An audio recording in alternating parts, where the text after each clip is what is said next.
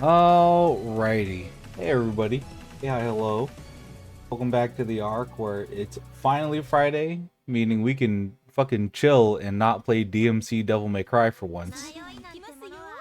And yeah, we have hold on, let me stop this music. We have the brand new Under Night came out, and it seems really fun. Now, I've been a big fan of like watching Under Night, and unfortunately, because most of the time when I do play fighting games, it is online, and I do have international friends that I play with, that the netcode in the previous versions wasn't too hot. That being said, with the new release, there's a lot of hopeful additions and changes that have happened, that hopefully the game is a lot more stable. But we're gonna go give it a check and see how it goes. As you can see, the cool anime characters on the screen doing cool things. It is an anime fighter. Also, I'll let this intro rock because I do think it's cool. It's very anime, but it's very cool. I won't lie. Unlike some of the other anime fighters we might have played on stream, in particular BlazBlue and Guilty Gear, I don't know what the fuck is going on in this game at all. And it's been so long, because I think the last time I really like put time into it, it was still, I want to say Unist. So Under Night In-Birth ST was the last version of the game that I was like really fucking around with. And even then, I couldn't really find a main. I was jumping between a lot of people in the cast. I was playing Waldstein for a while. I played Mika for a bit. Who else was there? I played Merkava for a bit. So this time, fuck it, I'm just gonna have to try out a bunch of people. Probably start with the new characters first and then go from there. Maybe some pro tag bits. See if we can make them work at all. Also, I don't know what's up with the dude with the 8 swords.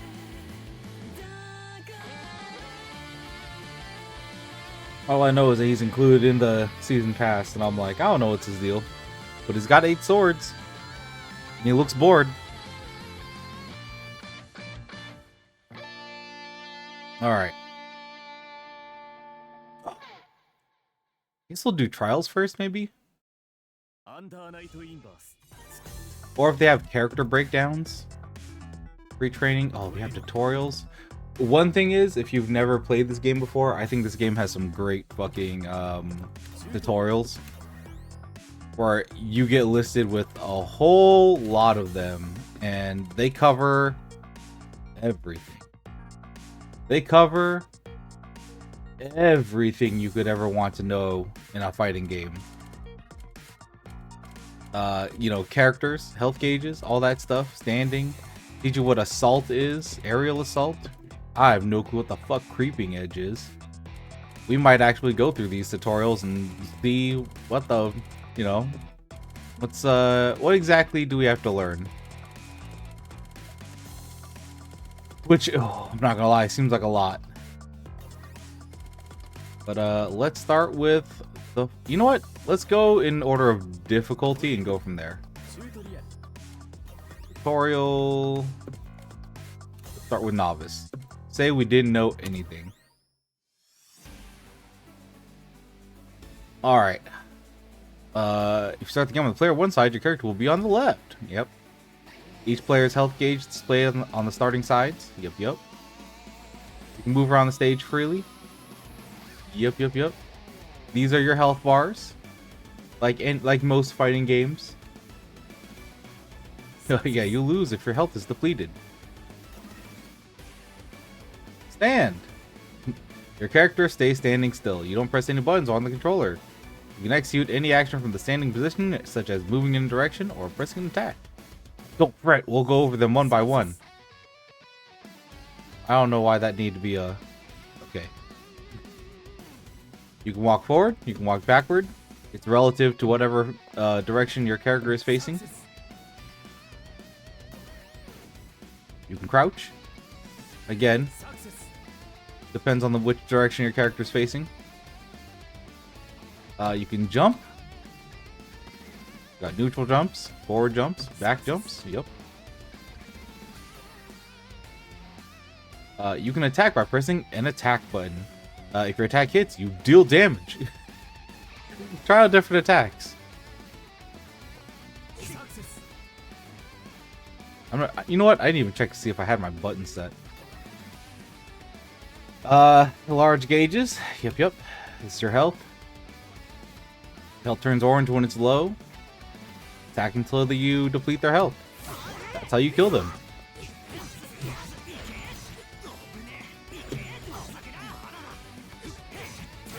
You also have auto combos, if I remember right. If you just keep tapping light.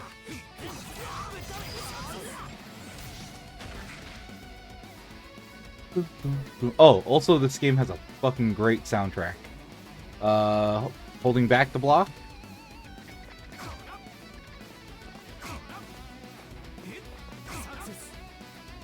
You did it.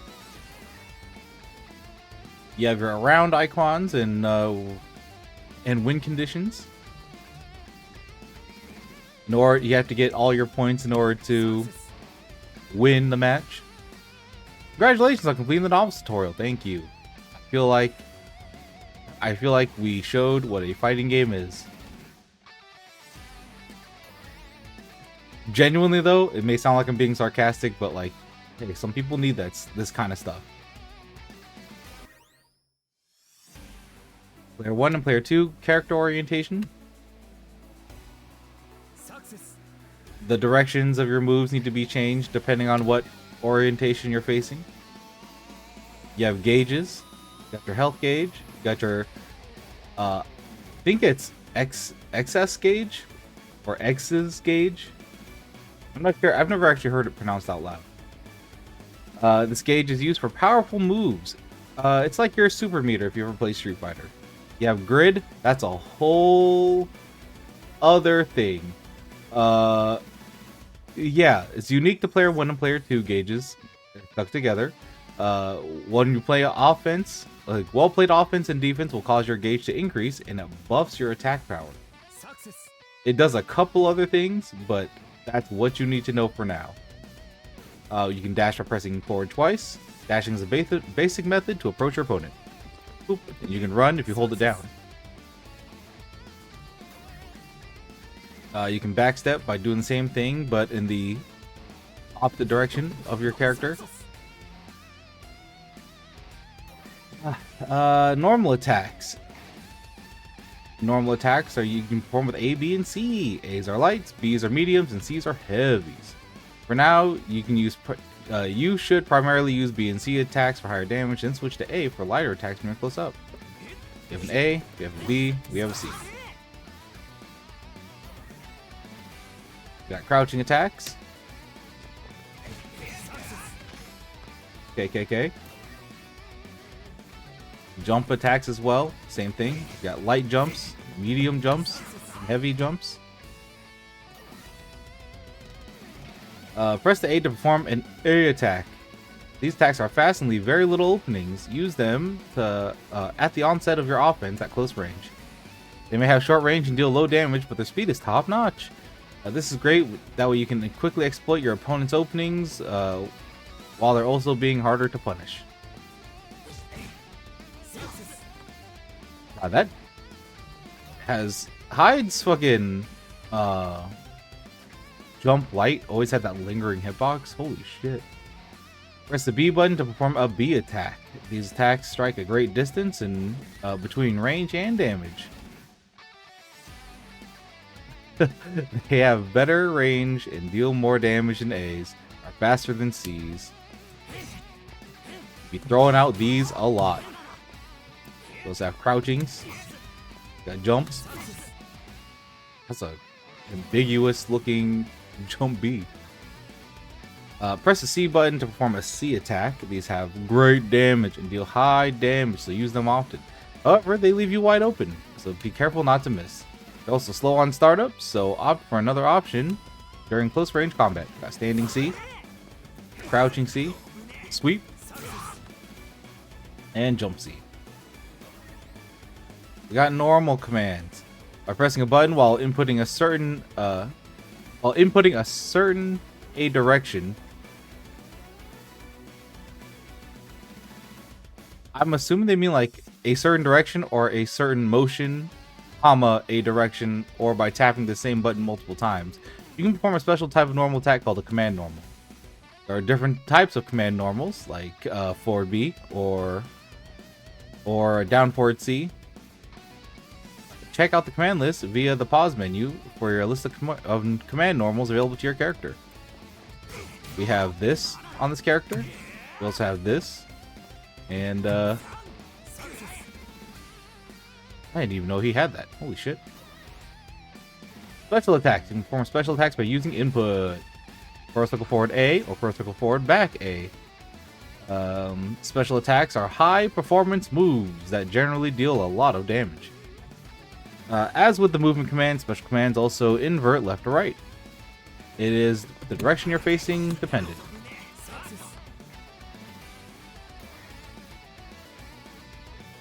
Let's see. The properties of a special attack varied depending upon which button is pressed. So we have our light one, which goes slower, and our heavy one, which goes faster. Pretty standard stuff so far. You can cancel. Canceling the animation of one move before it finishes and performing a different move is called canceling. Really tap attack buttons and then cancel the attack buttons into a combo. Keep in mind, however, that you cannot cancel an attack that misses your opponent. After pressing the A button, repeatedly press the B button. If you cancel the first attack animation properly, 2 attacks should hit the opponent consecutively. Ooh. Because the character cannot guard while already being hit, you can use the combo to hit them multiple times. Combos are a crucial part of gameplay, as they can shave off large chunks of your opponent's health. The hit counter will increase during a successful combo. In this challenge, perform a 3-hit combo. You can do ... ABC. With canceling, you can perform normal attacks and a special attack consecutively. Try executing a special attack immediately after landing a normal attack. Canceling into a special attack is a bit tricky. The key is to start inputting the special attack command after doing the normal attack input but before it hits. So boop boop boop boop boop. Closing the gap with 2 attacks is called jump canceling. With the jump, it's called jump canceling. If you didn't know what jump cancels were, there you go. Using this technique, you can pursue your opponent after launching them in the air with normal attack. Jump cancel combos often deal more damage than ground combos. Make sure to practice using attacks and launch your opponents into the air, and follow up with more attacks after that. But remember, you can only jump cancel once during any given combo. So you can go bup bup, do the sweep, launch, and then do that.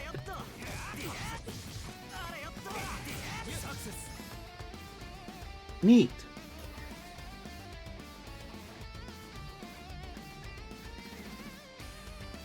Smart Steer, which is what I was doing earlier. Smart Steer allows you to execute combos just by repeatedly tapping the A button. This gives you access to powerful combos with easy controls, so it's a must try. It's simple. Once you hit the opponent with standing A, just continue to rapidly tap A.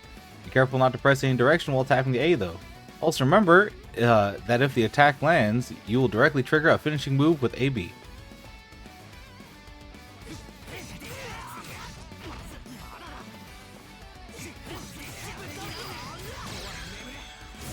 See? Ooh.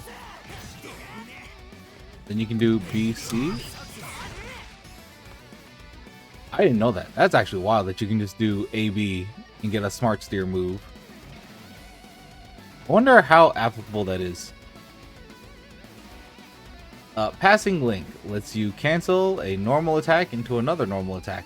For example, if you press ABC in sequence, you can execute a standing A, standing B, and standing C combo. Using passing link, you can perform combos by simply inputting attack buttons in order. Be sure to practice it. Note that you cannot use the same move twice during a passing link. For example, if you press ABCA, the last A will not activate because you already used it at the beginning of the sequence. Yep.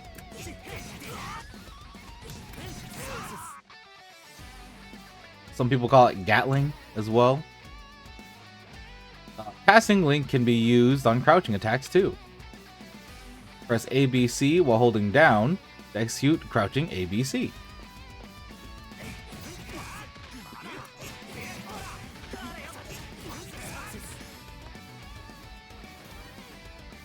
Let me see here.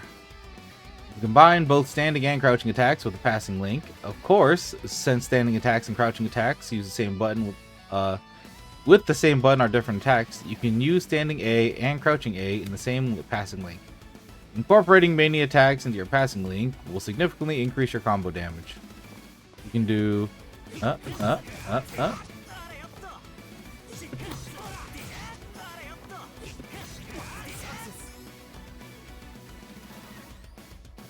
Crouching guard. Holding the direction in the down back position for a crouching guard. While doing this, your character will crouch in place as if ready for an incoming attack. The opponent will attack you. Try crouching guard.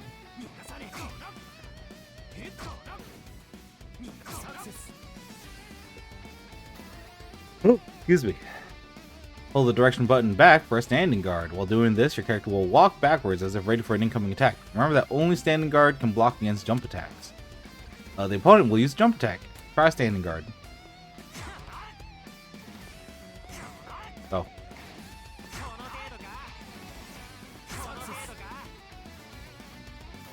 Next challenge.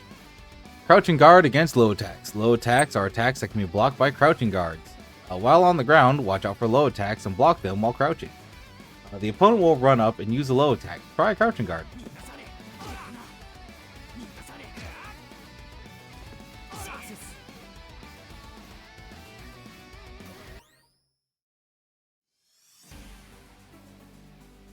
Standing guard against overhead attacks. Overhead attacks are powerful and can only be blocked while standing. Basically why you don't want to be crouch guarding all the time.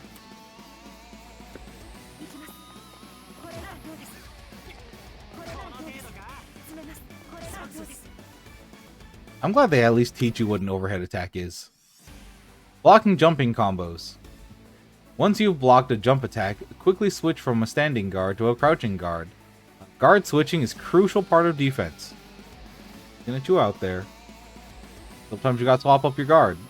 Practice it so you don't get hit by a low attack. As a general rule, you'll want to focus on standing guards and when your opponent jumps in, and crouching guards when they've landed. In this challenge, you'll practice guarding a jump attack right before a low attack. Yeah.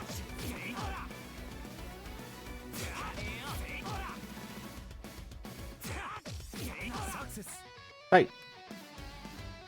Next challenge. Throws. You can perform a throw by pressing A and D. Throws have short range, but they cannot be blocked. That's how you beat blocking. If your opponent consistently guards against your attacks, try going in for a throw. Start by dashing to get close to them. Be careful, throws will miss against opponents in the air. Okay. Up. Go. Back throw. Press back and A and D to throw your opponent in the opposite direction. It's known as a back throw. It causes you to switch sides with your opponent. Let's say you're backed into a wall. A back throw can instantly turn the tables on your opponent and stick them in the corner instead.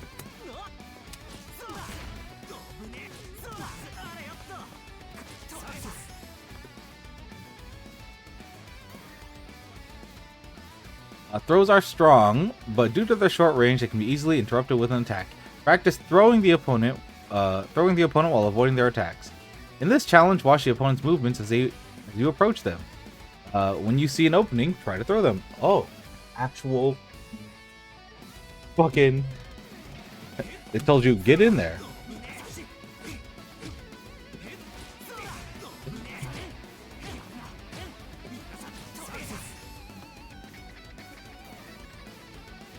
Okay, low attacks can only be blocked with a crouching guard. They're effective against opponents that tend to dodge backwards. I'll mix ups using low attacks. You know what? Fair.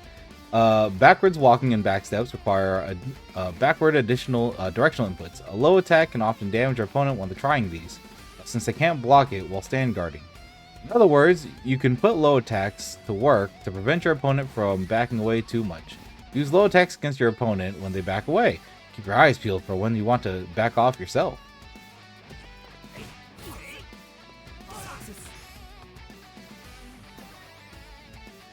All jump attacks are also overhead attack, meaning they can only be blocked while standing guarding. True. If your opponent won't stop crouch guarding, try a jump attack on them. Whoop. And whoop. Hold on to that.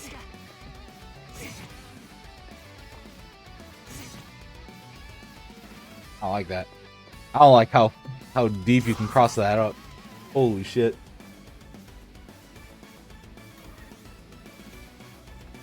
A string of consecutive attacks that keeps... beginning block strings. A string of consecutive attacks that keeps your opponent guarding is called a block string. Your block strings start when your opponent blocks your combo.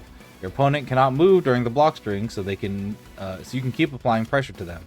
Use block strings to apply continuous pressure on your immobilized opponents. So we can go...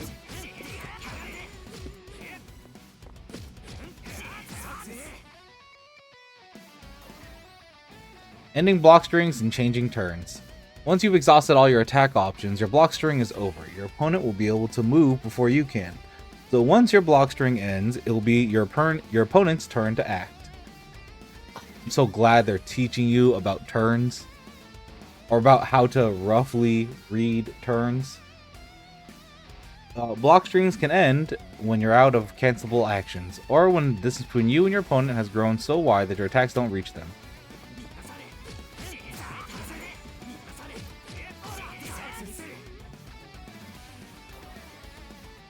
Fall recovery. When you're hit and knocked into the air, hold down an attack button to recover from the fall. You'll be invulnerable while recovering, allowing you to avoid any follow-up attacks. It's called a Nukemi. Don't worry, you'll stay invulnerable until you get back on your feet. Oops.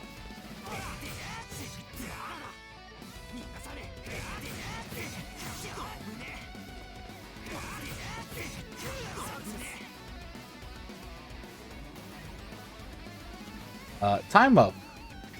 The number at the top of the center shows how much time is left in the round. When it reaches 0, time is up, and the player with the most health wins the round.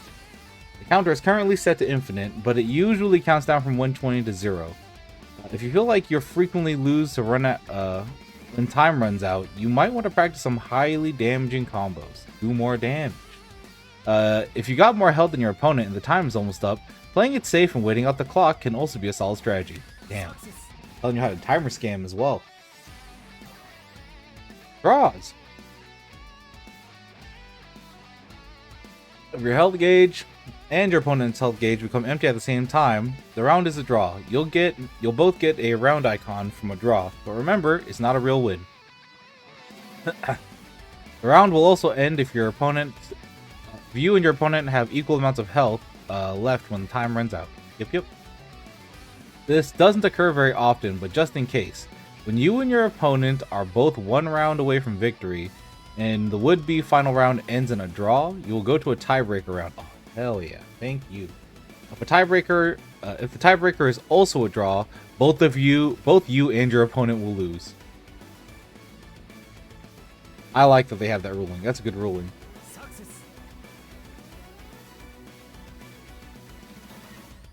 The fact that it has to be both of you that do it makes a lot more sense. Moves with command inputs. Attacking involves more simple one button inputs. There are many more moves that require command inputs, like forward B or quarter circle forward A. Command inputs require some practice to execute, but they are powerful. At this point, we'll go over the techniques you'll need to execute command inputs in order. Feel free to skip some challenges if you're used to them. But since command inputs are very important, you should go through them all. True. The best part about fighting games is the satisfying feeling you get when executing a crisp and flashy move. Once you become proficient in command input moves, you'll be able to experiment with all sorts of attacks, making the game that much more fun. Good luck! True. Command input technique. For quarter circle forward A command, start with putting down, and then from there, rotate through down, down, forward to forward, by pressing A at the same time when you reach forward. That way you can execute a quarter circle forward command. When executing quarter circle forward A, don't let go of the directional buttons during the down, down, forward, forward input. This will make it this will this will make it take too much time to complete the input. Blech. And the move will not trigger. A rule of thumb for input commands is to hold down the direction and don't let go while rotating through the directions. Guys, young me learning Street Fighter 2 for the first time did not understand this concept. Like, learning how to do a fucking Hadouken took me forever because I thought you had to do down, go back to neutral, down, forward, go back to neutral, and then forward and go back to neutral. It took me so long to realize that you don't need to do all that, and I was just being hella extra. Oh boy. It took me a while to get into fighting games, but man, I wish I had tutorials like this back in the day. Or I wish that they were also included in the game, and not me getting my ass beat at an arcade and learning. For quarter circle forward A, imagine rotating a directional button for a quarter of a circle. Whoop. Oh,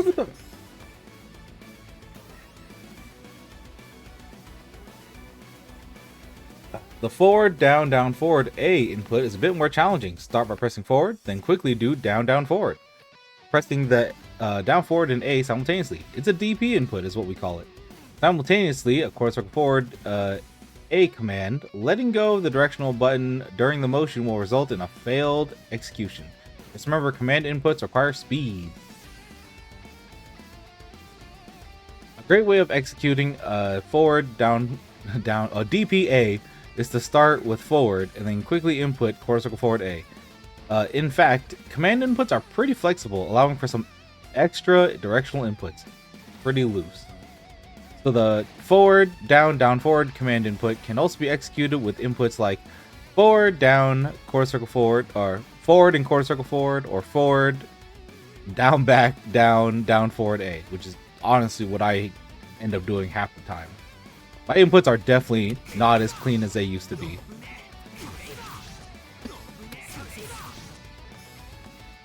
Like, I don't know why I move my whole shoulder when I do a DP. Like, I don't know what happens. Demon takes over my body for all I know.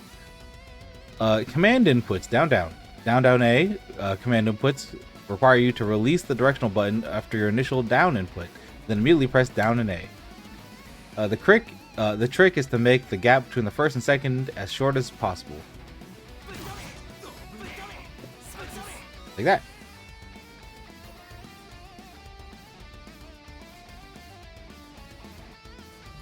Command inputs, half circle. For half circle forward D command, you start by pressing back and then half a circle around like this. Lastly, you end with pressing D when you reach forward. This is basically the same as quarter circle forward, with a long circular motion. It's also your meter spender.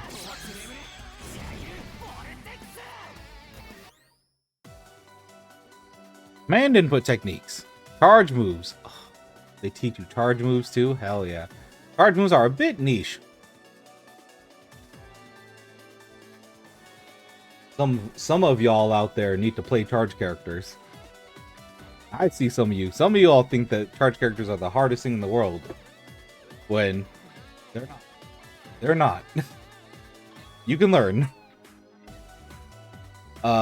The back to forward A command requires you to hold back for a certain amount of time and then effectively charging back and then pressing forward and A for a successful execution. Types of moves that require a charging of a certain direction input this are known as charge moves. The backward directional input will also count towards charging back, which means that back, up back, or down back inputs all work.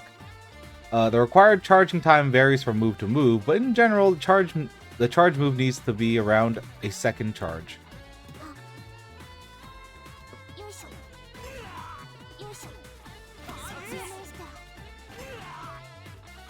Ugh. Fucking down up charge inputs. The down up A command requires you to hold the down for a certain amount of time, effectively charging the down and going up. Same thing as your back forwards. For the charge command, the final directional input must be forward, while from down to up, your final directional input can be up, back, up, forward, any of those directions. When charging, holding any direction, any downward direction will count towards the charge. You can be holding down back and get a charge for both your back and your bottom. An important charge technique to keep in mind is by charging down back, you can effectively charge both at the same time. Yep, there you go.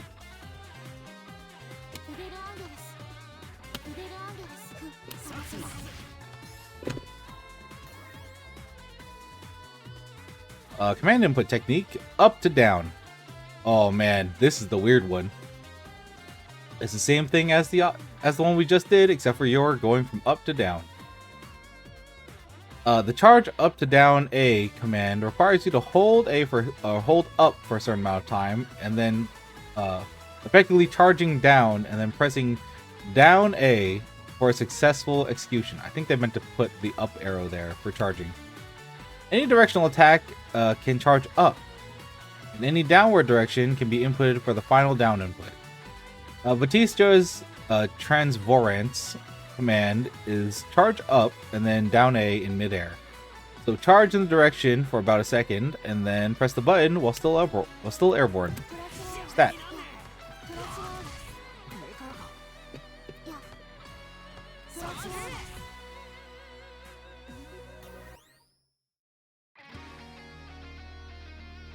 Command input technique. The good way of simplifying half circle back forward A command is to think of the half circle portion and then the forward A portion separately. Once you travel about half the direction with the buttons, press forward A. The trick is to think of the command as having two steps. Yep. I didn't know his command grab was a half circle forward. For full circle A commands, rotate the direction buttons for a full circle and then press A. It's a 360. You can start a full circle command from any direction. That is important. This means if you start on back, you must input back all the way around or back all the way around in a full circular motion, right? Yep. Actually, there's a simplified inputs for one full circle A command. That is half circle. You can go do a half circle and then rotate up, or half circle the other direction and hold up.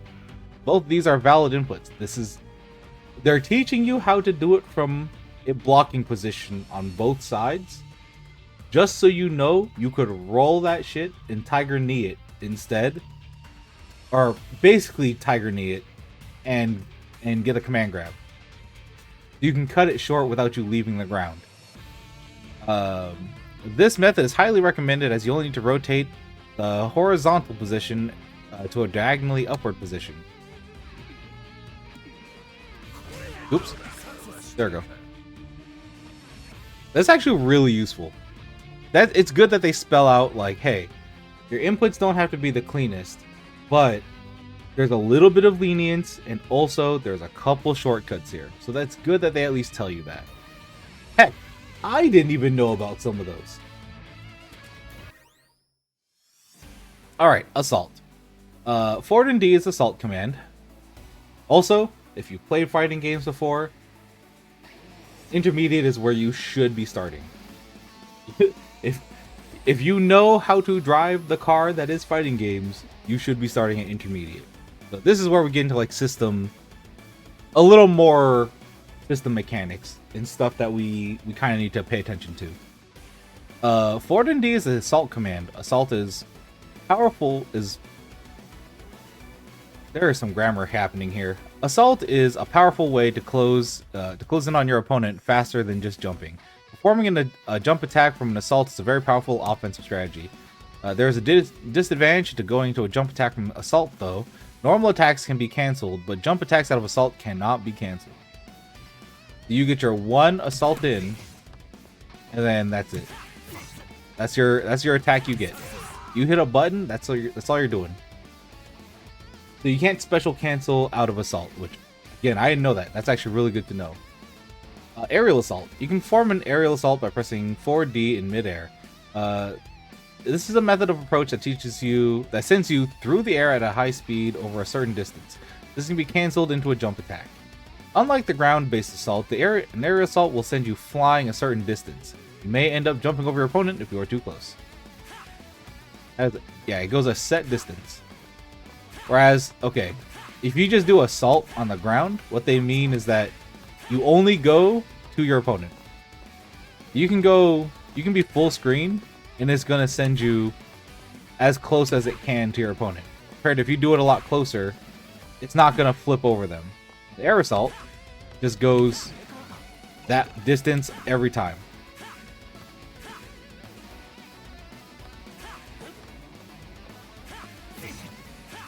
Oh, I don't have to hit with the attacks. Okay. By pressing down forward D, you can form Creeping Edge. What the fuck is Creeping Edge? This lets you move while evading the opponent's attacks. Using Creeping Edge at close range allows you to slip behind your opponent. You can use Creeping Edge to close in on the opponent while evading their attacks. However, the risk of punishment is high, so you must use it selectively. Creeping Edge's movement and effects are vary depending on your character. Huh? Is that like a spot dodge into a side switch? It goes really far. Also, I'd be curious on the frame data of when you can attack out of it. I assume you'd probably use it on like C attacks if your opponent's getting too too noticeable, like easier to read. Canceling command normals. Like normal attacks, command normals can also trigger from a passing link. However, remember that each command normal has different options for canceling after it hits. For example, hide comes with normals like forward B and down forward C. Down forward C has a passing link option on hit or guard, but forward B has no passing link options if your opponent guards against both hits. Some combo normals have no passing link options at all. Each command normal has its own unique features, so study them thoroughly. Oh, okay. So it's kind of like Strive, in which certain attacks can be RC'd and certain attacks cannot. So that makes a little more sense. You can perform a dash attack by pressing a button like B or C while holding down the forward direction during a dash. These unique moves are only accessible while dashing, allowing you to approach your opponent while attacking. Dash attacks are powerful moves that allow you to attack a character while you're approaching your opponent. However, unlike normal attacks, dash attacks cannot be passing linked. They must be performed with a forward input. Oh, is force crouching? That's wild that it forces crouching. Huh?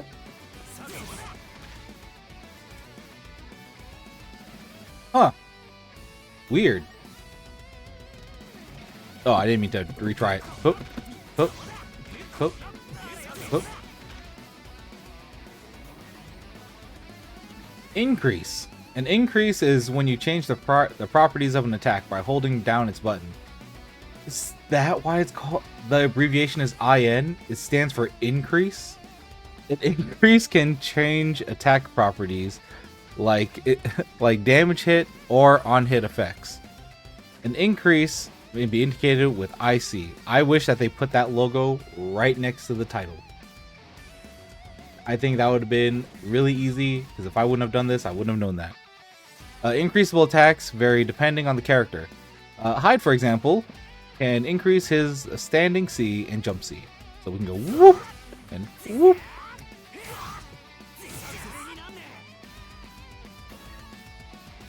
You can hit the opponent with consecutive down A's or 2 A's. Perform the same normal attack consecutively is known as chain canceling. 2A is fast, keeping you safe even if it's blocked. Chain canceling is also chain canceling it is also a strong option since it allows you to attempt a combo. By the way, Waldstein is the only character that cannot cancel his 2A. Also didn't know that.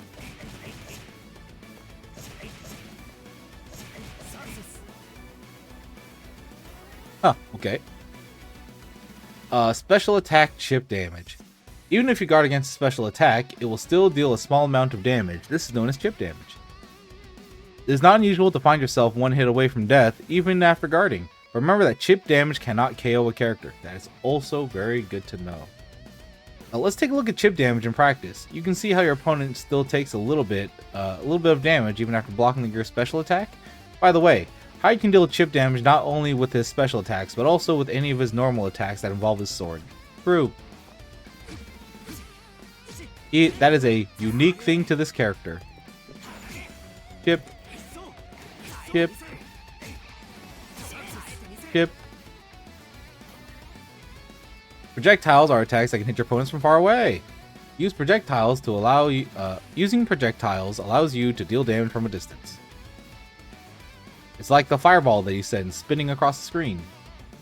Projectiles are invulnerable and cannot be attacked by the opponent, so you can't just punch a fucking projectile out of the air. Put an asterisk on that. This makes them safer. This makes them a safer way to deal damage than physically approaching your opponent. However, if your opponent jumps or uses an assault to avoid the projectile, is assault projectile invincible? They can often catch you during the attack recovery. When using projectiles, try to be unpredictable and use them when your opponent is too far away to retaliate. Two projectiles can collide with one another, causing a clash that eliminates them both. That means that fighting projectiles with projectiles is another great strategy. However, not all projectiles are created equal. Powerful projectiles, or ones that hit several times, can beat out the other projectiles. We got woo. We got woo. Invulnerable attacks. These are important to learn. Vulnerable attacks render your character invulnerable while attacking. Use invulnerable attacks allows you to interrupt your opponent without needing to block their attacks. Use invulnerability to avoid your opponent's attack while striking back is powerful. But not all characters can use invulnerable attacks. In fact, invulnerable attacks are not invulnerable for the entire duration. The invulnerability ends at a certain point. If your opponent guards against the attack, or if the attack whiffs, you'll be left wide open. Let's practice interrupting an opponent's attack sequence with an invulnerable attack. Your opponent will perform the following sequence: A, B, C, charge B, C. Interrupting this sequence with an invulnerable attack between C and the charge B, C. The trick is to input a special attack command while you're guarding and pressing the button to finish as soon as you're done guarding.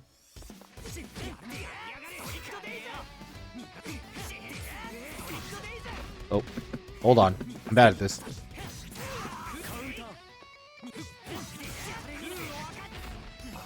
Remember what I said about DP inputs?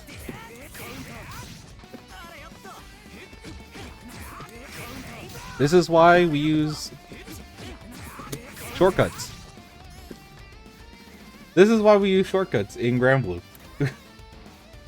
This is also why, honestly, I don't play Shoto characters very often anymore. Like, I definitely learned how to play charge characters because I suck at doing DP inputs after a certain amount of time. And man, I never got that feeling back in my hands, and that shit went with it. By inputting additional commands during a special attack, you can perform unique follow-up attacks. Follow-up attacks allow you to extend your attack sequence and deal more damage. For some of them, you can choose whether executing the follow-up attack or not, which keeps your opponent guessing about the timing they need to interrupt. Try giving the following commands a try. Hyde's quarter circle back, A, B, or C has a follow-up command. By pressing back and A, B, and C during the move, you can execute a unique follow-up attack.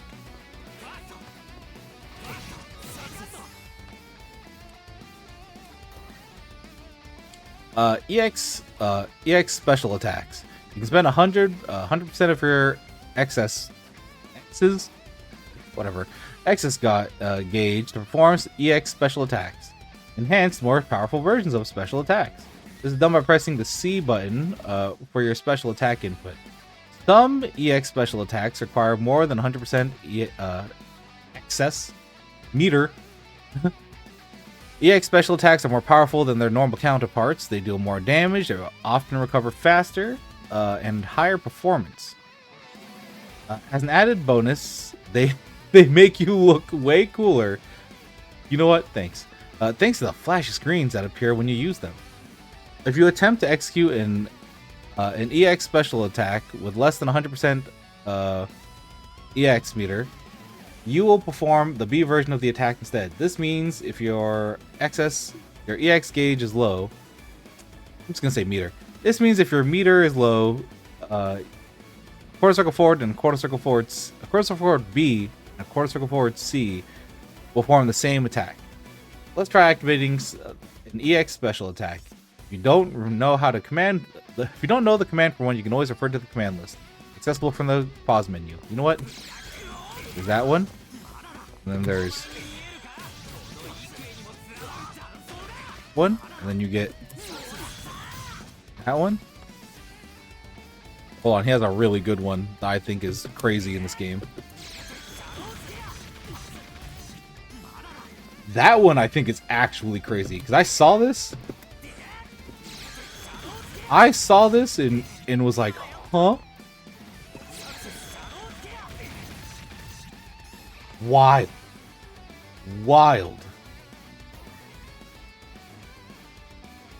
An infinite worth is a powerful attack that consumes 200% meter, performed by inputting a half circle forward D when your meter is at 200%.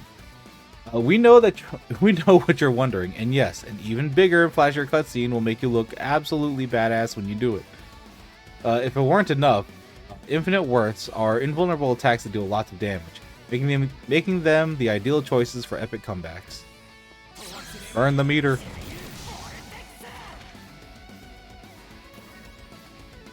An infinite worth excess. I'm just gonna call it an excess. An infinite worth excess is the ultimate special attack, performed by pressing A, B, C, and D when your excess gauge is high enough for a regular infinite worth, and you have less than 30% of your health. If you input an infinite worth excess at an epic cutscene will let everyone in the room know just how awesome you are.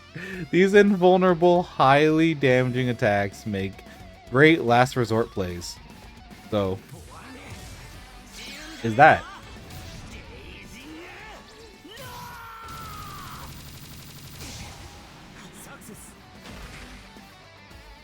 They do a lot of damage.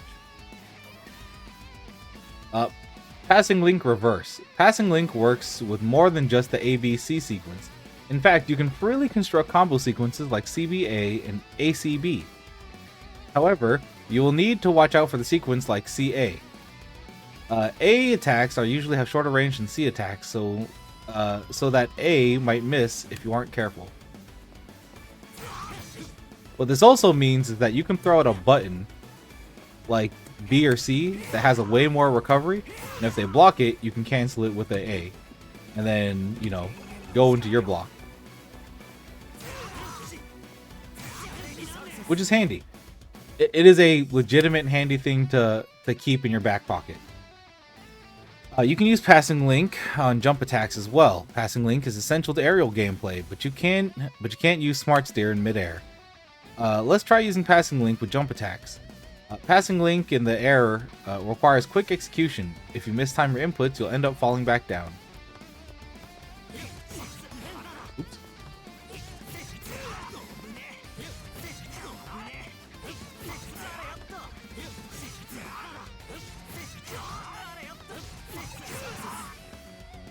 Kept hitting him on his way down already. I'm like, hold on.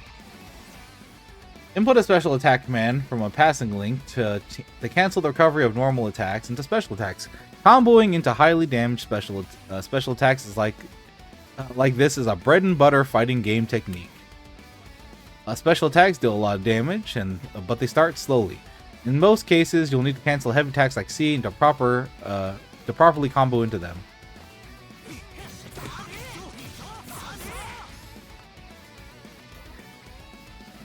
You can cancel into infinite worth from certain normal attacks and special attacks. Incorporate infinite worth into a combo can greatly increase your damage output.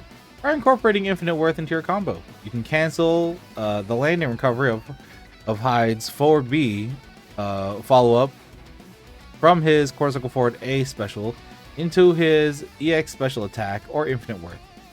The trick is to complete the half circle forward D command the opponent the moment you land on the ground from the follow-up attack. Wait. Oh, okay, it's a lot faster.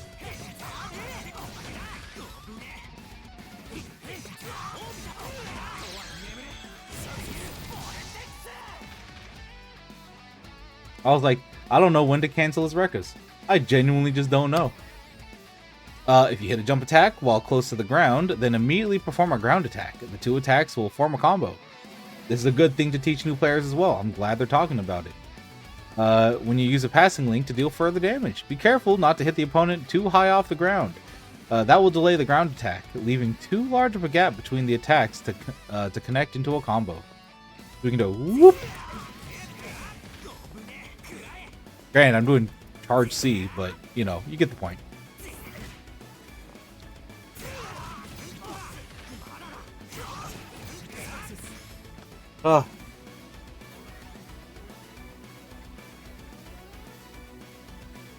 Some attacks like projectiles can be blocked in the air. However, attacks that can be blocked in mid-air are few and far between. This means that you are usually vulnerable while in mid-air. Good thing to know. The opponent will attack. Press the backward direction to try an aerial guard. Oh, whoops. Oops. Oops.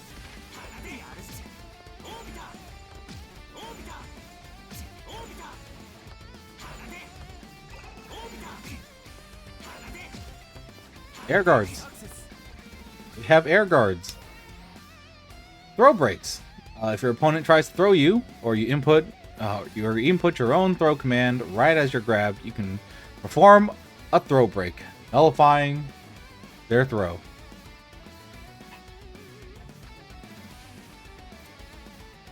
If you know, you know. If you know why I'm sighing, you know me. God. I am certain games. I'm very good at teching throws. Anime fighters, as much as I love them, I'm atrocious at teching. I'm atrocious at teching throws. I will get grabbed. When you realize you've been grabbed, it's already too late to break for a throw break. You must anticipate your opponent's moves and input the throw command early. Once your opponent comes into throw range, it's important to input your throw break command as if you're trying to throw them yourself. Note that the throw break also works against Waldstein's full circle B. 1, didn't know that about Waldstein. 2, man, you have to make a read. And I granted I like that risk reward, but boy. Oh. I was doing it too early and he was teching me. Going overhead with assaults. You can perform a jump attack out of an assault. These 3 jump attacks make for very fast overheads, making them strong mix-up options. Try chaining them into combos. Like a normal jump, assault also launches you into the air, allowing you to evade low attacks or throws as you see fit.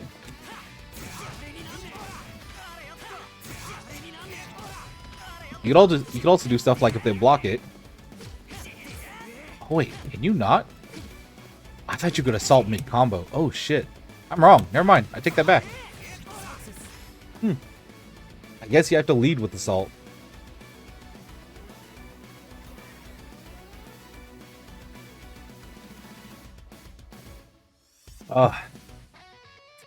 Safe ways to end block strings.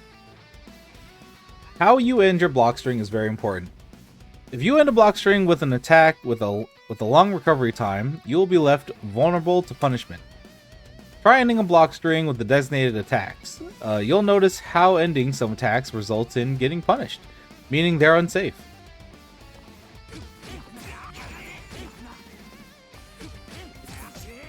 Oops. Gotta be careful with how you end your strings.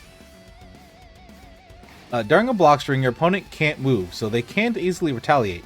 Canceling an attack into an overhead is an effective way to break your opponent's crouching guard. However, overhead attacks are slow to start, making them easy to interrupt. Using overheads when your opponent least expects them, forcing your opponent into a crouching guard by leaving out. Force your opponent into a crouching guard by leaving out a 2C is very important.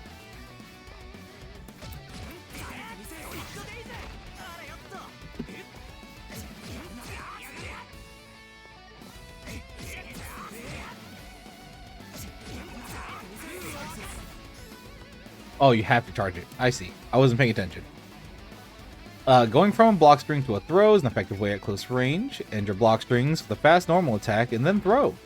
You can catch your opponents off guard if they're waiting for a passing link to continue. Man, I'm going to get hit with that every single time. Try throwing from a block string. Kick throws. Kick throws. Kick throws. Oh. No, yeah, I'm going to get thrown a lot. Oh. Mashing after guarding. When your opponent tries a strong attack with a long recovery and you block it, that's your chance to interrupt their offense with a fast attack. Mash out a quick A or B attack to try and turn the tables. When you're defending, it's important to keep your guard so you don't take damage. However, eventually you'll need to stop guarding and mash your way out of pressure. Anime fighters. Anime fighters. I don't care if it's their turn, I'm mashing. And then you get blown up.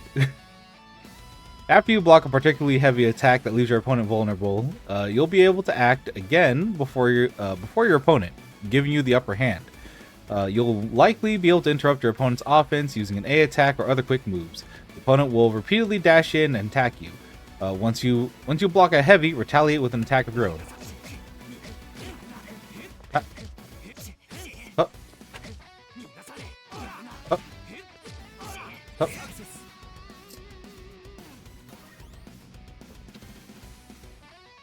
If you press forward or back while recovering from a fall, you can choose which direction you roll in.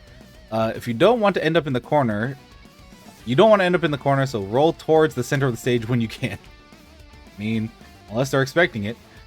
Get hit on purpose so you can try recovering in each direction. Note that after you slam the ground, you can't roll forward to recover. Yep. Forward, there's back, there's neutral. You can ukemi 3 different ways, as long as it's before you actually get knocked down. Vorpal. When you meet certain conditions, you'll enter a fortified state called Warp.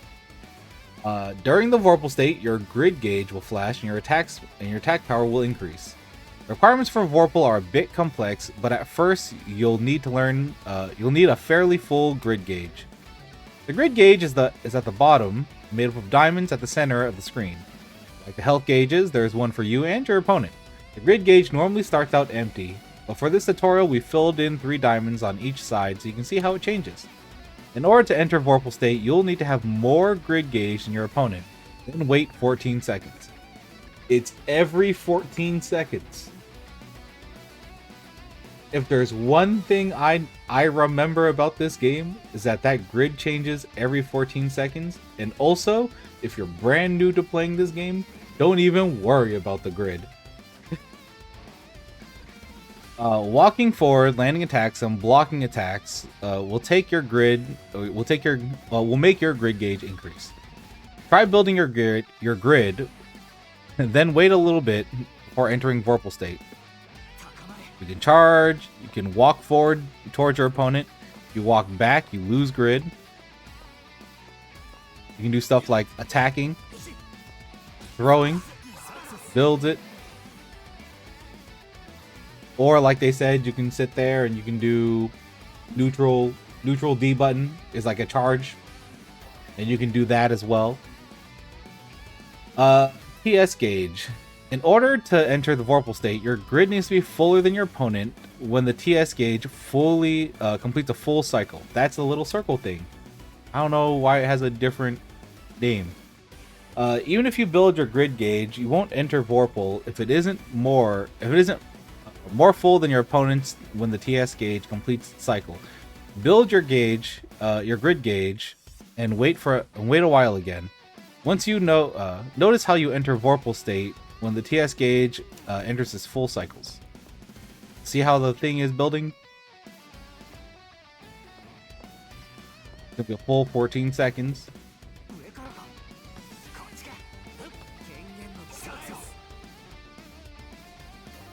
And once it completes, then boom. If you have more, then you win it. Concentration. Holding D to perform. Hold D to perform concentration. This will make your grid gauge increase while your opponent's decreases. I did know it decreases the opponent's one. I actually just noticed that just now when I did it on the last one. Use this when you need to build up your grid gauge quickly. Good to know. You can charge your grid gauge faster by holding the D button. Its best use is concentration when the TS gauge is almost at the end of its cycle. Good to know.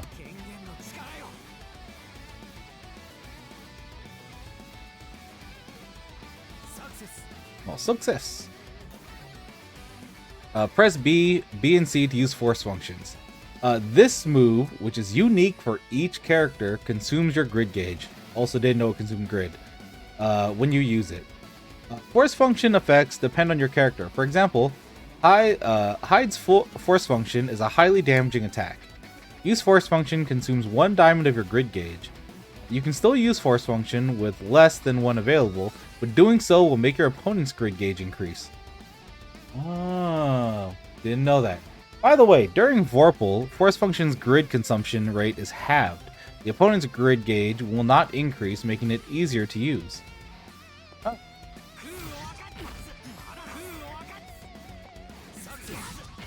Interesting. Didn't know that. It's good to know. You'll enter the grid break state if you get thrown or take damage while using shield. This will temporarily disable your assault and shield. We haven't even learned about shield. Try dealing damage to the opponent while using shield to put them in a grid break state.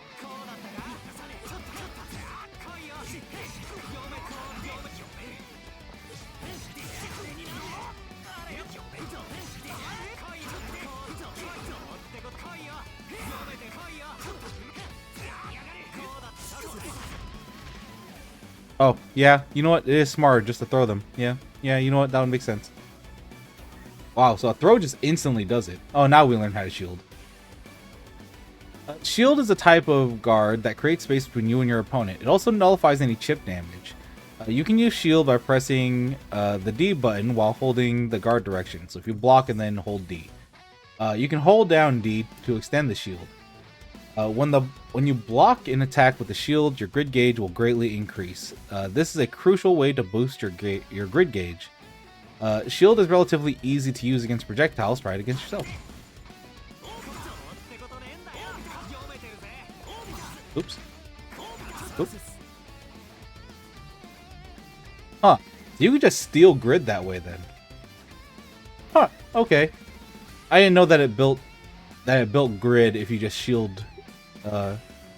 You just shield like that. Okay. You can also use shield in the air. An aerial shield can guard against jump attacks, which typically can't be blocked in midair. Oh, so air-to-airs need to be shielded against. Okay. Use cases for aerial shield are limited, but it's effective when you and your opponent are both in the air. Yeah, so air-to-airs. And you want to block their jump attack. Try using an aerial shield to guard against your opponent's jump attack.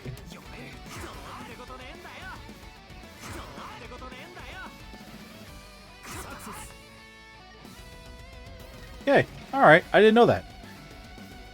This is the one thing I do remember about the game, is chain shift. During Vorpal, rapidly press D twice to trigger a chain shift. A chain shift will significantly increase your meter. This is very important, so always try to use it during Vorpal.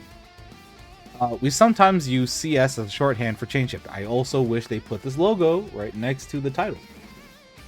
Like right where she's saying chain shift, I just wish they just put the logo there. That way if you're quick browsing, you see the logo and you're just like, oh, this is the thing that I did a trial for that I didn't know what it meant.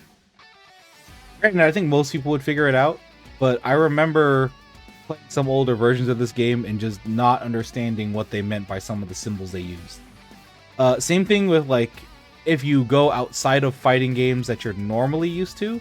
So say someone going from like Street Fighter to Tekken, and people are like, what the fuck is a star? Like, what does that mean? And you know, of course, if you play the game, you're like, oh, it means like return to neutral. But like, who would know that? Unless that was explained to them. Again, child me had a long time learning how to do an electric god fist. Learning how to do a fucking electric wind god fist as a child took me so long, pre internet and Discord and forums. So I'm glad that games have tutorials like this nowadays. Can't stress that enough. Chain shift depends on your grid. Spends your grid gauge to fill your meter.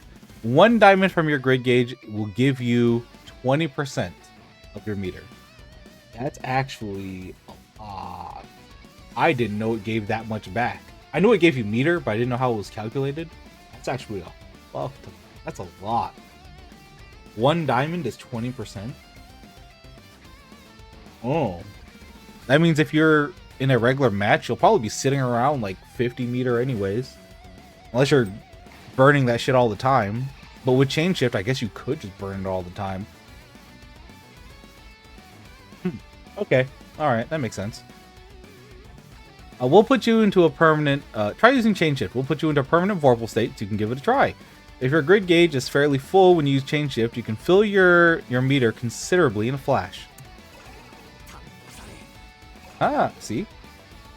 Means you can also do stuff like, if it's fully charged, you can just... Damn! Look at all that in meter! Look at all that in meter! Yeah, so that means usually on it, you're at least getting back 20 to 40% per, like, 14 seconds. And that's while you're in Vorpal, so if you win that 14-second exchange, you can just, like, burn that. You can burn that and then just fight for the next one. Huh, okay. Interesting. Interesting. Didn't know about that. Or I didn't know the calculations of that, so... It also... One thing they don't tell you about in it is that when you do chain shift, it works like a Roman cancel in Guilty Gear, or in more modern Guilty Gears, where it does slow down the match. So you do get a brief, like, little breather, where you can activate it, see what your opponent's doing, and then decide if you want to block or go for a reversal if you see them hit a button. Like, you can do stuff like that. Also, it's interesting that when it happened, you see the timing of how much meter you're getting at the bottom next to your meter. Which I was wondering what that little bar was.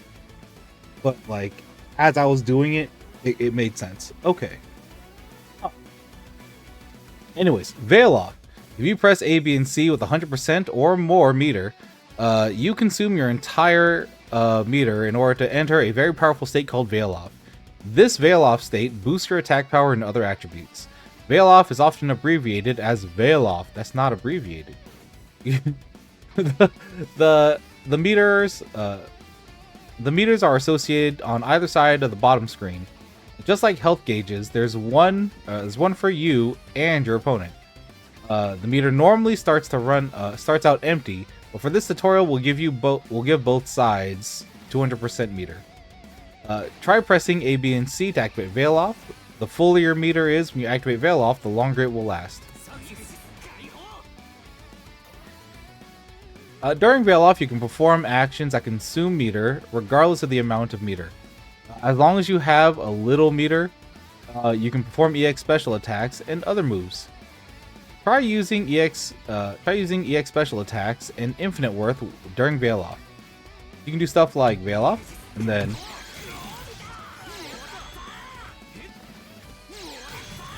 Yeah, so how that consumed 100%, if you Veil Off,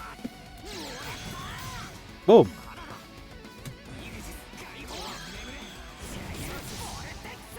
Neat. It also does a little more damage. During Veil Off, your actions consume less of your meter. You can typically only use 2 EX special attacks with a full meter, but during Veil Off, you can use up to 3. However, meter costs of your infinite worth is not reduced. It will still consume your entire meter.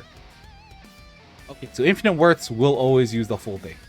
Try landing a combo that uses 3 EX special attacks during the Veil Off. So what if we do... Oh.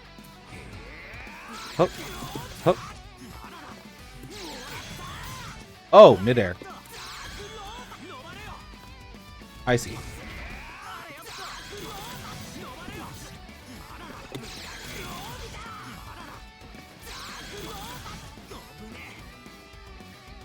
Wait, do they want me to do it like...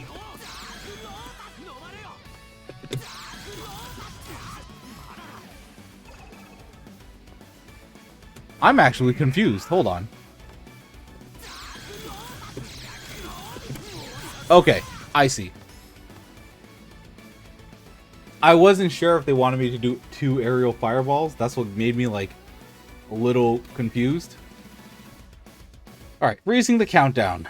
The countdown timer will stop during screen freezes caused by EX special attacks and other actions. The timer will also freeze during Infinite Worth and Infinite Worth meter cutscenes.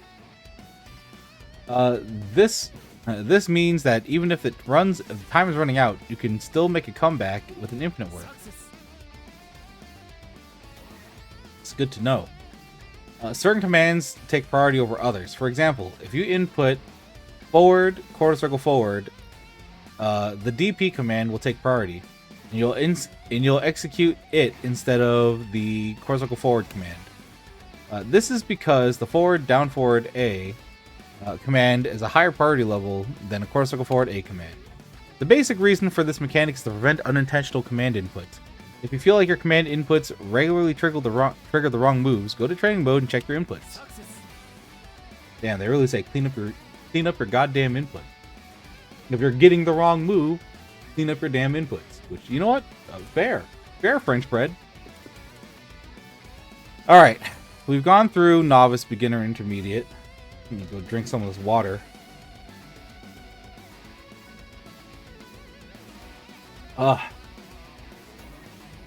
Oops. Oh, thank you for the IP. I meant to go to advanced. Alright, button dash and backstep. Alright, here we go. Dashes and backsteps can be executed with the forward AB and back AB, respectively. Isn't that the same as Marvel? Isn't Marvel also light medium? If I remember right, it's been years since I played Marvel. Holy shit. They function the same as inputting forward and back, but these button controls allow you to execute them much faster. Button dashing requires you to press a directional input and buttons at the same time. But once you're using it, you're able to perform dashes and backsteps instantaneously. Directional inputs leave you vulnerable, since you're not blocking during the input. For example, pressing back, you are not vulnerable between the first and second back inputs. But the back AB, A plus B, makes your inputs backstep immediately, making it safe. That is very good to know. Hold on. What I need to know is... I set this as a macro.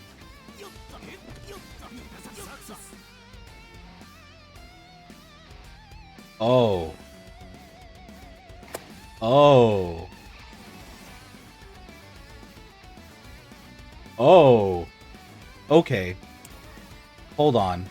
Dash momentum is applied to attacks and jumps before you perform while dashing. Alright, so this game has a little bit of momentum with it.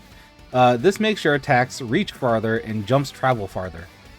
Holding forward or down forward while dashing will cause you to run. If you attack while running, your attacks will gain extra momentum. Press the upward direction will apply momentum to your jump. The dash momentum extends the range of the attacks, making them very powerful. Practice executing attacks and jumps smoothly while dashing.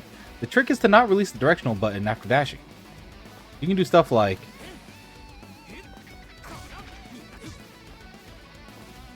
woo, or woo. Oh my god, if you use the macro, you could also whoop, or excuse me. Wait, can you?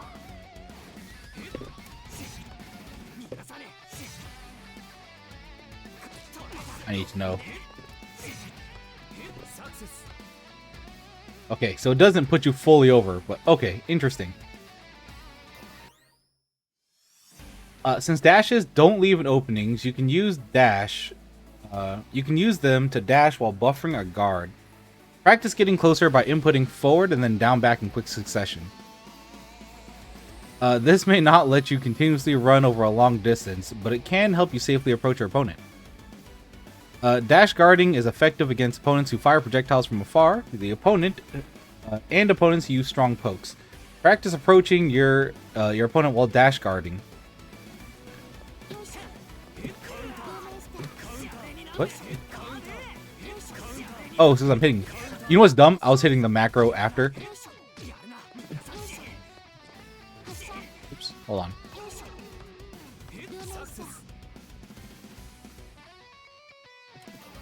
This is actually a really... Oh, you can cancel your dash way later. Hold on, let me do it with manual. Okay. Alright. Do it one more time. This is actually really important. Doing shit like that is really important. Especially if you play a character with slower mobility. Hey, people that see zoners and like, how are you supposed to get in? You should practice this. In all realness, you should practice this.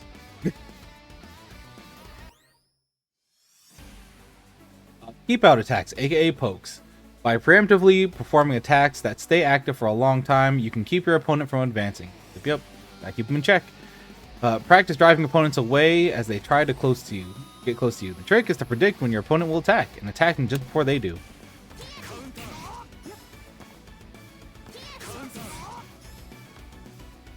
I feel like I'm slow on that, but you know what? Not bad. Whiff punishing. When your opponent misses an attack or whiffs, hit them back with a fast attack for guaranteed damage. If you can punish your opponent with a dose of damage when their attack whiffs, they'll think twice about swinging at you again.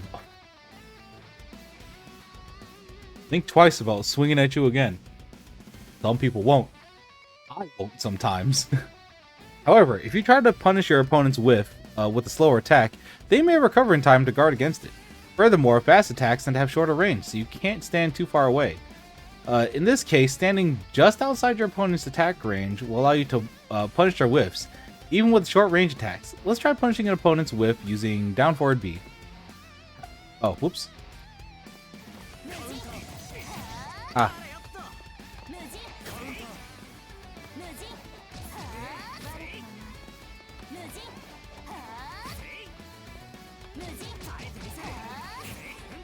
It's just a punish, though. It didn't whiff. Oh, fuck. The last hit goes way further out. Can I run up and do it? Okay, a little slow. Okay. Can I redo that with dashing? Cool.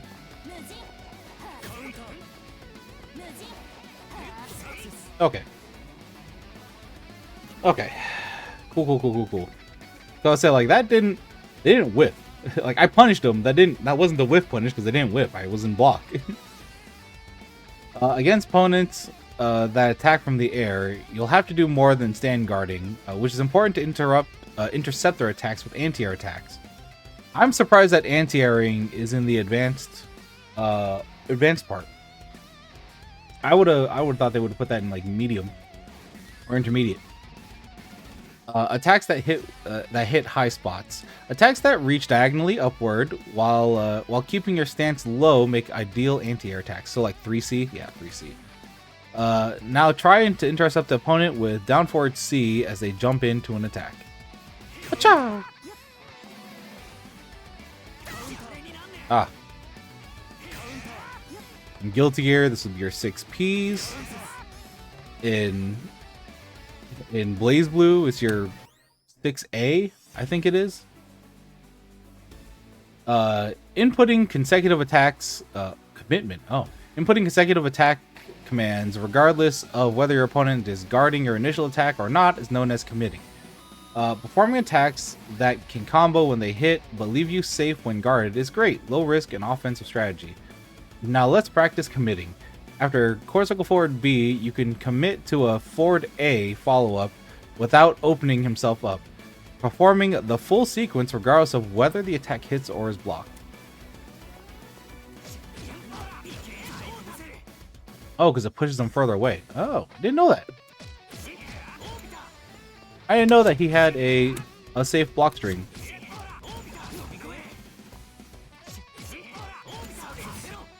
I might pick up this character, I'm not gonna lie. He has a lot of tools that I didn't even think about.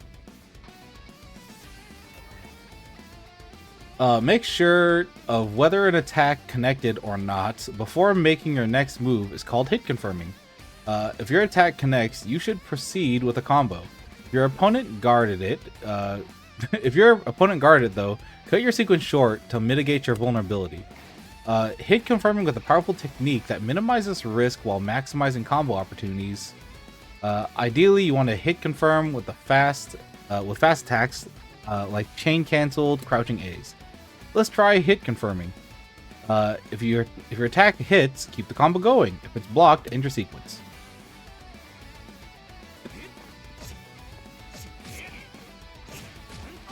Oh shit, no! Guys. You want to know one thing I'm really bad at? Fucking hit confirms.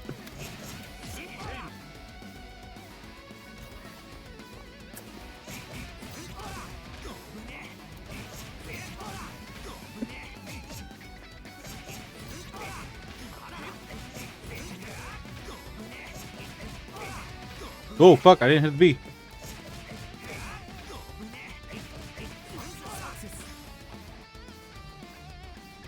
Jeez, I am horrible at hit confirms. I just think I'm a little slow, is what it is. It takes me a little too long to recognize sometimes that I'm hit confirming. Which boy, it makes mixing people a little hard sometimes for me. Attribute invulnerable attacks are attacks that are invulnerable against certain types of other attacks, such as jump attacks, sweeps, and projectiles. For example, my 3C... Oh, it is Aurier talking. Got it. For example, my down forward C is invulnerable against attacks aimed at my feet, such as 2C, or crouching C, granting me a one-sided advantage against them. You know what? I might just start using numpad notation, because that's what I'm used to. Try hitting an opponent by using an attribute of invulnerable attack and avoid their own attack. If you input 3C before being hit by 2C, the attribute invulnerability will keep you safe while you retaliate. Woo. Woo. Oh, whoops. It is good to know that for whatever character you're gonna play. The time it takes before you can act again after an attack hits is known as recovery. Strong attacks have long recovery times, making you susceptible to being punished when your opponent guards against them. If you manage to block your opponent's attack, you can punish them. Compare the recovery durations of different attacks by making the opponent guard against them and seeing whether they can be punished or not. Okay. Got it. Rip. Frame difference. Differing recovery times after an attack connects are due to frame data. Oh man, they're teaching you about frame data.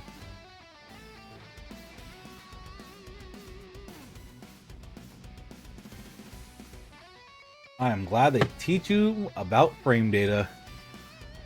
When your attack recovery is longer than your opponent's guard recovery, you are at frame disadvantage. When your attack recovery is shorter than your opponent's guard recovery, however, you are at frame advantage.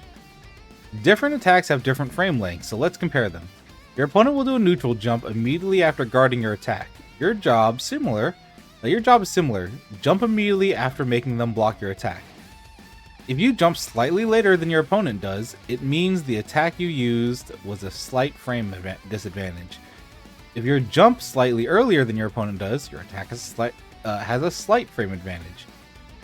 Trying to brute force your offense with moves with a big disadvantage will leave you open to retaliation. And your opponent can move again earlier than you can. Memorize precise frame data for every single attack. Memorizing precise frame data for every single attack is a tall order, but as long as you can grasp the general concept, you'll make better offensive and defensive decisions.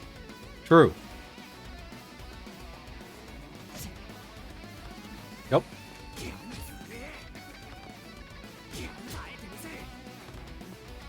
Then whoop.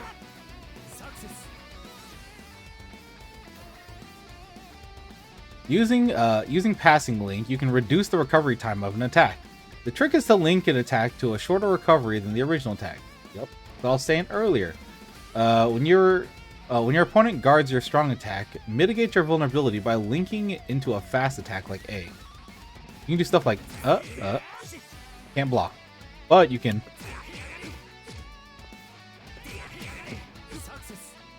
You can do stuff like that, and that helps a lot with your defense.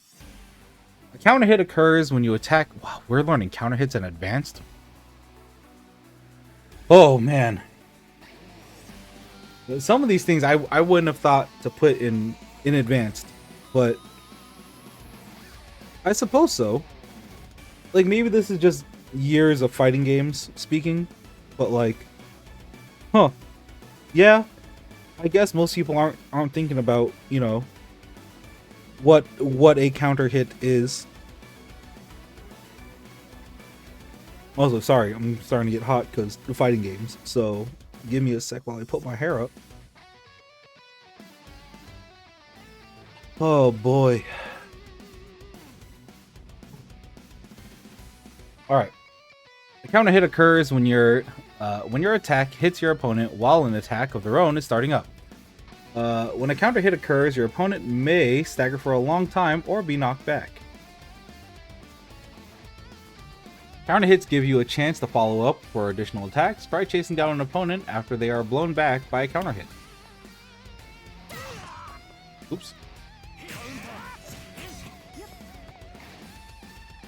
Oop. Oh, okay.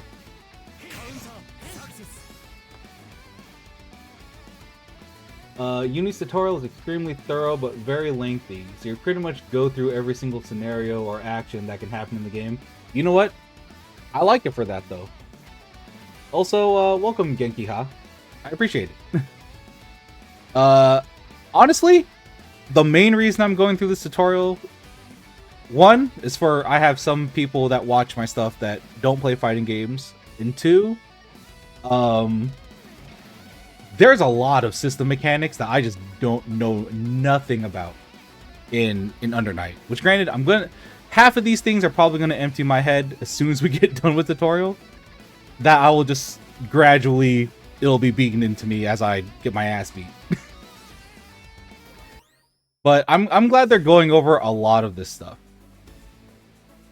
Though infinite worth eater. I hate that it's called EXs. Excess? Weird. Though infinite worth EXs is powerful, it has its downsides. Performing an infinite worth while you're not in vorpal state will leave you in grid break state. Oh, that's kind of big. That's actually really important to know. That's not a situation you want to be in, so we suggest only using infinite worth EXs when you think it'll finish off your opponent. Okay. So your big move. Save your big move, unless you're in Vorpal, I guess. Also note that Vorpal state will end when an Infinite Worth does. Oh. If the attack lands, these drawbacks won't occur. Huh. That's good to know. The amount of damage each attack does during a combo decreases due to damage scaling. Telling people about damage scaling makes sense. If you start off with a combo with higher damaging attack, that will increase the overall combo damage. So starting with a light, harsher scaling proration. Okay. Let's compare the overall damage between a combo that starts with A and a combo that starts with B. You can see that the overall combo damage is higher, and for the combo that starts with the more damaging attack. Cool. 981. 1004. At least they tell you that hey, the riskier starts that you go for are going to be more rewarding if you hit them in combo. And then that combined with backward Gatling towards lights to make yourself safe if they block are two very good combinations of things to teach people about neutral in this game. So I like that. I like that a lot. Even I barely knew some of that stuff, so I like that. Alright. If you bounce your opponent off the wall or floor 3 times during... Wall or floor? Oh, there's a limit. There's a bounce limit. Oh, shit. Okay, so 3 times. You have 3 in a combo. Huh. They will become invulnerable during until they recover from being hit. This means you won't be able to chase them down any further for an additional damage. The color of the gauge shown under the hit counter will change color when your opponent is invulnerable. Can't judge homies forever? True. Oh man. Okay, I knew the color changed. I didn't know that the bounce limit was 3. Okay. Alright, that's good to know. Bounce your opponent off the wall or floor 3 times and see for yourself that you can't deal additional damage. Boop. Bop. What is this combo? Boop. Bop. Oh, it's not charged.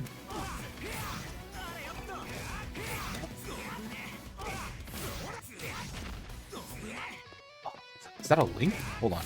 I'm bad. I'm bad.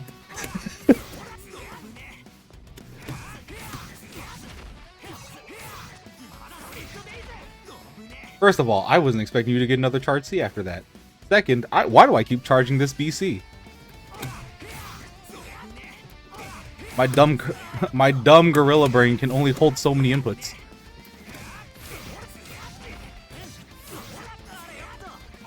Charge C.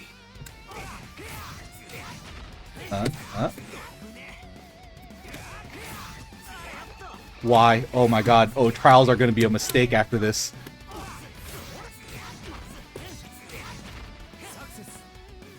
You know what helped? Not looking at it. Oh my god. Oh boy, it's going to be a long night of learning this game. All right. Blocking a 50-50 mix-up. Characters that have overheads that can be used on the ground will often use them to perform a 50-50 mix-up, keeping you guessing between an overhead and a low attack.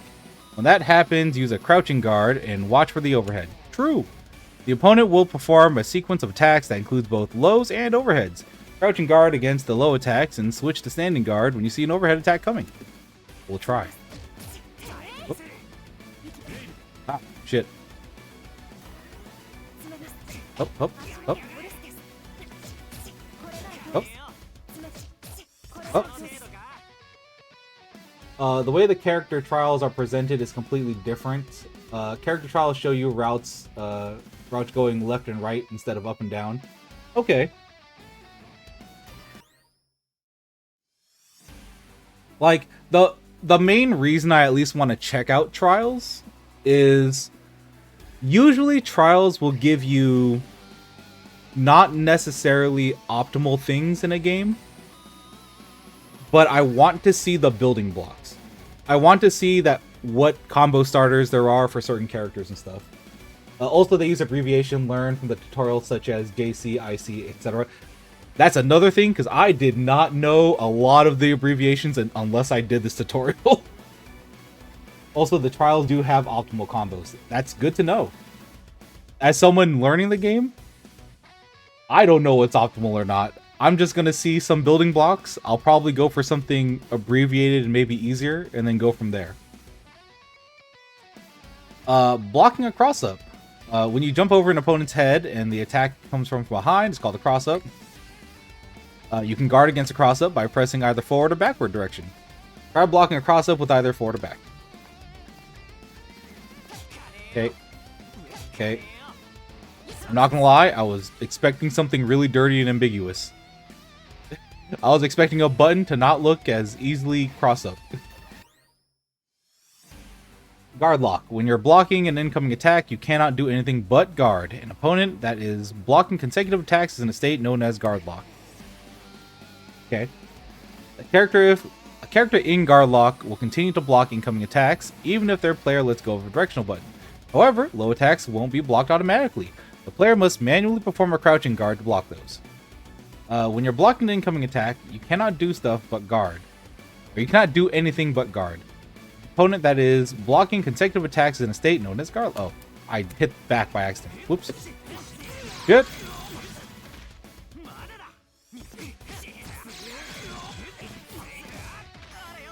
Ah.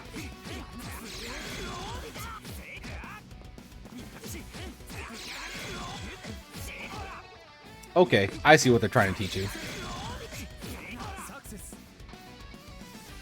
Okay, alright.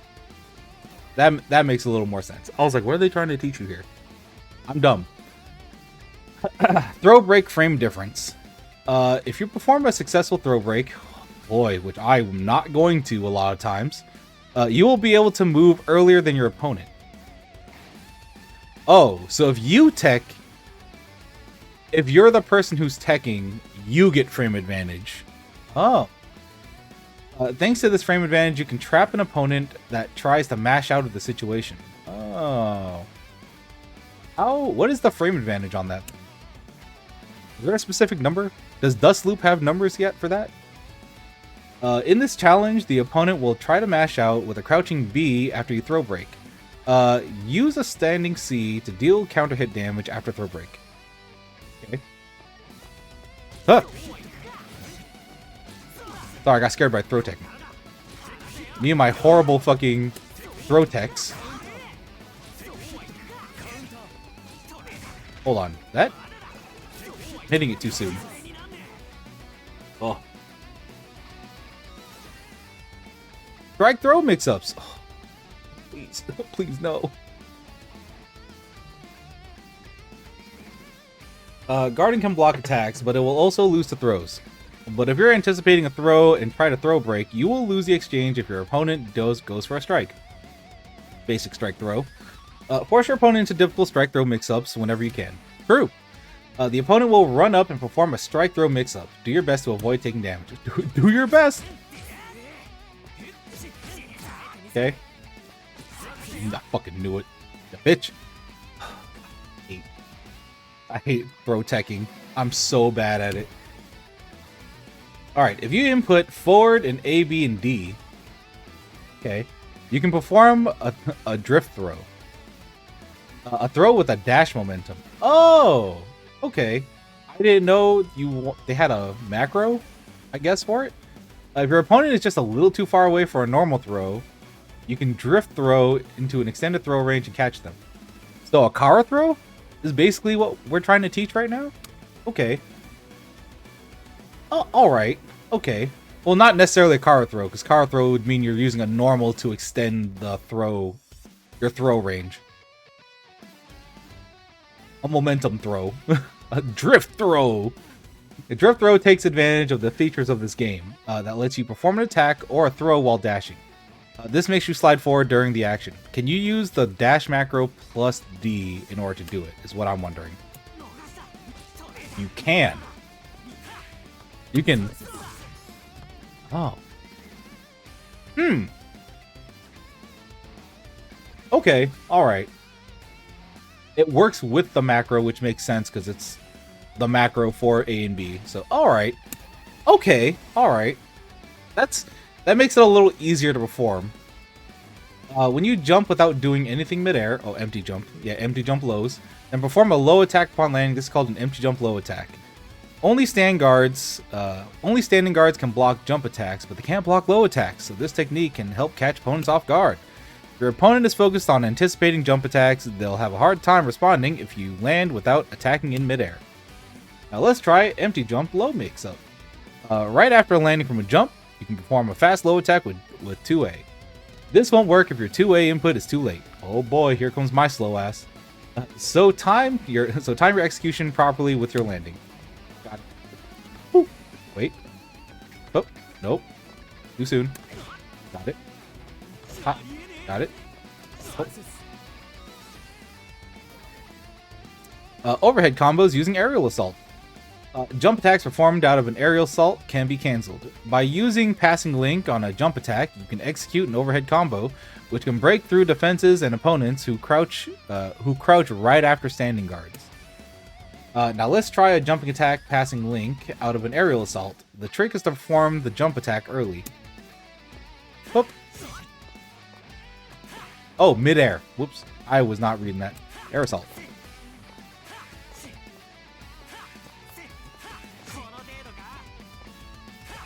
Oh, both in midair. Okay. Got it. Okay. Got it. But you still can't special cancel in the air if you air assault. Okay. Alright. Seeing building blocks. Resetting block strings by dashing. When you temporarily end a block string on a move that has decent frame advantage, then dash in at the start of a block string again. This is known as block string reset. Yeah. During your block strings, it is your turn to be on the offensive, so resetting like this is a valuable offensive technique. You can use other ways to get close to your opponent too, but let's focus on resetting block strings with dashes for now. Okay, thank you. Caution. Block strings resets are high commitment moves. If your opponent anticipates your reset, press A for example, you get nailed with a counter hit. As long as your block string continues, it'll be your turn, but once the block string ends, so will your turn. Vary up your block string resets to keep your opponent guessing. Oops. Oh. Oh, whoop. Oh! A and B is fucking smart steer. Okay, so... Got it. Oops. Oh. Got DP.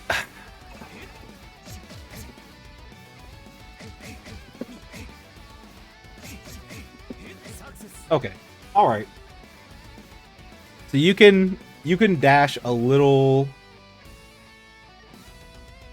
I'm doing the input too soon because I'm trying to dash cancel out of it.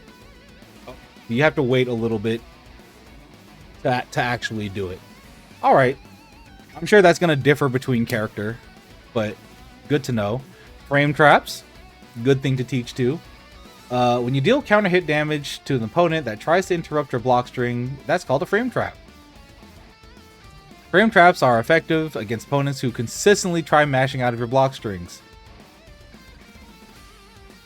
Couldn't be me. Couldn't be me. Let's take a look at how mashing out of your frame traps interact. Cool. Yup.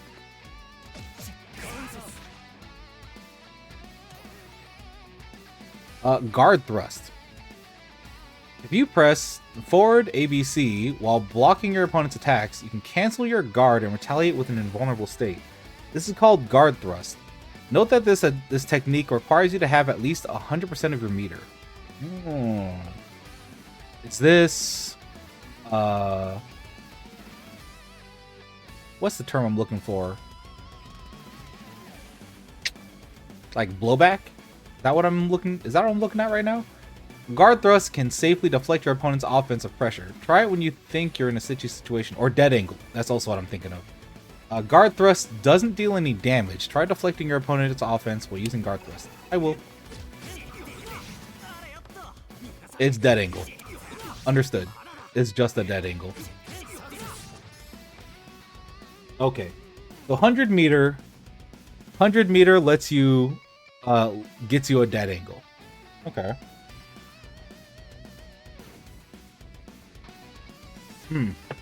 Interesting. Okay. I had no clue that was a mechanic. Guaranteed punish after guarding. Attacking your opponent after blocking their attack. When your attack is guaranteed to hit, it's called a guaranteed punish. If your opponent tries an attack and that leaves them vulnerable after you block it, you can use attacks that strike back. Use A and other fast attacks to punish your opponent. Usually, your opponent must be fast enough to hit your punishing attack must be fast enough to hit your opponent before they recover from their attack to guarantee punishment. You will see punish display. You will see a punish display pop up when you punish them successfully. Try blocking an opponent's crouching C, and then punish them with a crouching A. Ha! Kill. Oh, too slow. Mash it. There we go. Just mashing. Punishing attacks with long recovery. Combos that start with B and C attacks do more damage than ones that start with A. That means it's better for punish attacks with long recovery times with B and C attacks instead of A. You will deal more damage with their combos. Makes sense. Let's try blocking an attack with a long recovery time, then punishing it with a combo that starts with standing B. Oh. Oh, wait, they want me to actually block. Wait, they want me to actually block.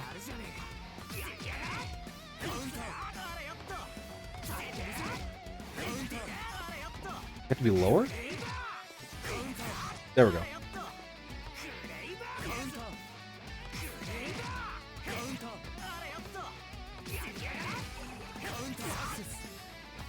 Okay. EX special attacks and infinite worths cause a screen freeze.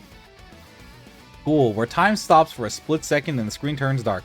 Screen freeze is a visual effect that shows that a powerful attack is on the way. True. The important thing about screen freeze is that it gives both sides a brief moment to visually confirm the current situation. Like when you chain shift.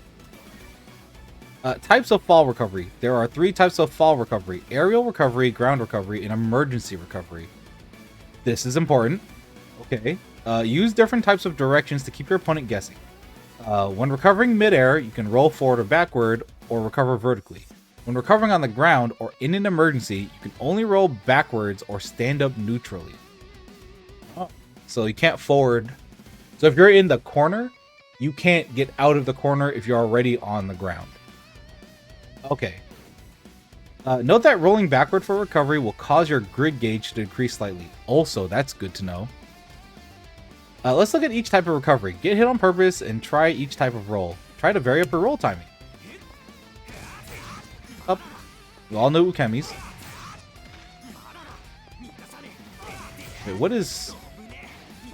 Okay, so that's neutral. Just to make sure, if you're on the ground, you can't forward. Okay.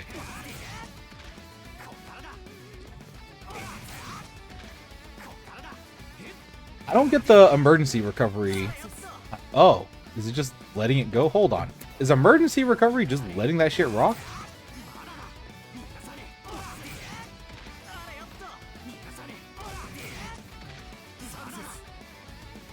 Oh, you still have to press it. Fucking weird. Okay. I guess it's just a delayed Ukemi is what it would be. Weird. Attacking on standing up. Oh, Oki. If you attack your opponent as they stand up after falling, after a fall called Wake Up, you're using a technique called Okizeme. Okizeme lets you keep up the offensive pressure without giving your opponent any chance to retaliate after being knocked down. Attacking your opponent during their wake up is known as Okizeme, and attacking as they roll to recover is known as recovery trapping. Also true. Let's say you knock your opponent down with a combo, Then watch their timing as they recover or get back up, and land another attack as soon as they can move again. If they try to retaliate with A upon wake up, your attack will land first and deal damage before they can do anything. This threat can force them to act defensively by guarding it or backstepping instead of being proactive. Let's try using Okizeme to land a combo when the opponent tries to mash out an attack on wake up. Boop.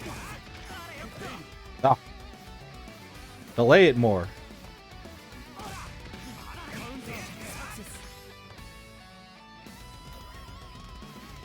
You might get caught by Okizeme if you mash attacks while waking up. Defend yourself by using defensive mechanics like guarding instead. Get knocked down on purpose and try guarding against the opponent's Okizeme. Fair.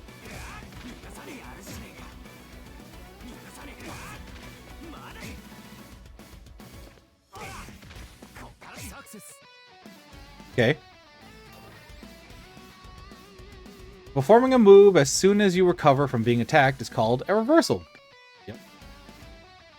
Any attack you make after guarding, on wake up, or after a recovery roll are considered reversals. If you use an invulnerable attack such as a reversal, you'll beat the opponent's attempts at Okizeme. True. Get hit on purpose, then countering with Okizeme with counter the opponent's Okizeme with an invulnerable DPB. The trick is to input the input command before you stand back up. Oh boy, reversal DPs! Whoops.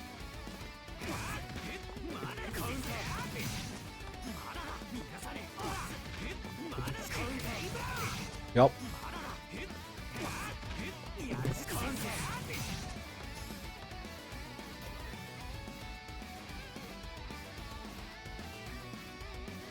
Since you're invulnerable at the start of backstep, you can use one as a reversal to dodge your opponent's Okizeme. Can you use it with the macro? Get hit on purpose, then use backstep to dodge your opponent's attack as you get back up. Oh, whoops.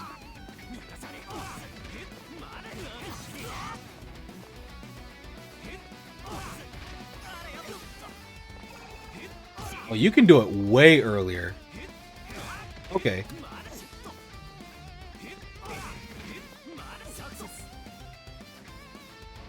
Also, it doesn't count as Nukemi if you use the macro.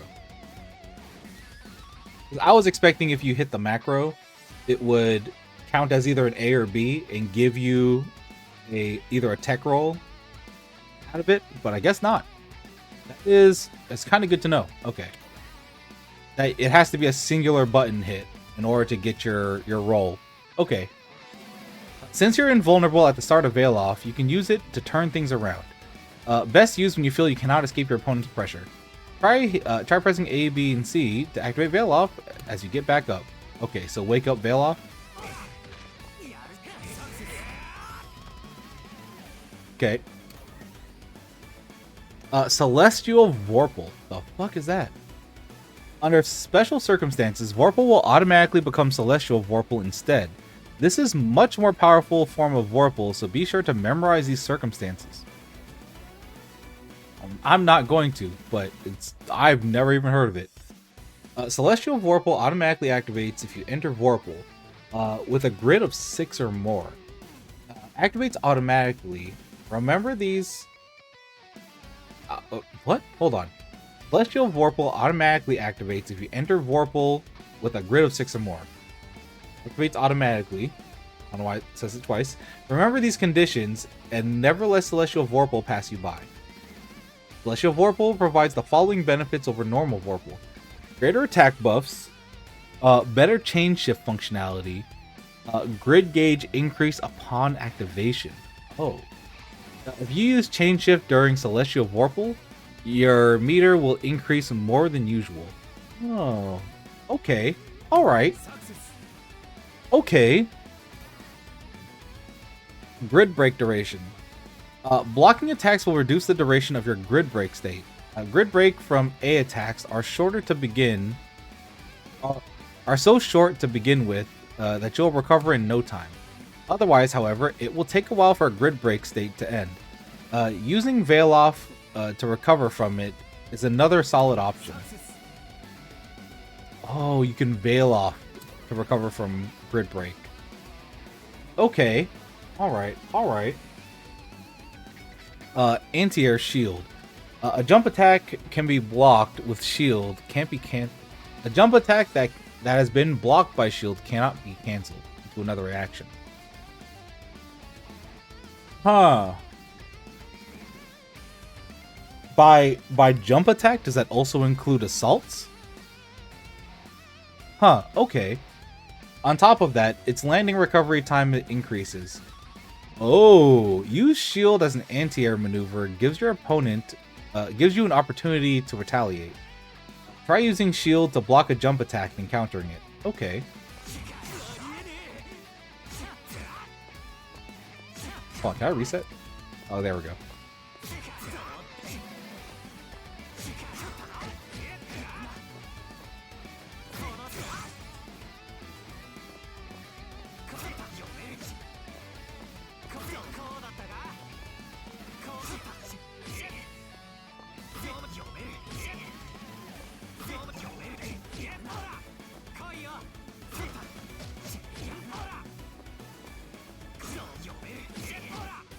Huh?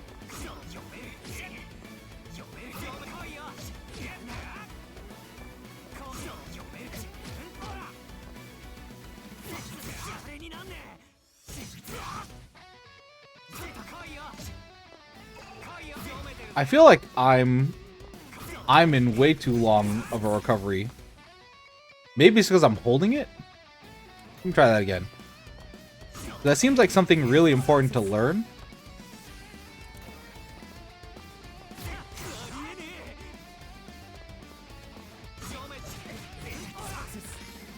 Huh. The blue shield and green. Thank you. Okay. Alright. That makes sense. Okay, I wish I went forward by accident, but okay. Well, while perform guard shield while pressing back D or down back D while guarding. The shield will be successful. The shield will be successful if you block during guard shield, but if you guard shield without blocking an attack, the grid gauge will decrease. Makes sense. Try activating guard shield against the opponent's attacks. Note that the guard shield will keep you immobilized for longer after guarding. That's what was just happening. Okay. I understand. So if I had it held out, okay. Oh, compared to if I actually time it and tap it. Alright. Okay, you know what? I'm glad you said the colors, because that makes a lot more sense.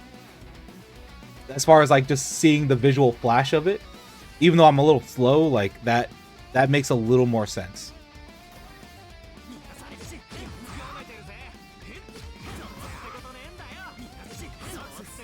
Okay. Alright.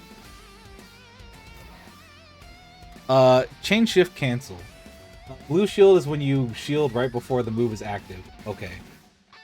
Green shield happens when you shield against a move that is already being active, which makes you locked in shield animation for slightly longer. Okay. Alright. Yeah, thank you for explaining that. I mean, we just did it as well, but honestly, I needed that additional clarification, so that makes more sense. Chain shift cancel. You can use chain shift by canceling the recovery of normal and special attacks. You can also use it as a way to keep yourself safe when one of your attacks is blocked. Note that some moves, like invulnerable attacks, cannot be cancelled with chain shift.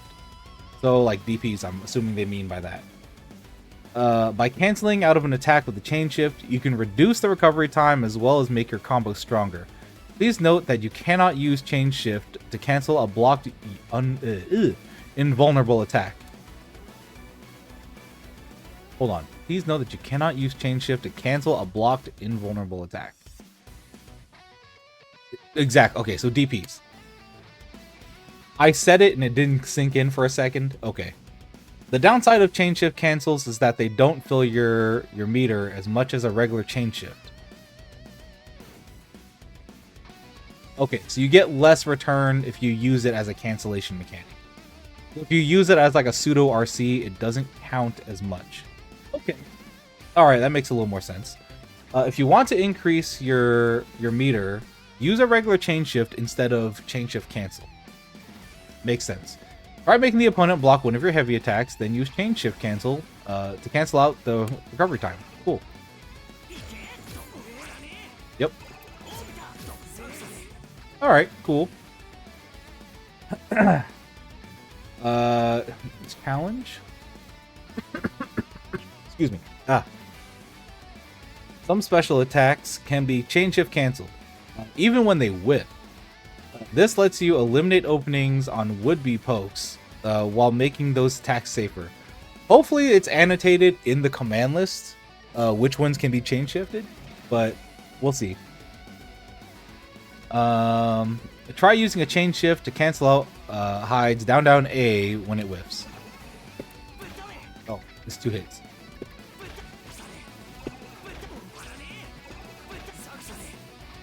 Okay.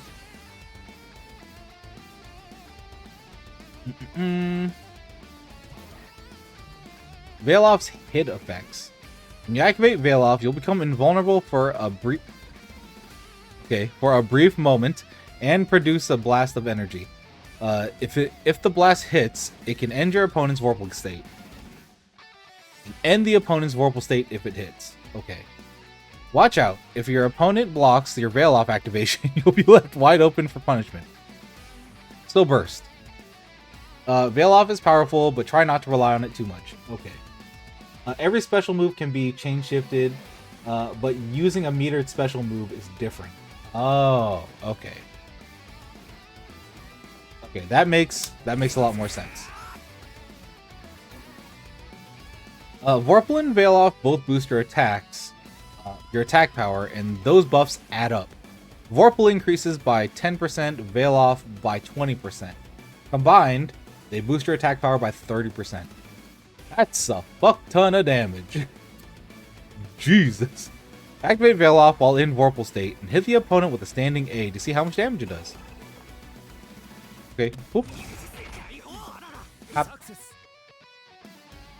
Oh. Cross-cast Veil-Off. Cancel an attack into Veil-Off activation performs a cross-cast Veil-Off. This will produce an energy blast that can blow back your opponent, giving you a chance to follow up for more damage. By pressing A, B, and C during an attack while you have 100% or more meter and are in Vorpal state. So already in Vorpal state. Got it. By using Crosscast Veil-Off, you can perform combos that include the Infinite Worths and similar moves, even if you only have 100% meter. Crosscast Veil-Off is often abbreviated as C Veil-Off. Okay, alright. True reversals are the exception when you want to chain shift it. Well, on whiff, that is. On hit, reversals can be chain shifted. Okay, so it's just on block. You can't just chain shift all willy nilly on true reversals like DPs and stuff. Okay.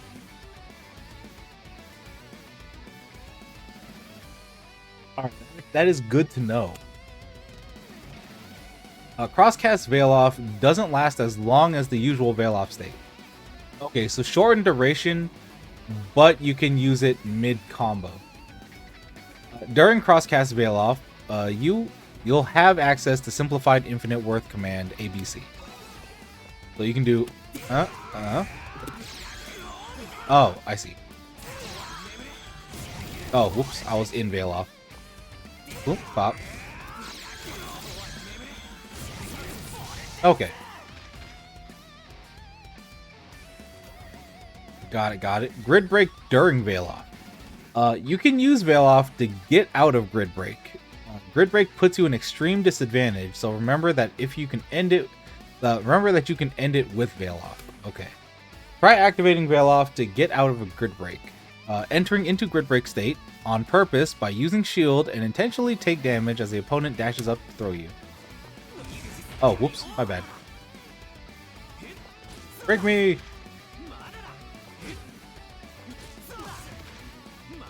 Oh, can I just...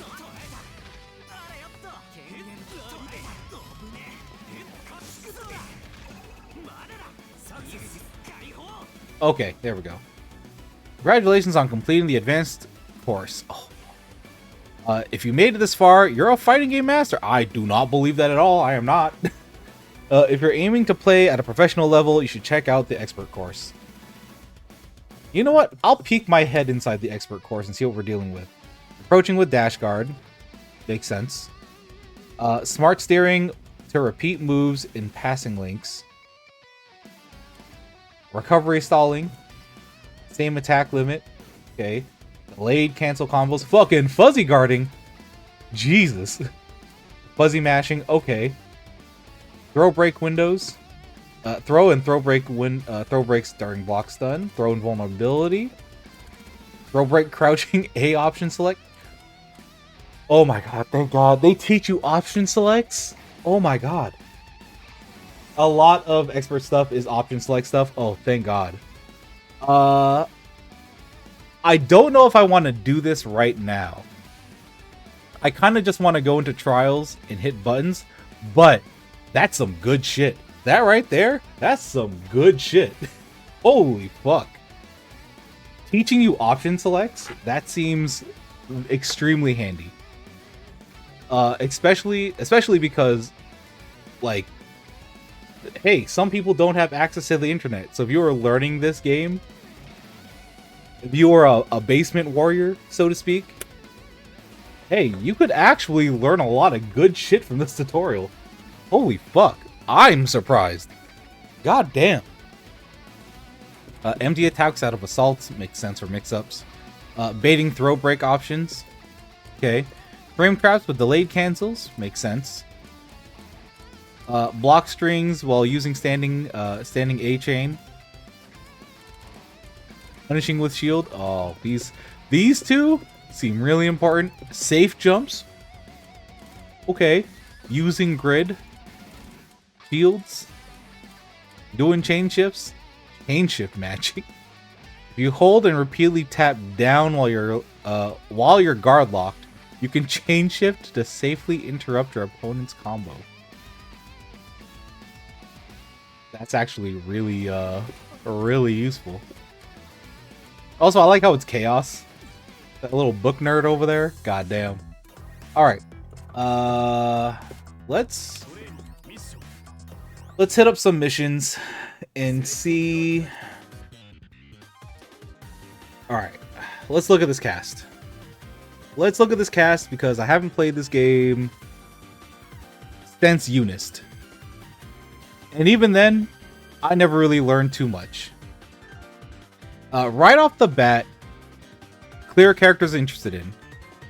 Pocket Waldstein, never bad. I've always thought Waldstein was fun for a grappler. I don't normally play full grapplers, but he's a fun one. I like Mika. I like our good old Tatsu boy over there. Because I've been playing so many charge characters lately, I might play Batista, so that's on the board. Maybe Enkidu, but Enkidu also always felt a little weird to me, so that might be one. This is probably the direction we'll end up going, I'm not gonna lie. If we stream this game gets more and more stable, and we can play it internationally with rollback, because of course we have international friends that do play fighting games, so I would like to be able to play against some of them. Yeah, but if everything remains stable, probably in the long run, I'll probably end up playing Merkava. Just because I love my weirdo picks. And this is probably the dream goal, but eventually I would probably play Eltnum. But their reload mechanic always felt weird to me. But first things first, I want to try out characters that have come out since then that I don't know what the fuck they do. So let's start with these intermediate ones. Like, I have no clue what Laundrakia is. They look like they seem to me like baby's first Jin Kisaragi, but less asshole-ish, I guess you would say. That's the vibes I get. Laundrakia excels at long-distance combat with his long-reaching attacks. Okay, so he's controlling the neutral, I assume. He can fight at his own pace thanks to his arsenal of projectiles and lunging attacks. Cool. Andrakia's basic strategy starts with his fast and safe standing B and down B. Once you've stifled your opponent's actions, go on the offensive with 214A and 214C. His 2C and aerial 3B and 236A are long-reaching and effective as well. Okay. Okay, got it. So he has... That reaches really far. Oh, that's a command normal. Okay. He has an ice mechanic. You can see when you have the ice buff or not. Okay. We have a... Only 2 hits? Okay. You have a 2B. That's a pretty good poke. His little spinny spin. Alright. He has super spinny spin. Oh, wait. Hold on. B and C are actually different. Oh. Oh. Oh. Okay. His 5C has a follow-up. My bad. 5B has a follow-up. Okay. I'm sure it'll tell me somewhere, or I'll look at the command list. 2C. How far is this 2C? That's fair. That's fair. You can charge his 3B in air. Yes, this is his regular B. Is that an air-to-air? I assume it's going to give you a wall bounce. Okay, yeah, it gives you a wall bounce. Alright. What the fuck is that? Hold on. Oh, it's a fireball. This is delayed? So can you do stuff like get a knockdown? Hold on. Can you like get a knockdown and then you hold it? Okay, it isn't holdable. Oh, wait a minute. I fucking lied.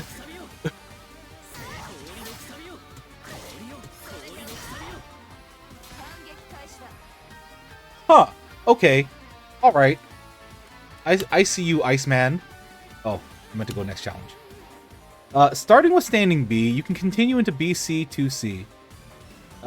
If your opponent blocks, finish up with your fireball to create some distance. Makes sense.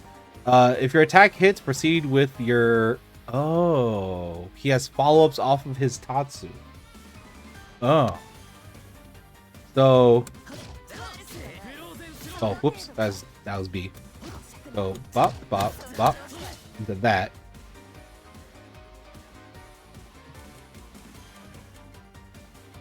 Hold on. I need to see my bad inputs. Second...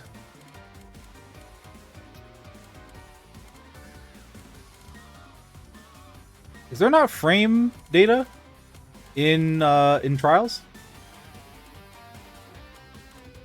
Button speed. Oh, you can slow it down. Oh, interesting. Huh. You know what? That's a good accessibility feature. Fuck, I might end up using that with some characters. Me learning Eltnum is probably going to end up using that. No, there isn't. It's in free training. There is. Okay, cool. All right. So that makes sense then. B on hit. So BC 2C. Oh. Oops. Oh, okay. Hold on. What's the difference between...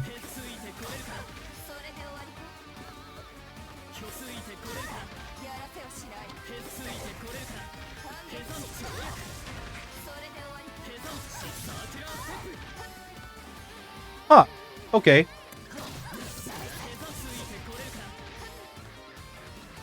When do I input the... Do I have to do the AC back to back? Is that what it is?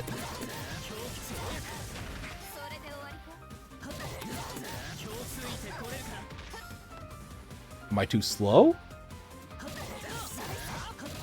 Oh, whoops.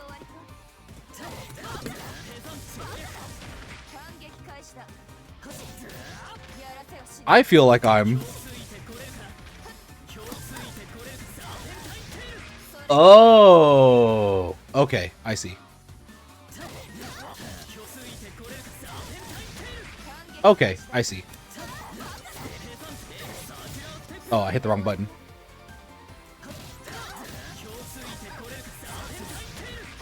Okay. Alright. Okay, I see. I thought it was like a single spin, but it's a double spin, and then you can do another input, and he gets the other spin after. Okay. That was... Okay. That was fucking me up, because I was like, what do you mean? He just keeps spinning. I don't understand. Okay, alright, that makes more sense. Strategy, mix-ups, low and overheads. When you want to throw off your opponent's guard, try mixing up his charged follow-up C out of the Tatsu as an overhead option. It's an overhead option. Okay. And then charge A as a low option. Oh, his little spinny ground one. It's best to start these with BC or a similar block string. Charge follow-up C starts up faster out of Tatsu A, B, or C than it does from charged C. Okay. So doing it, if you use that as a follow-up, it starts up faster than if you did it raw. Okay, making it more difficult to block. Mix-ups between the overhead back C, follow-up C, and the low charge Tatsu A are also effective. Okay. So he has like options for high-low mix-ups right out the gate for what you want to do on Oki. You can do stuff like... Okay, yeah. I'm glad they just list them all. I'm horrible at fighting games. I'm very casual, I feel like, but thank you for listing them. Oh my god. Especially having, in the trial mode, a breakdown of how the character works. Thank god. Low option, BC 236 or 214B into A, into charge A. Okay, so... Oh, you can hold on, charge.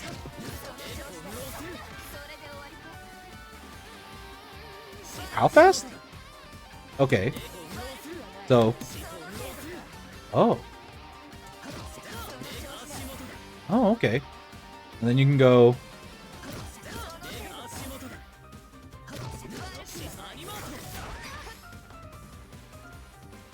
Ooh. Ooh. Ooh. Ooh. He's a little... I don't know. Oh. Get out of here with this move. Get out of here with this move. What is this? How far? How far? It vacuums? Oh, hold on. Hold on. Can you catch a 2A with that? Oh, what a character. Okay. Oh. Oh, shit. Alright. Hold on. I don't... Like, this isn't the character for me, but also... I can see why somebody would play this character.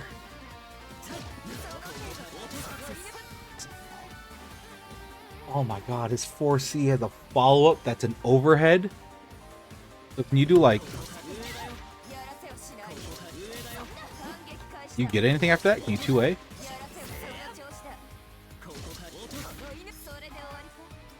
Huh. I'm sure you could probably chain shift it into something. Can you... Get out of here. Get out of here with that stupid shit. What a dumb character. Okay, alright. Yeah, alright, I see it. I see it. When your opponent gets aggressive, try reversing the situation with an invulnerable BC. So his force function is iframes. If you use chain shift to confirm the situation first, you won't miss a chance to deal damage. So what is his force function?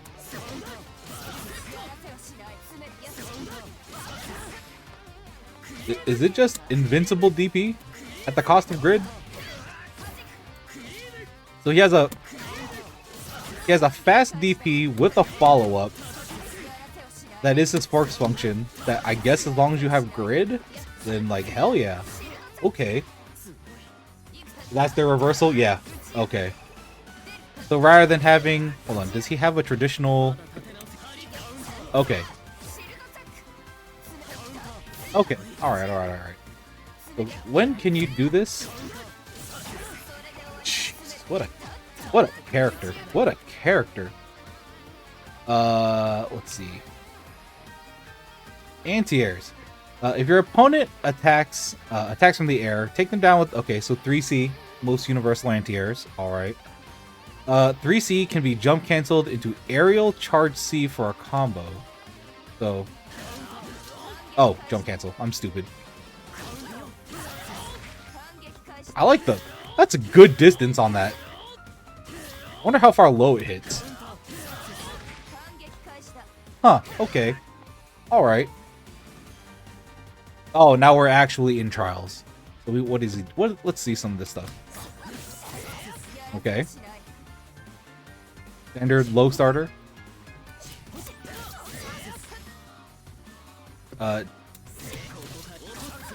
You can go from a low into an, I guess, an overhead block string. I guess you could fake them. What's the... Like, if they blocked low, and then after that, like, tried to block the overhead. Oh, never mind. You're minus a shit on that. Never mind. Oh, wait, but they could also be special canceled? So maybe you could do something like...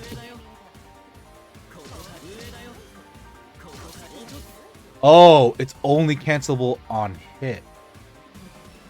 Ooh. Alright, never mind. It's not as broken as I thought it was. Oh, 3B. Forgot that he has an aerial 3B. Okay. Oh, I'm also hitting A when I shouldn't. Oops, too slow. Again, too slow. Probably be using it while rising.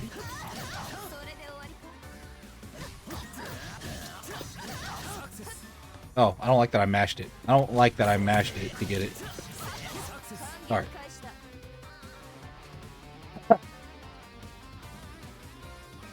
So it's more like... Alright. Gotta hit it a lot earlier. Understood. Understood. Yeah! Smart steer combos! That's a whole lot of ice. Almost 4K. Well, I guess that does use what? 200 meter? Yeah.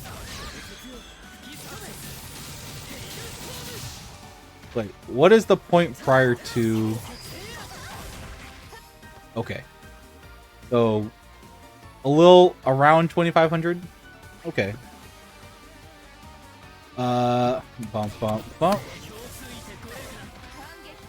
There's another press after.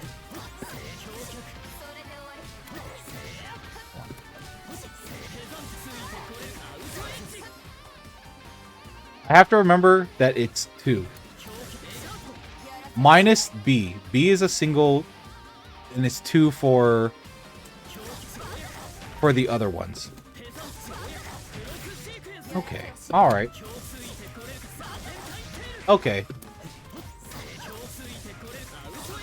It's way later. Feels weird. Feels weird. Oh, C. Oops. Wait, what is that?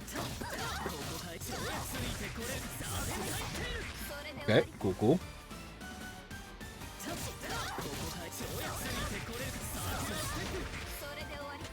Alright, alright, alright, alright. So we can do... Charge A, BC. Charge A, BC. Or circle back, C, C, C. Or CC.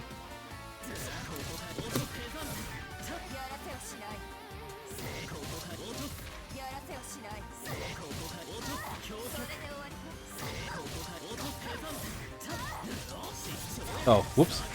CC. CC. I did B. I should have done C. Oh.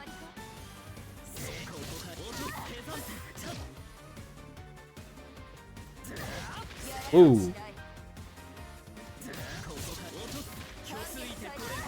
Charge.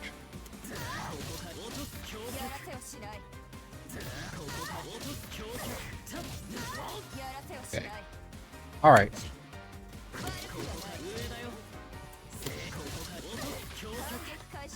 And that has to be faster.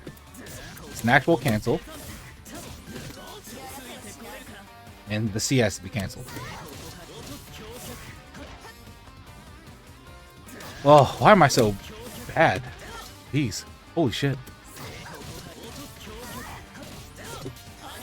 You know what's going to take me a while is getting used to charging attacks is something that French bread does, and I am horrible at it.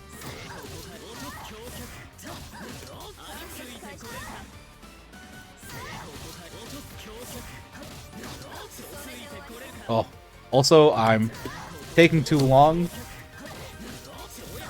There we go. Alright. That, you know what? That makes a little more sense for this character. Well, let's do a couple more and then see where it goes. Okay, no follow-ups, just the singular. Oh, so you can't mash with this character then. Because if you get accidental... Oh, and then it can ground pick up into... Okay, I see. So... Oops. Oh, cancel. I'm stupid.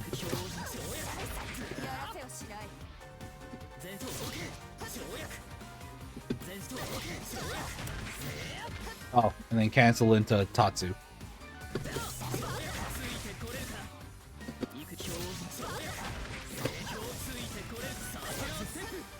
Okay.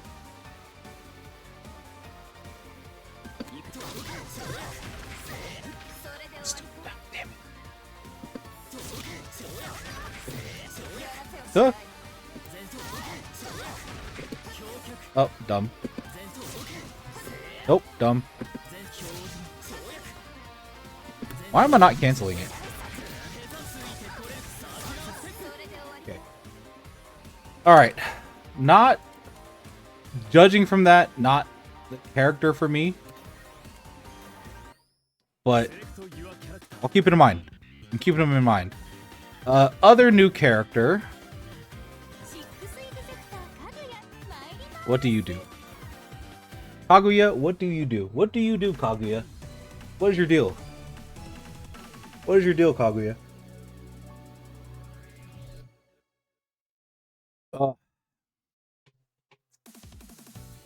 Kaguya keeps her opponents at a distance with long-reaching attacks and projectiles, while also harassing them with tricky and deceptive movement. A strong tactic is to poke your opponent with long-reaching attacks, like standing B and 2C. In air, her long-reaching aerial and aerial 2C are both effective. Prevent your opponent from getting close and stay at an advantageous range. When far away, try poking your opponent with 214A or B, before striking from the air with aerial 236A. How far? How far? Okay. Okay. So, alright, not bad. Jesus, what? I always forget how fucking far. Can you?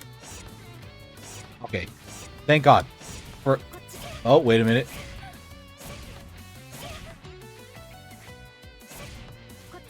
Jesus.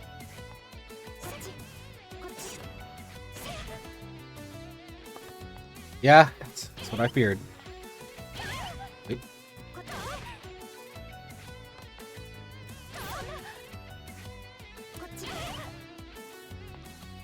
236A? Huh? Little grenade thingies? Okay. Little tricky. Okay, so this one sends you away. This one sends you towards them. And that is an air dash. That is an air dash you can TK.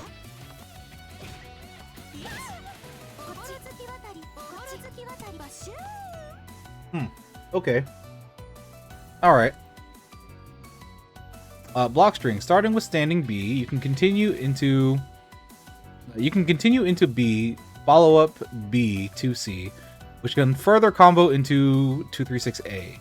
If your opponent blocks, finish up with 236A to keep Kaguya safe. If your attack hits, proceed with 236A, follow up 6A, 6A. Oh, so another Rekka series character. Okay, to deal more damage. On guard, additional B. Oh, okay, so she has like a target combo. Okay. Wait. Oh, you had to hold forward. It's like TCL. Okay. It's like Azrael's TCL from BlazBlue. Okay, I understand.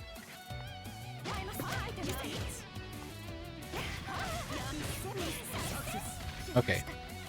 Alright. Mix-ups low and overhead. When you want to throw off your opponent's guard, Kaguya's Aerial A out of an assault is a speedy overhead option. Use chain shift to combo it into Aerial C. Alternate this with the dashing low 2A for a strong mix-up. Oh, not bad. But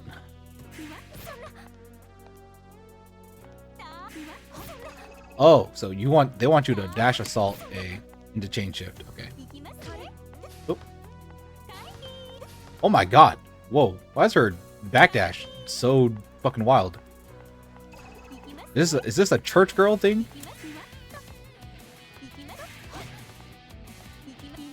Oops.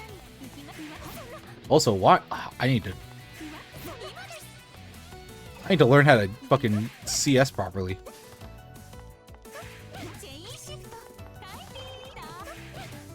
Whoop. Oh my god. Come on, me.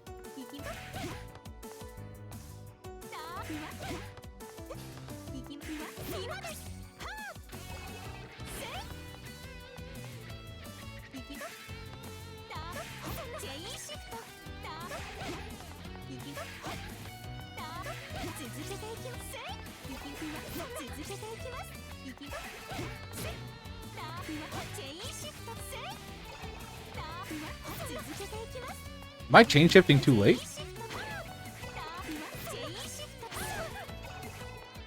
Fuck, that's so fast. Okay.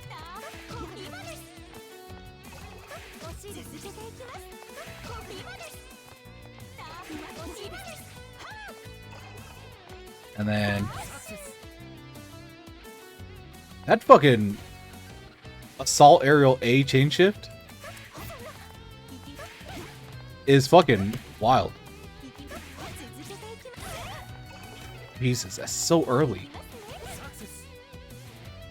Oh, that's really fast. My fingers are not ready for that. Alright. When your opponent gets aggressive, try reversing the situation with an invulnerable DPC. Okay, cool. If you use chain shift to confirm the situation first, you won't miss a chance to deal damage. Okay.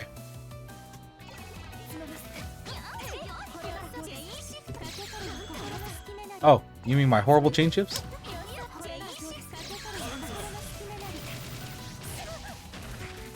That's a cool DP, not gonna lie. Oh.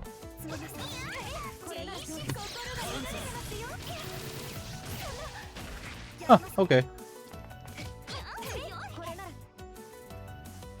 Strategy, anti-air. If your opponent attacks from the air, take them down with a back B anti-air attack. Okay.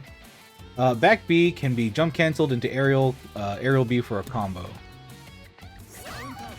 Okay. Oh, 2C. I see.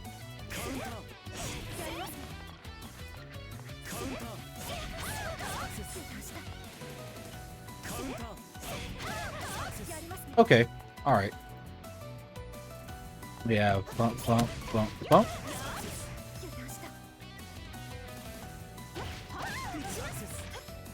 Little lunge. Side switches too. Oh, because she doesn't have an anti-air 3C. Oh, so that's why you would use this shit. Okay. Okay. Oops. Oh.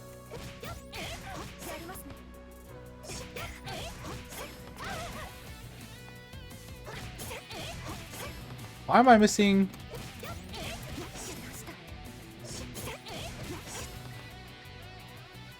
Why are they so low to the ground? Hold on.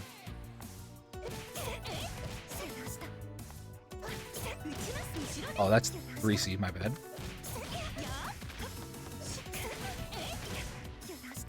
Oh! There's a follow-up shot after.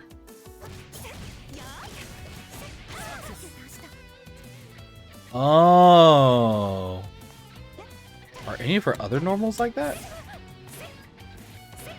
Hold on, is it retreating 5C? Is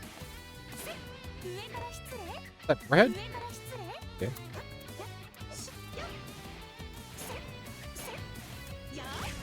Is that only on hit too?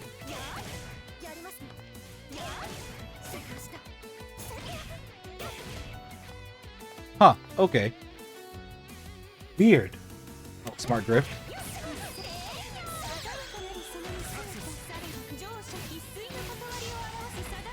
Okay, alright. Bump, bump, bump, bump, bump. Oh, I TK'd the fuck out of that. Cool. Oh, DP.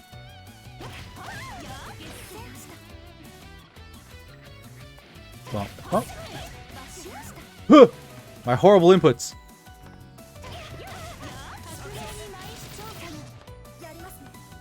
Oh, God. DP inputs. No! Oh, God.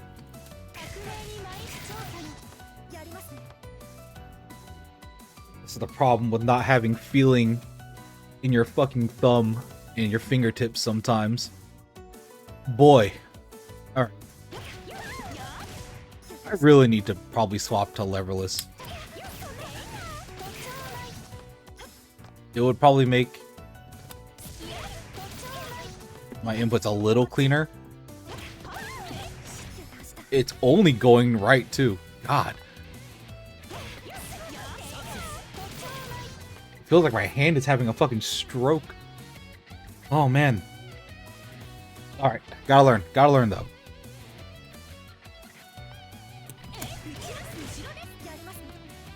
There's follow-ups. Oh. Into... Okay. Huh?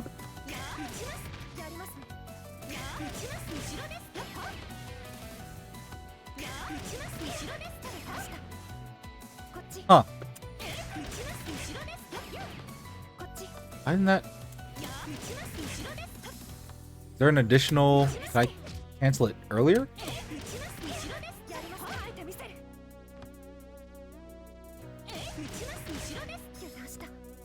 Help if I fucking didn't slide my controller all over the place.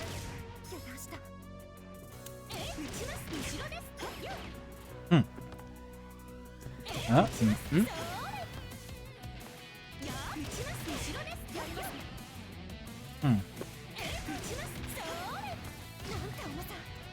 Feels a little wonky.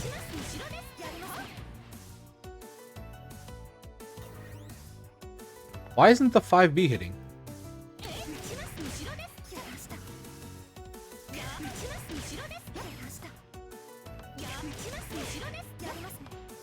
Because the A is bouncing them up.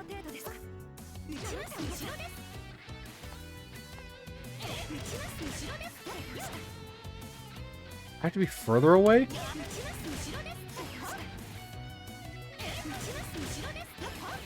Oh no.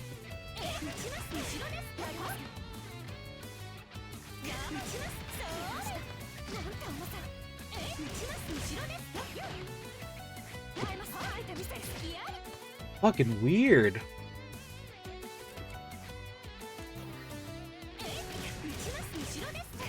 Oh, I'm stupid. It's 2 hits. Oh, you have to let both hits of the 2C hit. I'm dumb. I'm dumb. I'm like, why isn't it hitting high enough? Ugh, because she has a 2-hit 2C. Oh, DP. Okay. So I'm just hitting the button too soon. Okay. Alright. Alright. I'm not sure if I like that right now. Which character select? Oh, that's challenge select. Whoops. Where is... I'm blind at the moment. Character select. Alright. Third character. What do you do? What are your general strategies?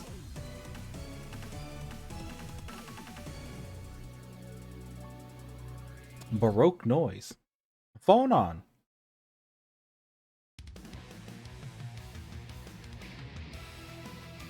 Tsurugi is a character who excels at close range brushdown. He can parry his opponent's attacks as he goes on the offensive. Tsurugi's basic strategy starts with his fast, safe standing B, so 5B, and 2B. In the air, his long-reaching aerial C is an effective option. Once you've stifled your opponent's actions, dash in or use assault to get close. At a distance, use his force function to parry your opponent's attacks. Hit back with... He has a follow-up to A, B, or C for a strong surprise attack. So... Okay. That hits from a pretty good distance. That also hits from a pretty good distance. Good poke. Force function is the shield. You can surf on the shield. How far does this go? Okay. B goes a little further. Or do they all go about the same distance? They all seem to go to the same distance. Okay. Strategy. Block strings. You start with 5B. And you continue with B, C, 2C. If your opponent blocks, finish with 2A to keep Tsurugi safe. Of course. If your attack hits, proceed to 236A, follow up forward, or 6A. Deal more damage. Okay. Oops. Oh. Oops, I did B.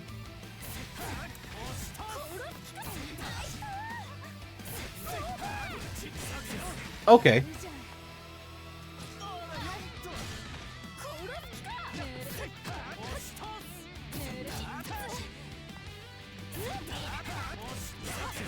Alright, okay. Once you get close to your opponent, try mixing that. Try a mix-up with the overhead 6C and low 2C. Since 6C is a heavy swing, try to cancel it from standing C or standing 5C and other similar options. Okay. So. Oops. Okay.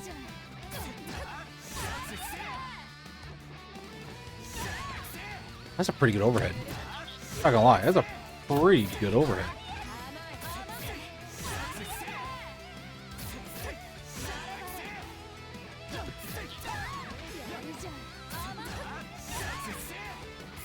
Do you have any other?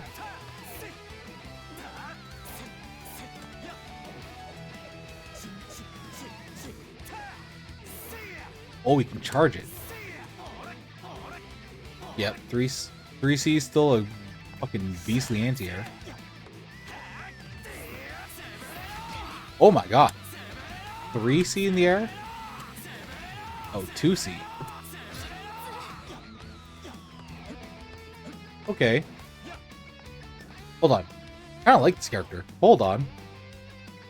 When your opponent gets aggressive, try reversing the situation with the invulnerable, DP, and B or C. If you use chain shift to confirm the situation first, you won't miss a chance to deal damage. Okay. I like that they're telling you to chain shift.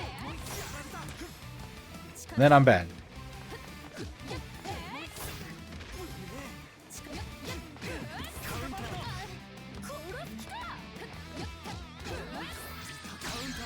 Oh.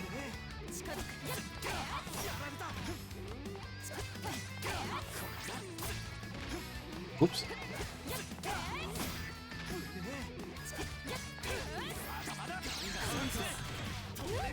Okay, so you can do the input during chain shift. That's something else I have to learn.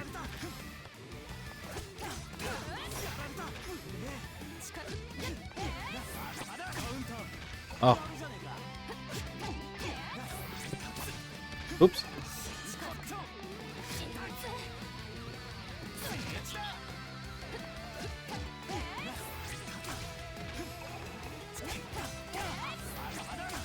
Oh, a lot sooner.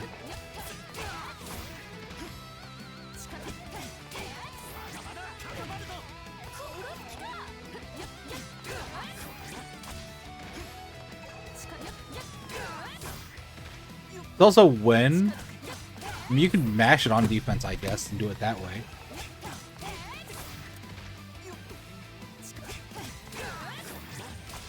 Whoop. Oh my god, why? Note to self, I am doing DP practices after stream. Boy, oh boy. Oh man. It's just going right. Oh. Oh. Weird. If your opponent attacks from the air, take them down with a 3C anti-air attack. 3C can be jump canceled to aerial B for a combo. Okay. Cool.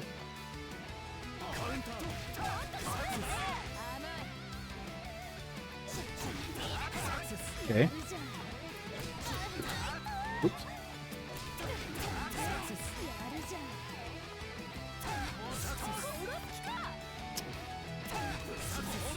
Why wouldn't you follow that up? Okay.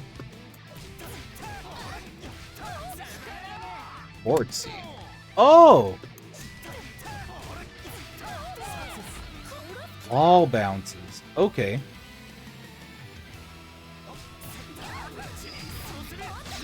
Smart steer. Hold on. He has the fucking bionic arm? Calm down.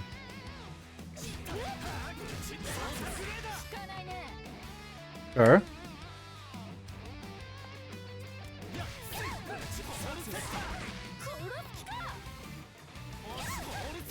Is it just one? Okay, so there's only one button follow-ups. Okay. Change? It changes per.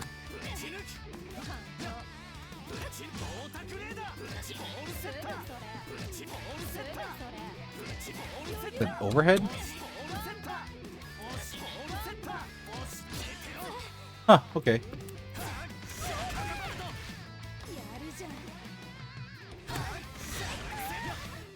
Oh. 5B, okay.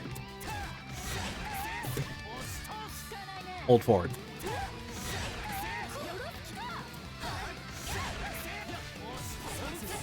Okay. Simpler combos. I'm okay with that. Oh, his dash C puts him in the air. So can you... Oh!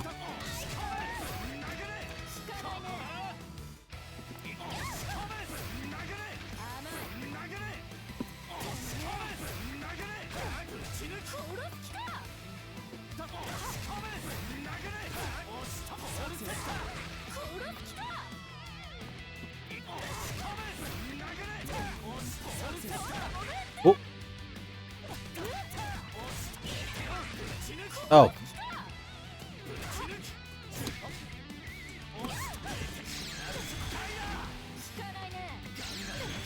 And then into DP. Okay.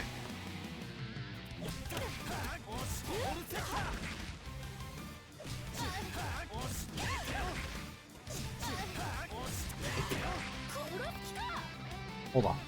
Hold on.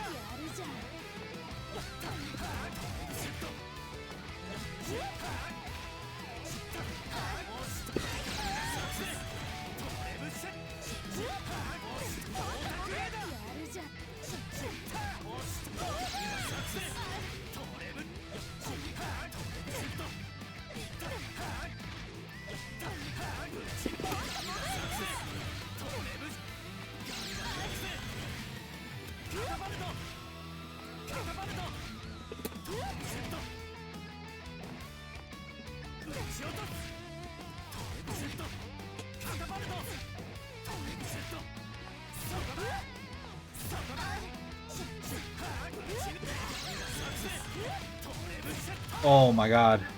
I gotta get that muscle memory back. I gotta retrain. I gotta... You know what? Maybe this game we should learn a Shoto. Just so we have to learn how to do DP inputs. Or learn someone that uses their DP input a lot. Just so we can learn how to do that stuff.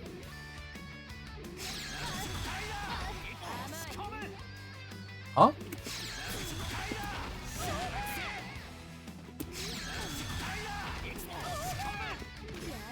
Oh.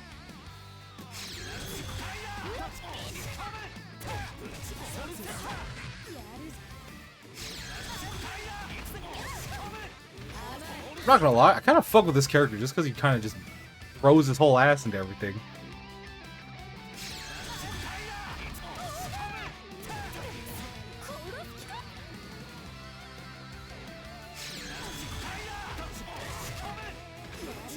That's my 2C.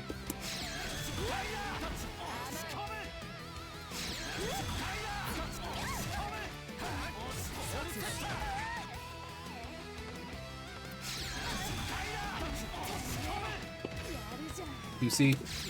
Oops.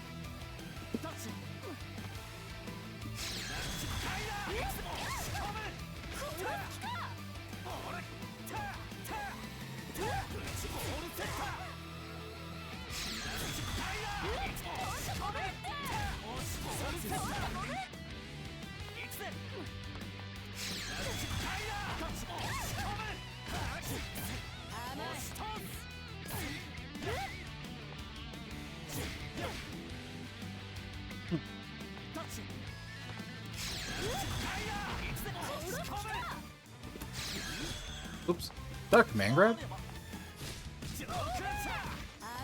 Full state? Wall bounce. Huh, interesting.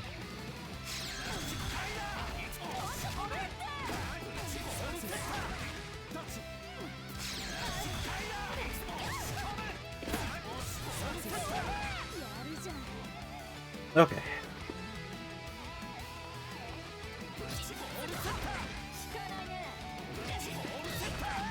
In the air? Hold on. Hold on.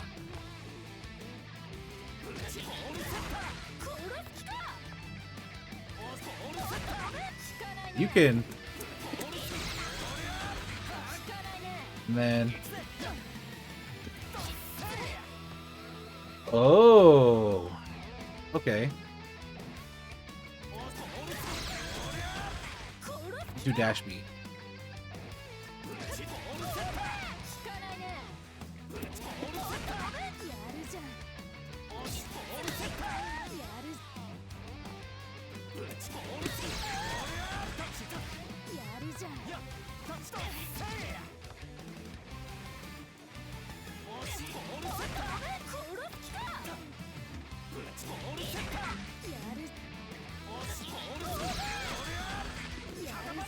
Oh shit. Is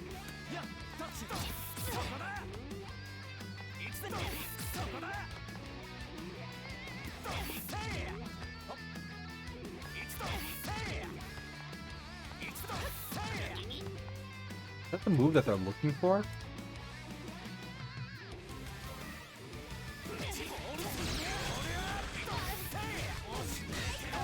No.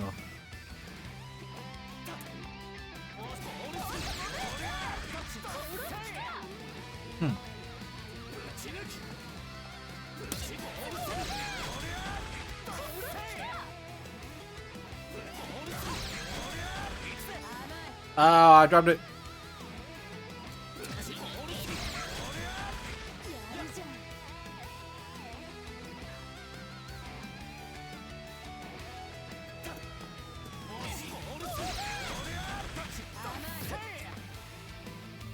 Hold on, rather than the macro?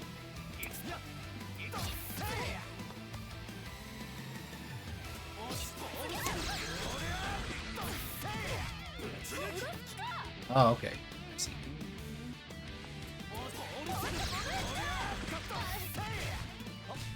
Blech.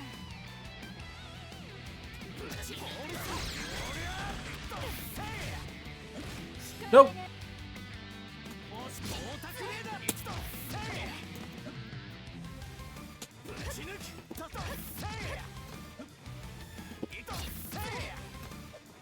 Hold on. In the demo, do they show you timing for input? Oh my god, thank god. Thank god you do.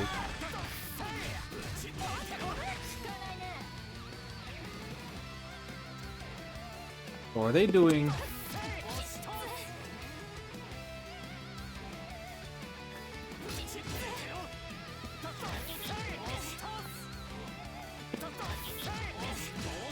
Okay. Alright. That makes more sense.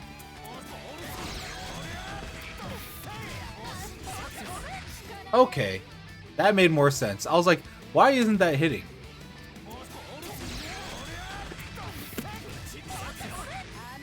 Got it. Got it. You could probably time it so you get more hits out of that, but okay.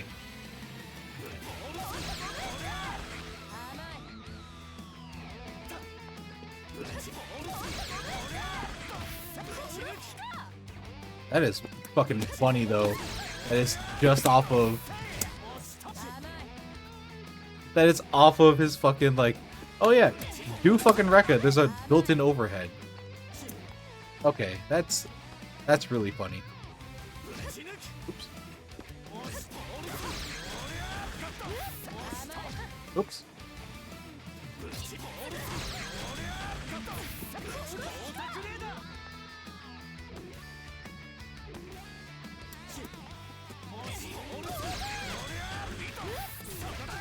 Oh no, DB! Doing it too fast.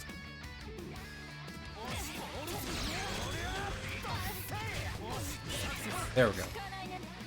I need to calm down. Calm down. I'm doing things too fast. Let the inputs get cleaner. Oops.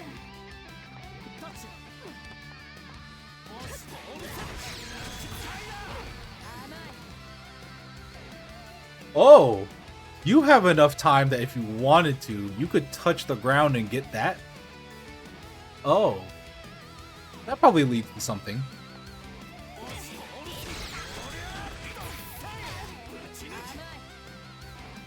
Delayed too long. Oop.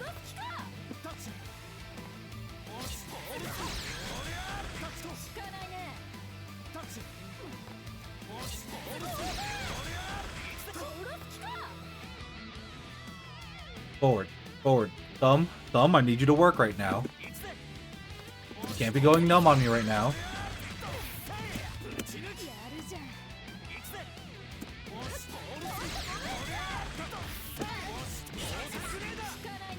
Alright.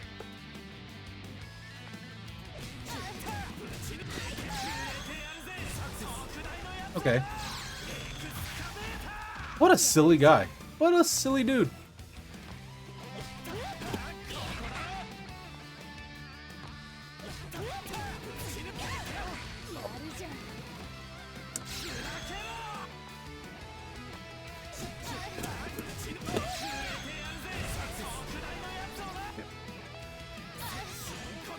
Oh.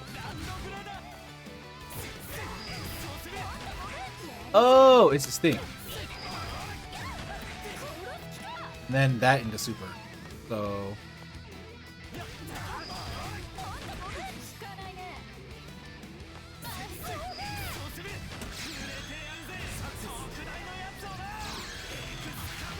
Hold on. How?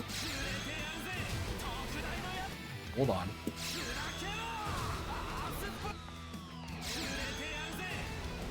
Okay. I was like, how big? How big are we talking?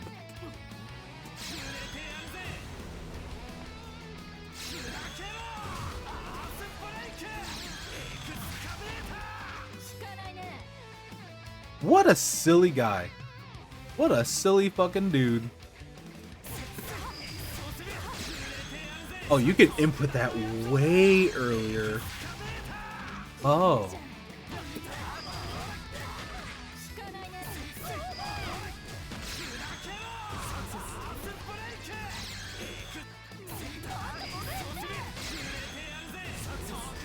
Jesus. Okay, so when using that, you can input that way earlier. Alright.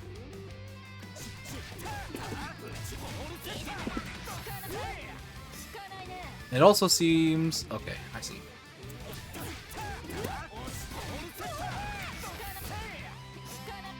Sir?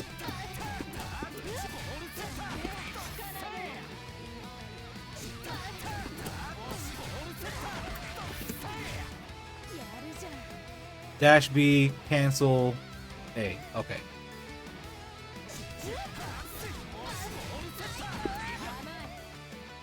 Blech.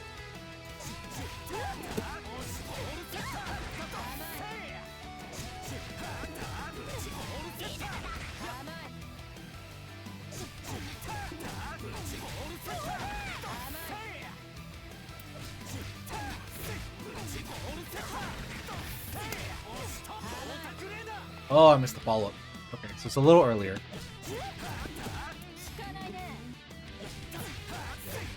Oops.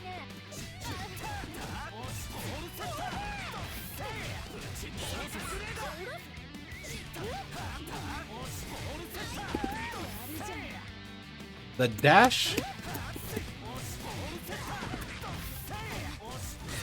The dash B is what's getting me. Okay.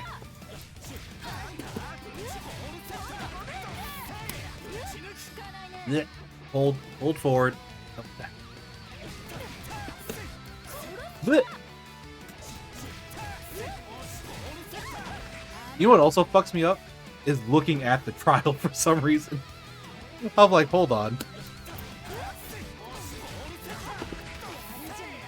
Too soon. Or too late.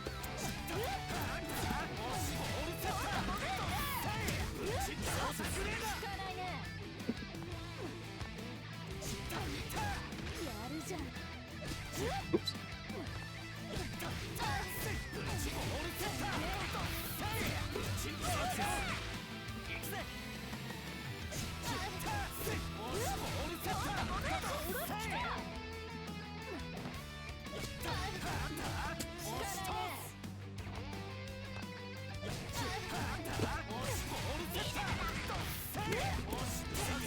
Okay. Alright. Recommendation center. It seems like we're gonna do a lot of Tatsu into B into something else. Okay. Also, thank you for the hydrate exponent. Hopefully you're having good morning, evening, or afternoon, wherever you're at. And yeah, enjoy yourself.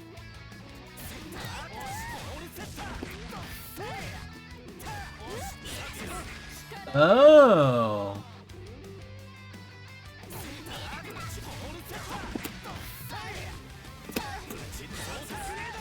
Okay. I like that. I like that a little more than going directly into 236A, 6A. Oh, start from this side. Oops. Gross.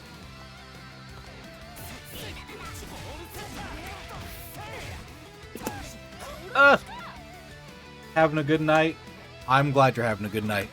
I'm trying to have a good night. Oh, okay. By trying, I just mean, man, I'm trying not to get frustrated at myself for learning something new. But also, when you're somebody where your hands just lose feeling sometimes, it's horrible.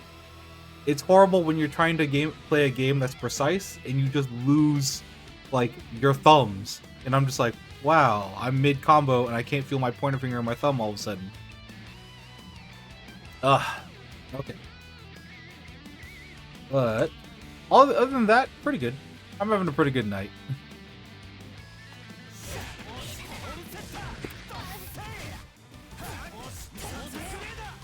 Okay. So that's an overhead starter? You can do stuff like... Oops.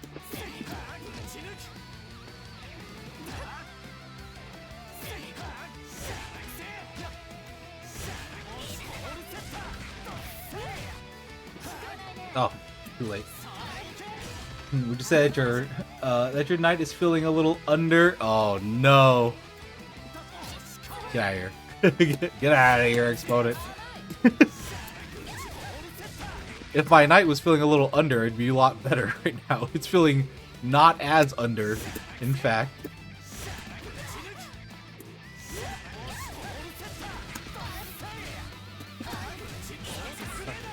Alright, that makes sense. We can do 2 CC, so neutral cloak. Got it.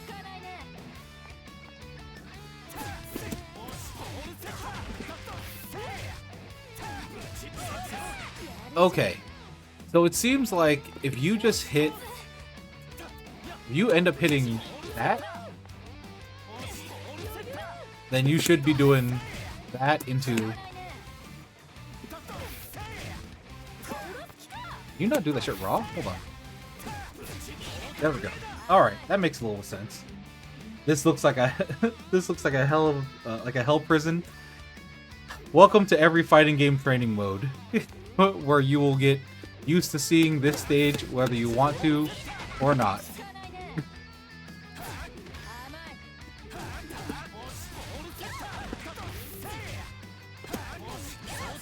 Okay. Oh, I TK'd them. Blech. I'm getting Mortal Kombat PTSD. Man. Whatever your preferred fighting game is, every one of them. Every single game has a training mode that, after a certain while, you will get sick of seeing that training mode stage. The combos in Deception, man. It was a game. Alright. Let's see here.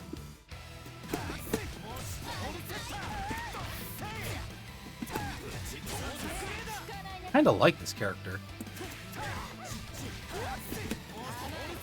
Oh. So you can do into okay. Let's see.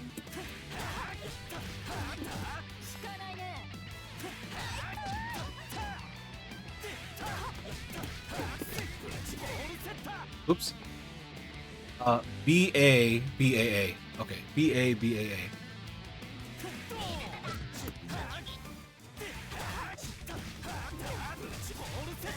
I did it again. Too late. Did the wrong one again.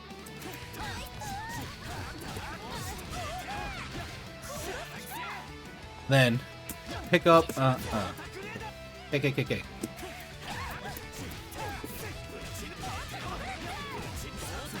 Okay, need to practice that. Nope.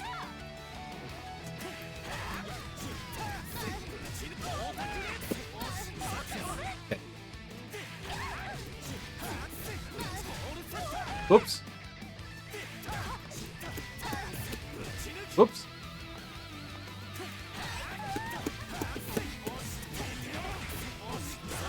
Okay. Oops. Nope. The kids don't understand. They're all like, I can't hit this 4-piece. I'm like trying to do combos that make you switch fighting styles for your character mid-chain. They weren't playing around in MK Deception. They made decisions in MK Deception. I'll put it that way. I'm not gonna lie. I am not a big fan of MK. The movement and the feel of the game always feels too clunky. I haven't liked a Mortal Kombat game since probably 3. MK3, actually, I played MKX for a bit. MK9 and MKX I kind of liked a little bit, even if it still felt a little stiff for me. But like, they weren't bad. They weren't bad games, it's just not my cup of tea. I like watching it occasionally though. Every once in a while I'll pull up a tournament for it and see what's going on.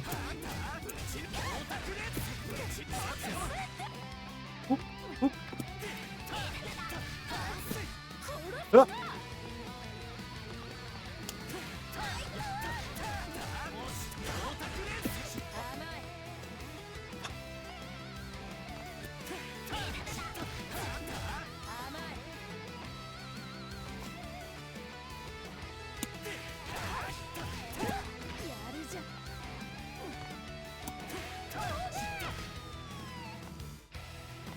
Salt C.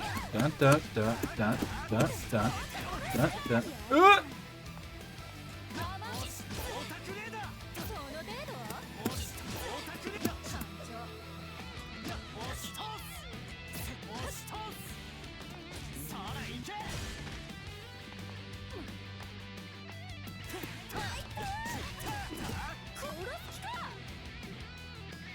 Am I not getting? Why am I not getting my quarter circles?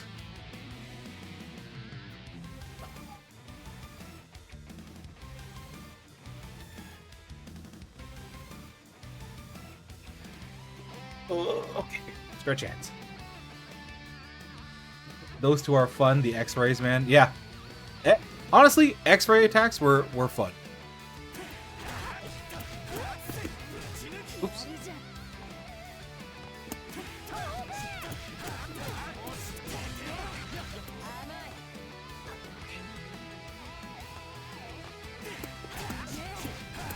Oh.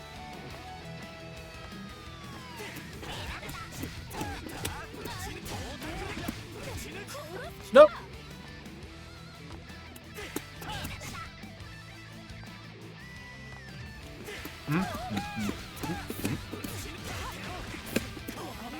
God. I'm just trying to practice it from the right side. Jesus, I'm only trying to practice it from the right side. Oops. Oh.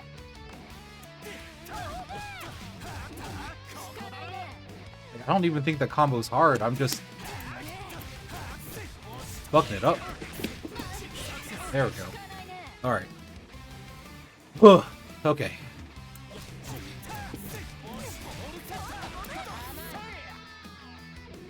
Oh, into DP, cancel after.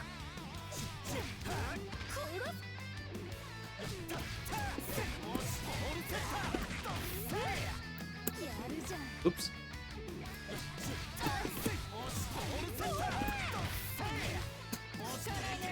Oh, I have to cancel it during. Actually, can I stick a 2C in there? To make it easier for myself?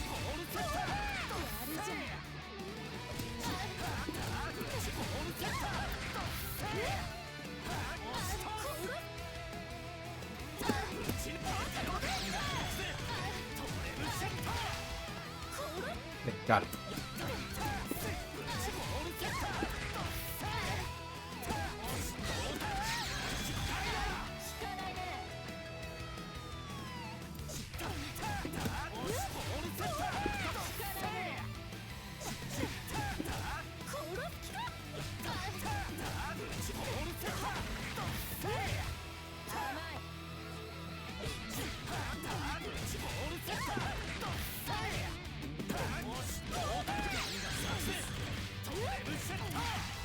Okay.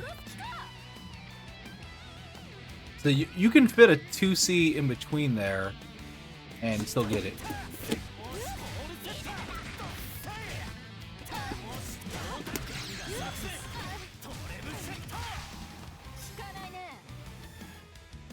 Okay.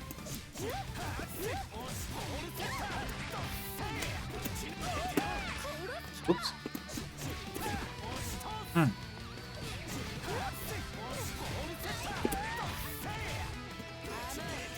Shit.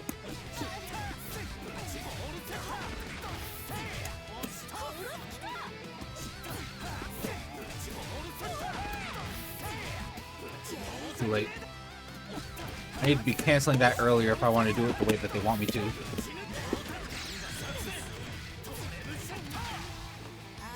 I want to stick a 2C in there. I think it feels a little better. It flows a little better doing it that way. Dude, what a dumb grab. Silly dude. What a silly ass guy.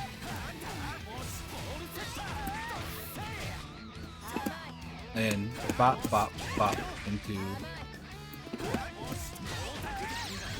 that. Alright. That makes a little more sense.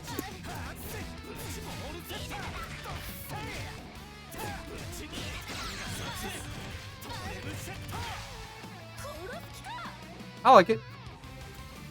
All right. Cross circle forward B with aerial into dash C 2C. Oh, it's the thing I was doing before. Okay, so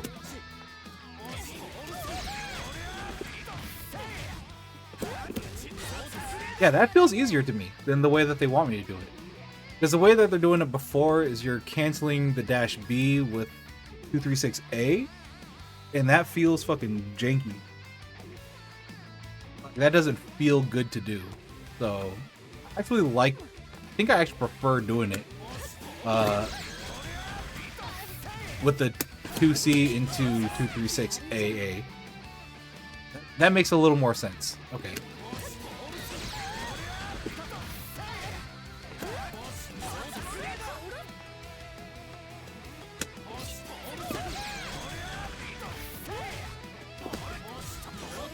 Oops.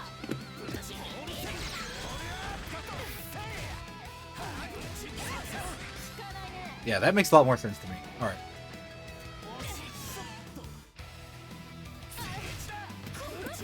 Wait, huh?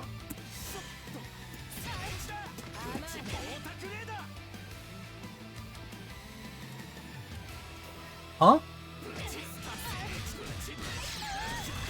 Oh, you can cancel it.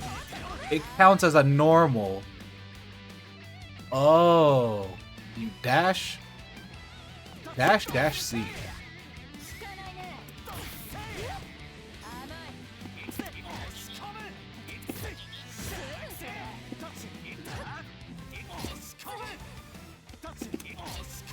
Weird.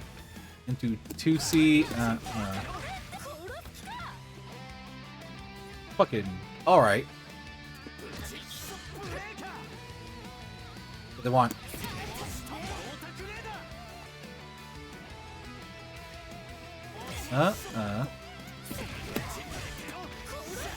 Into that.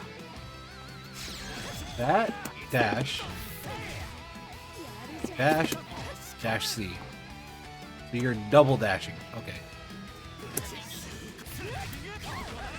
That's fucking weird. Wait, do you get follow-ups off that? Hold the fuck on.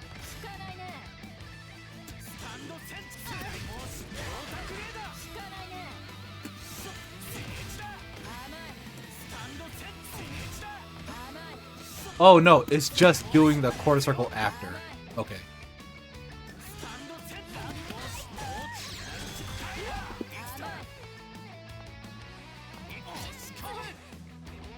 Oh, it isn't a double dash. It's just dashing and then hit dash C.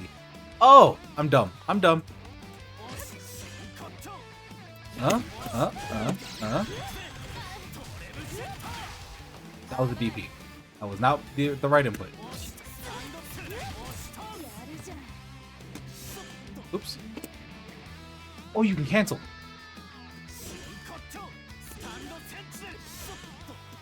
You can actually cancel pretty fast. Oh shit.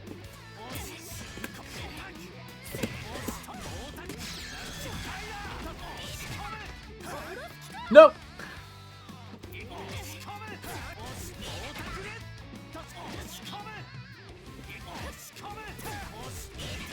Okay, understood.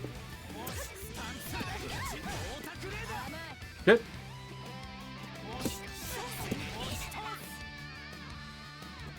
Hold on.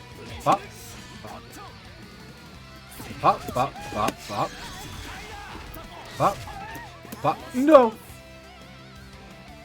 Okay.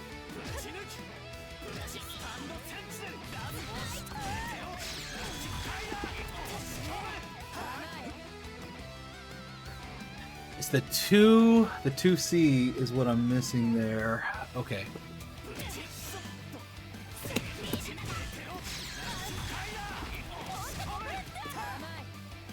Okay.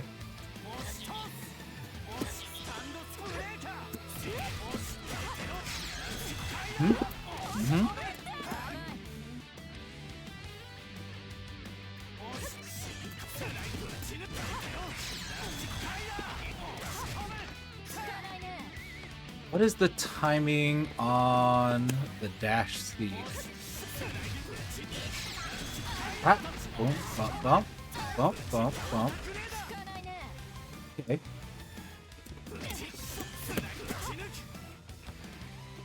So they're wanting. Oops, that's my bad. Oh, that's DP.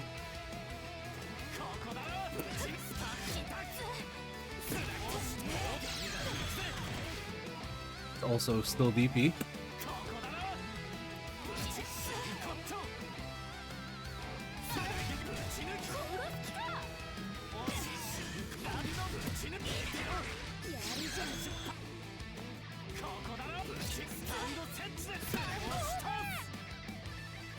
Ooh.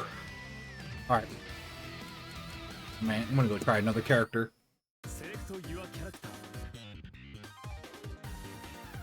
He's on the list though. Tsurugi, you're on the list. Alright. Last new character. What are you about, Kuon? What are you about? What do you do? With your 8 swords.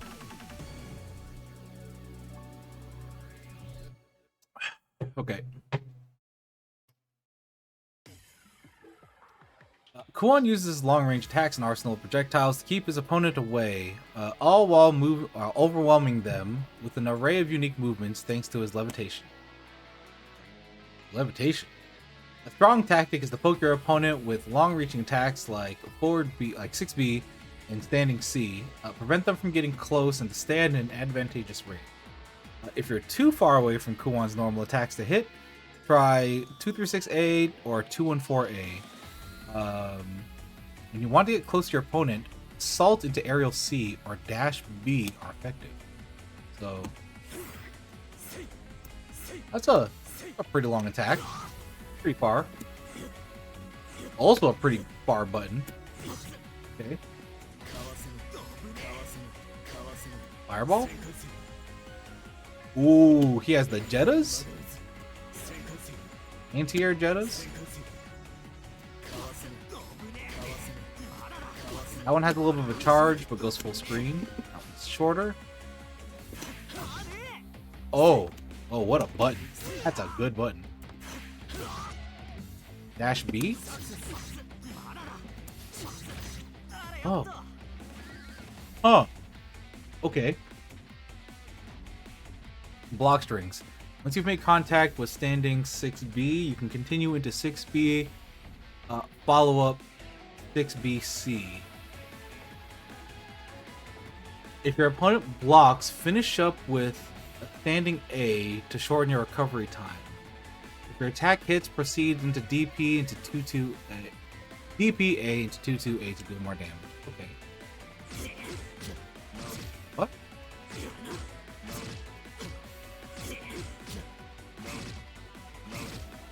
Oh, I'm holding 6. I'm doing 16 instead.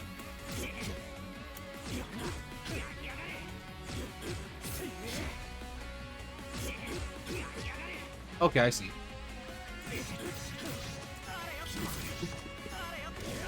Do DPA into down A?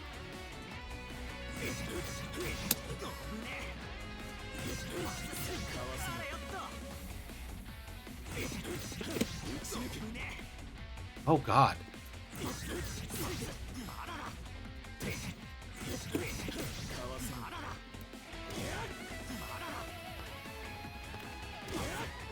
Oh, what a weird character.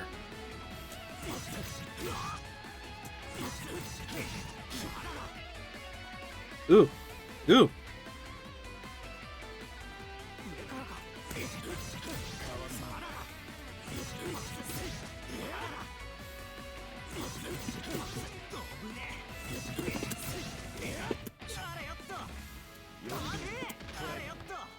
Oh, weird.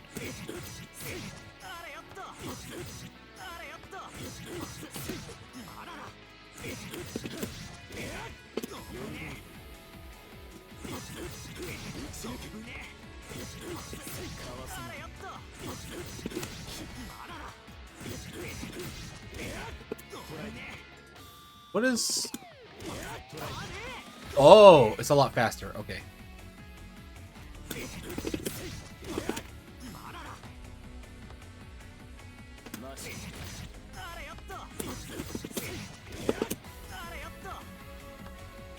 I just... It's way faster. Okay. Okay, that's what they want. You can block from there. We can... Okay, alright. We get follow-ups off of his DP. Okay. Mix-ups and overheads. Once you get close to your opponent, try mixing them up between overhead dash C and the low 6C or 3C. Since dashing C is a heavy swing, it's best to use after an opponent blocks this. Whoa! That's a bison slide? Oh, gross. How far? I just... Not quite that big. Woo! He's fucking moving. Holy shit. God. And then... That's a pretty good button. You can do stuff like... Charge?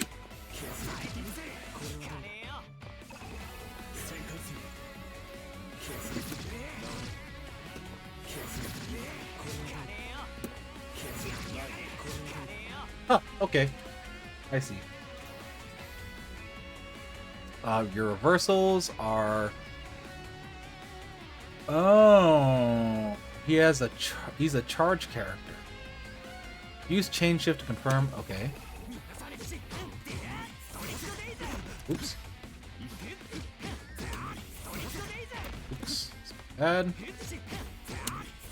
Oh, my grid's broken.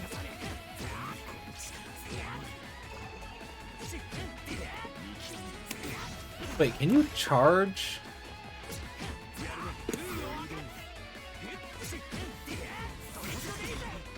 Like, can you?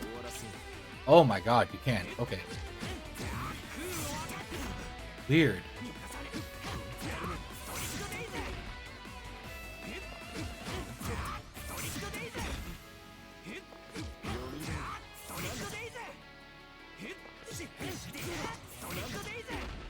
You have enough time to... Nah, I would rather just do that flash kick normal. Oh, it's not even like a flash kick. It's like a boom flash kick. Well, A. Oops.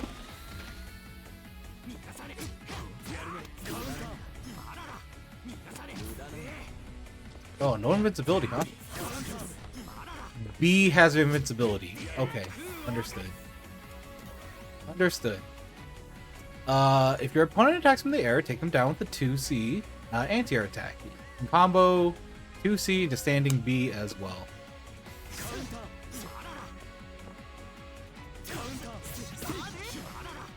Oh, oh, I see.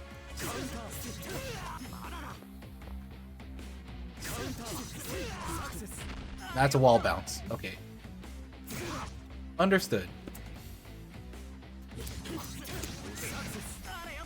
Okay.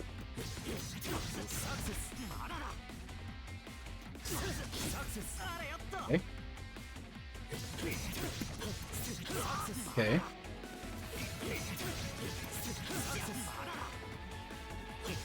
Smart steer.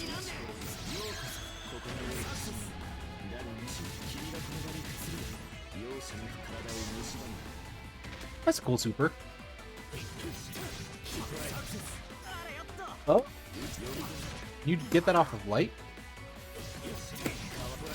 Oh, you also get off of light. Okay. Oh, he's one of these.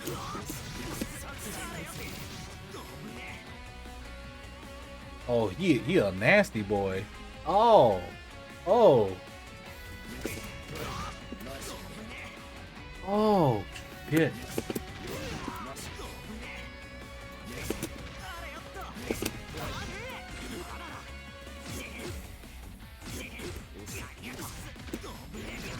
Oh, fucking Jesus. Oh.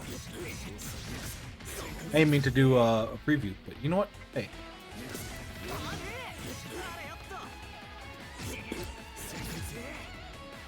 So, uh.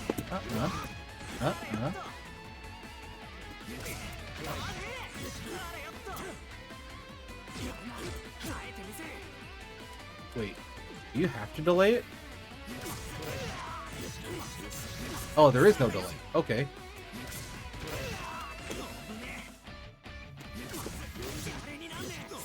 Oops.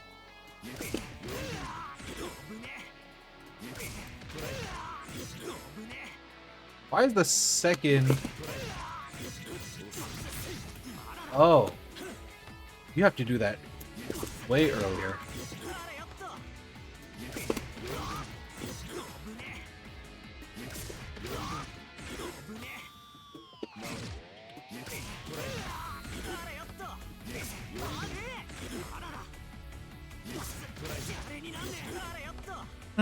Okay. Not the character for me. Little weird. Little bit weird. Alright, let's at least go to the two that I'm probably the most concerned about. Because these ones I at least have a little bit more of an understanding of how they work.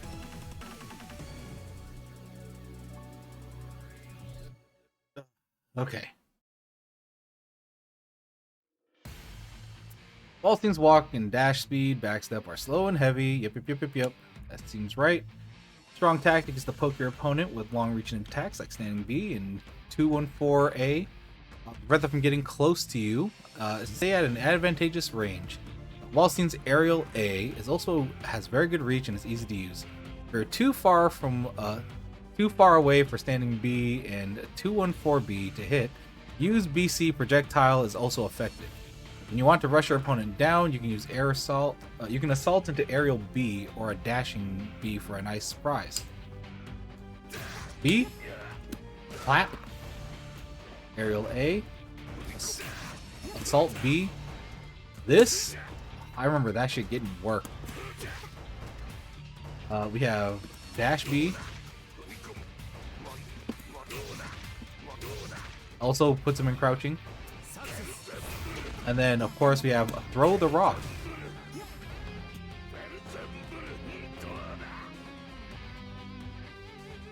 Block strings. Start with standing B and continue into B, 214B. Even if your opponent blocks, Waltzstein can act before they can, as long as you stop at 214B, which makes it a strong tool. If your attacks hit, jump in towards your opponent and follow up with Aerial A, Aerial C into 6C for more combo. That's his error wall bounce combo, if I remember right. Yeah. Then you can do Yep. Or you can do BC 6C if I remember right.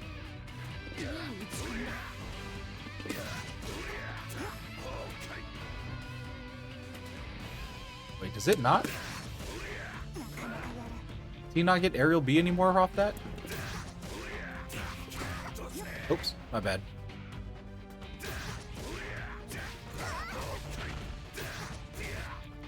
Ah, there we go. That's what I was looking for. That. Yeah, that. This character. I love the fuck out of this character. I don't like every grappler in every game. But fuck do I like Waltzstein. Waltzstein is pretty sick. If your opponent consistently blocks your attacks, try a mix-up. Between overhead 236B and low 2B, both attacks have long range, allowing you to force a mix-up situation. Try using it after a sequence like AB. You can do stuff like AB into 2B, a sweep. It also has 2C, which is anti-air. 3C is all anti-air.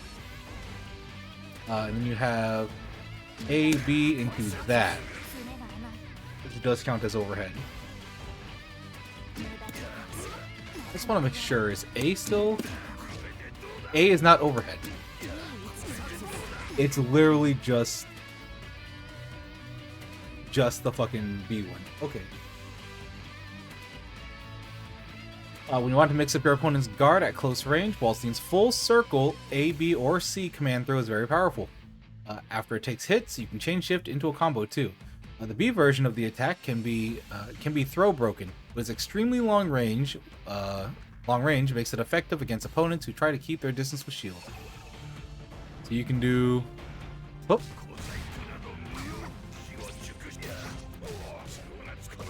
Throw. Then you could also do A, B. Oh, my bad.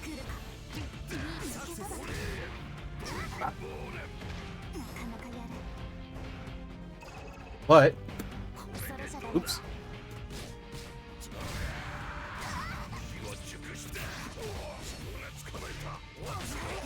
I love this character.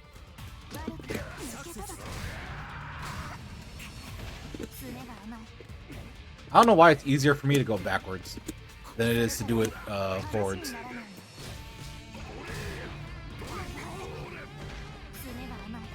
Also,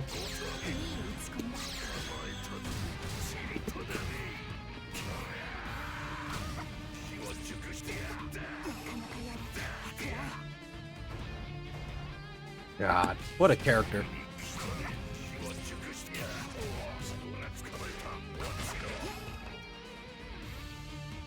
Hello, Mika Returns enthusiasts for the arc. You know what? Thank you, Mika Returns enthusiast, for the follow. I appreciate it. How goes it, Gaming Gamer? I am trying, Mika. I am trying. Well, currently I'm trying Waldstein, not Mika. But, shouts to Mika. I do like Mika a lot. I'm trying to learn this game. How about you, Mika? I hope you're doing good, and I hope your Mika's return makes you very enthused. I'm definitely getting my mind flooded by Undernight knowledge that I didn't have before.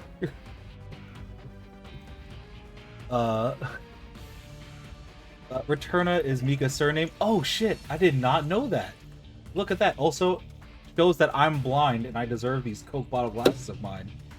My name is also Mika. Yo, you're a double Mika? Oh yeah. Well, regardless, Mika, hope you're having a pretty good chill time and enjoying yourself. My brain is currently fried, and I'm trying my best. I'm trying my best to learn this game. Especially because, oh man, my hands picked the wrong time for my hands to stop working. I'm thrilled that the online play is less broken than yesterday. I didn't get a chance to play it because I was streaming other things and I wanted to wait till today to play it. Also, I have learned with fighting games, you need to wait that extra, like, day or two.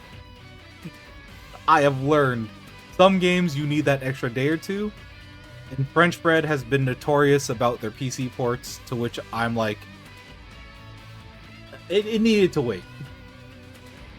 Thank goodness they made half circles and 360s. In Uni 2 require all the cardinals. Oh, yeah. Didn't know that. Well, 360s to at least get them out, you don't need to do, but well, cardinals. Well, you don't need to do up, but you can TK at least to up forward or up back. So that's at least nice. When your opponent gets aggressive, use invulnerable attacks like DPC and 360C to reverse the situation. If you use Chain Shift to confirm the situation first, you won't miss an attack. Hold on. What is Waldstein's DP? I actually realized I don't know Waldstein's DP. Oh, Berserker Barrage. That's right.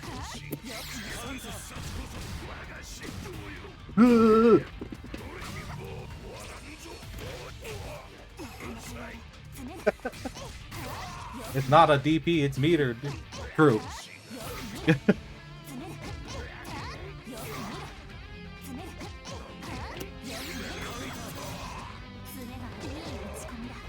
Oh, so B doesn't have iframes and A doesn't have iframes either.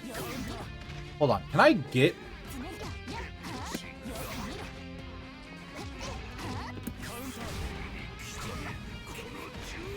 You can at least get reversal A. if I didn't have meter. Okay. Oop. Hold on. Am I not doing a reversal right? Am I timing wrong?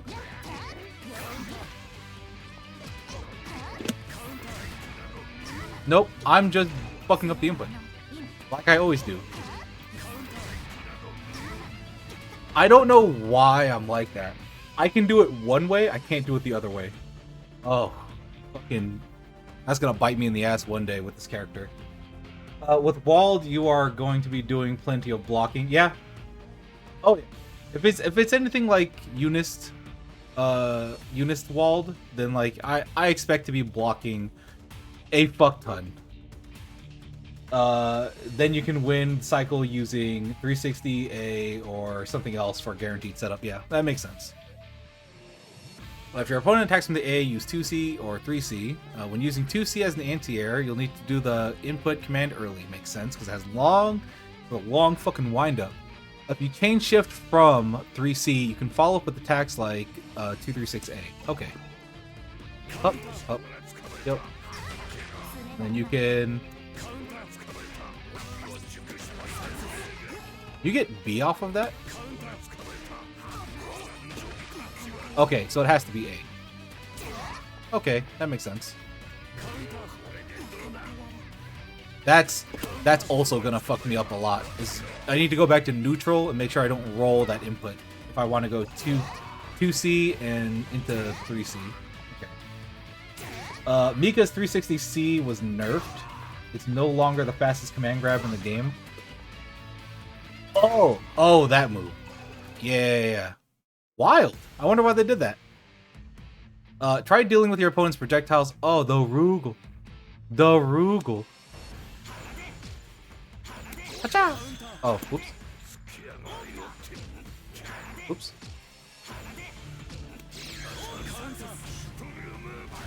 What a silly move.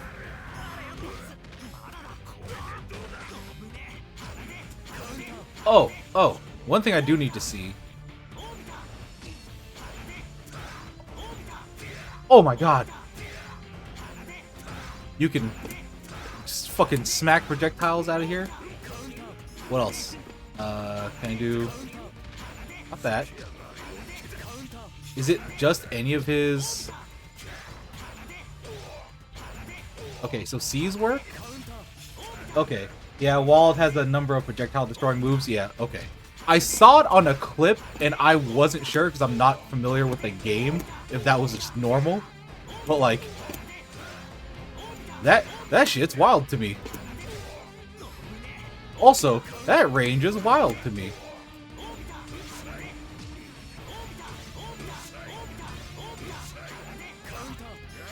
Fucking dumb. Wald, you're a silly character. You're a silly fucking character.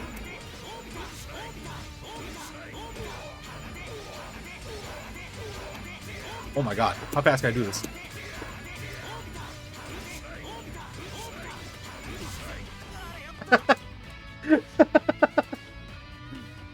That's silly. What a character. Alright. Okay, puts him right in front of you. That's still the same. Clap. Okay, you can get 5B into clap. Still the same. Okay. Wall bounce. Okay. Also destroys... Oh! Yeah. I knew about Mika's little hand thing doing it, but okay. Bop, bop, bop, bop, bop, wall. Can I do ABC 6C in the air? Do I get enough time to do that? No, I don't. Okay. Even then, I'd probably do BC 6C. Okay. 5BB, yeah. Okay. Smart drift or smart steer. Belly flop on him.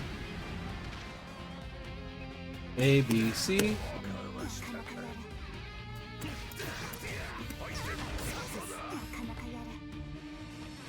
Has he always had a follow-up after Claw? Is that new? I don't remember that. Did you get that off of...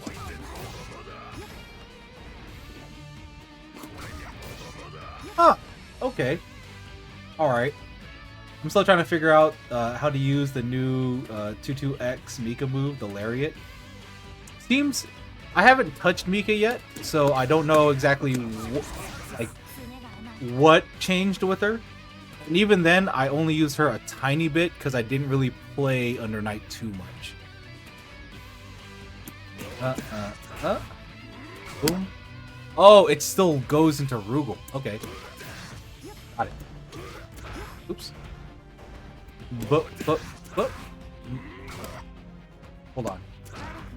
What is the... Okay, it's on hit. It's a true cancel because it counts as a normal. Okay, I see.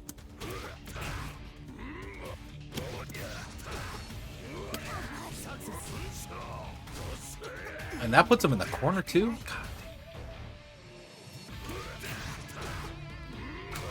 God damn, I love this character. Again, there aren't very many grapplers that I feel like, oh, what a cool character. This is one of those that I'm like, damn, what a cool character. What a silly guy. What a silly little Billy he is. She also got a bunch of new low crush force functions. Oh. Huh. Okay. Interesting. B to B. Whoops. I don't want it. B to B. Smack. Into dash B. Okay, I see. I see. But they want boom, bop, bop, up, bop. Fucking dashing with Waldstein. Oh, not what I wanted. Also not what I wanted. Not what I wanted.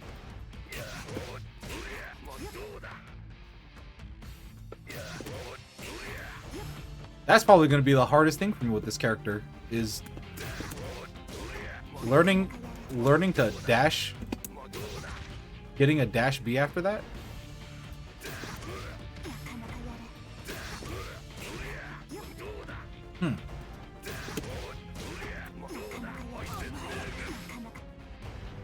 How is it supposed to look? Oh, it goes really far. Oh shit. Okay. I see. It's dash B, not 6B. Yeah, that's what I'm trying to do. I'm just... Oh.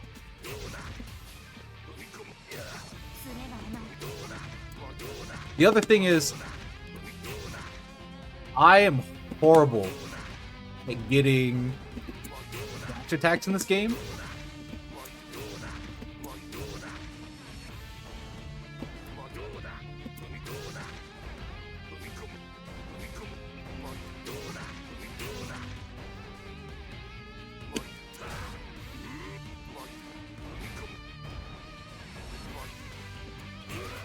Oops.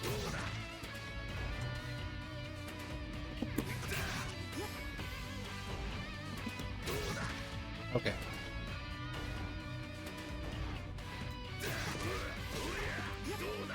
Faster. Okay, got it. Then I can cancel from the dash B. Okay. Whoops. Whoops.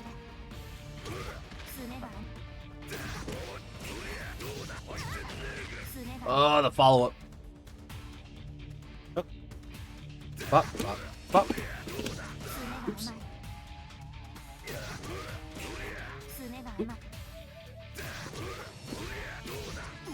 Ugh. Okay.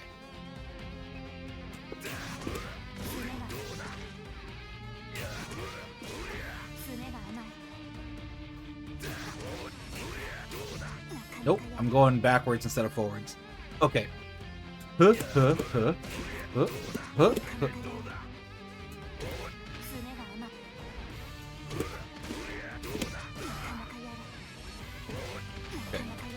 I need to practice.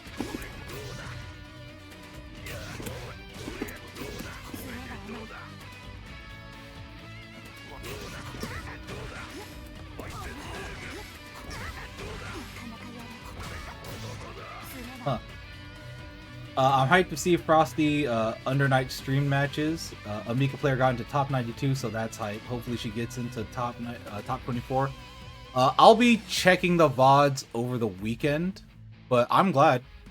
I'll probably be more interested in, because I'm not really like the biggest Under Night person. I'm getting into it. I'm trying to get into it, but I'll probably be paying closer attention to Plus R, Exerd, and Strive. So probably Strive. Also, I'll probably check in on BBCF. Plus R is over? Oh shit, who got one? Who got top one? What were the results? Let me know.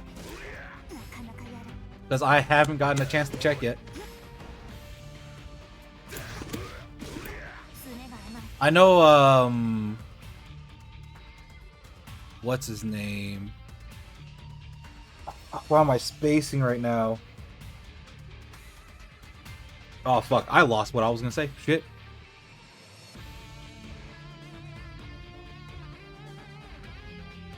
There was a cliff mirror at some point, which was hilarious. Fucking hate it. There would be a cliff mirror, but also I fucking hate it. Fucking, I dislike cliffs so much. Then again, it is funny watching cliffs do cliff things, though. I'm not gonna lie, it is kind of funny.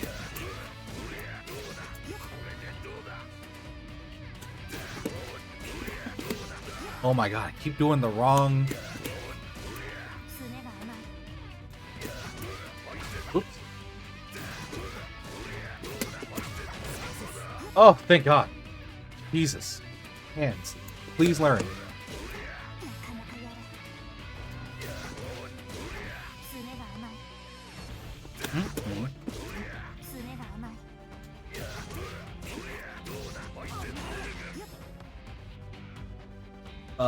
Jacob Pat won. Okay.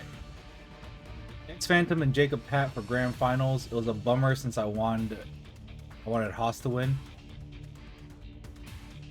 Yeah. Yep. I know most of the Faust people I watch. Did Elven Shadow make it to top 8? Is Elven Shadow even at Frosties? Tesson versus Holy Order Soul? Okay, yeah. Yeah. Okay. Yes, he did. He played Milia. Played Milia? I mean, yeah, but okay. Huh. Elvin didn't play Faust, huh? Huh.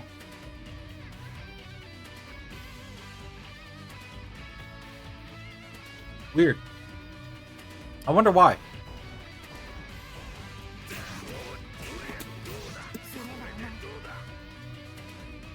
The Frosty Faust not playing Faust? Yeah, exactly. Was not what I expected to. Yeah. It's weird to hear that Elvin went and he didn't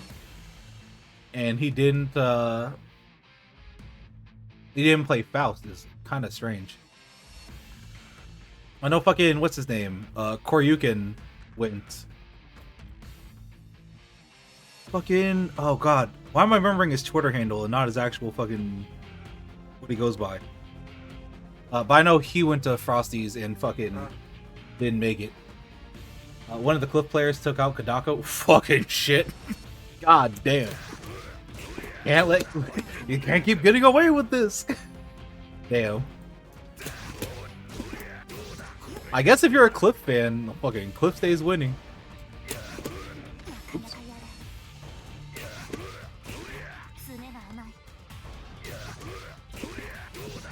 Oops. Kadako not in top 8 was also not expected. Yeah. Pep make it to top 8? Like who is what's the full top 8 if you don't mind me asking?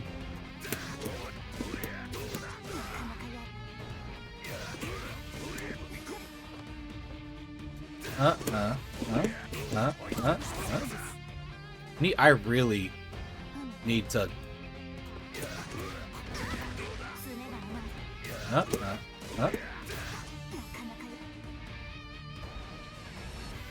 Boom, boom.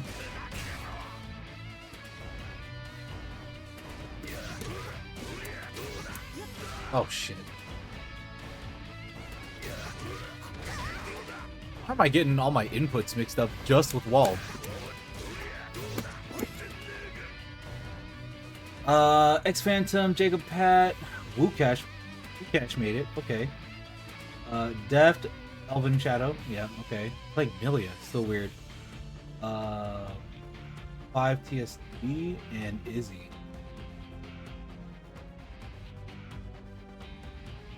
Okay, alright. Alright.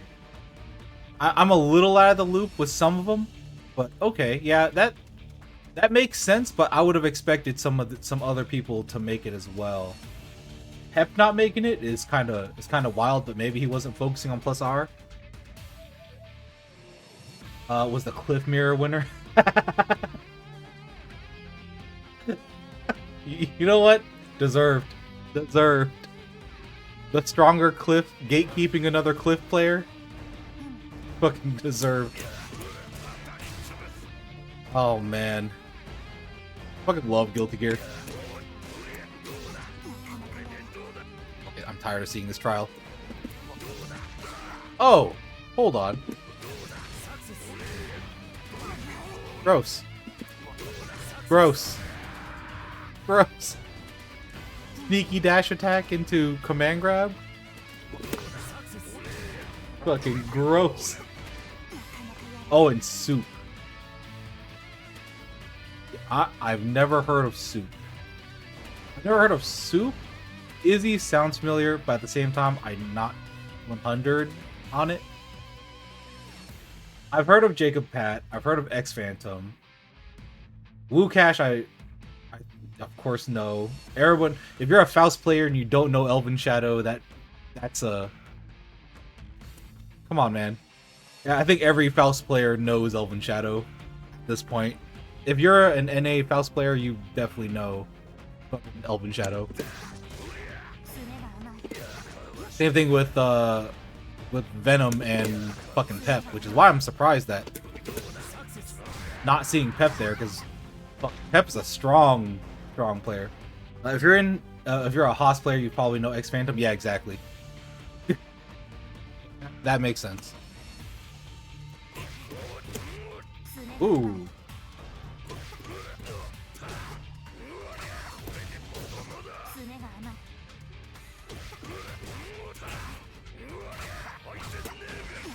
Oops.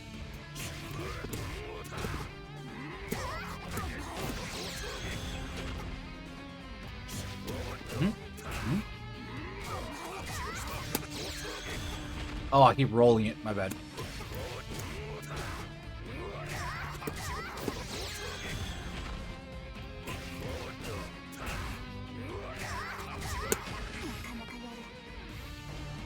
Hold on.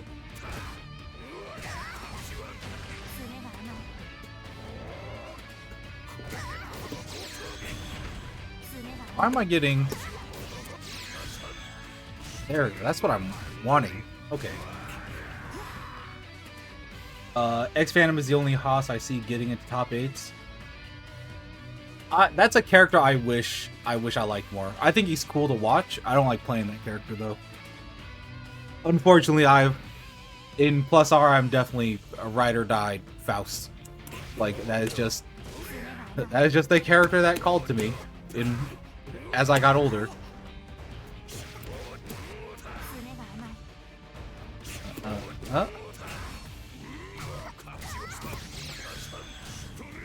Why isn't the bee catching? Oh, is it a lot earlier? A lot earlier. Okay. Okay.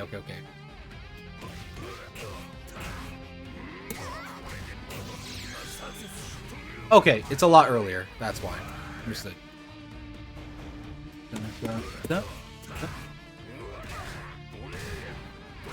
Wait. Wait. You can combo into the fucking command grab after? That's stupid.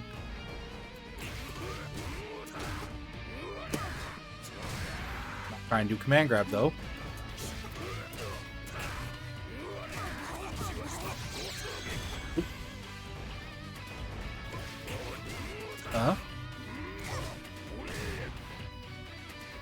I keep accidentally DKing it, is probably what's happening.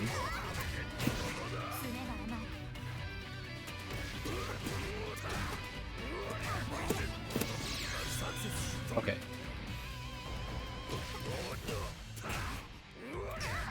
Oh, oops. Wrong input.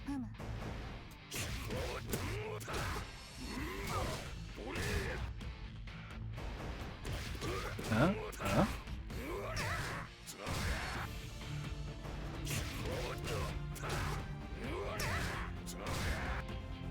It looks so silly that it just like puts her down and then fucking just grabs her again.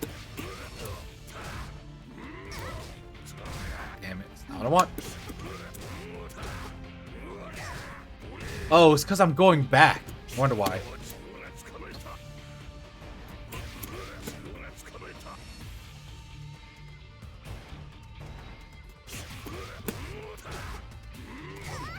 Oops.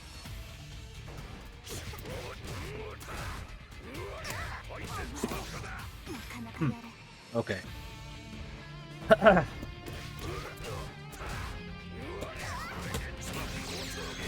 Oh shit.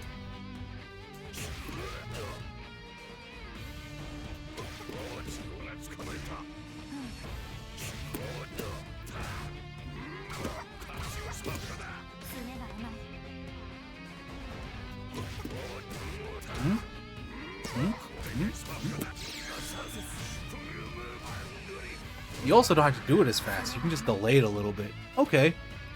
You know what? I like that. I like that a lot. Oh.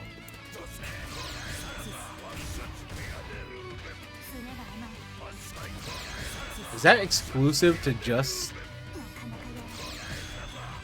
Nope. Nope. That's just how his clap C works. Okay. Alright. That makes sense. Boop, bop. Oh. Boop, bop.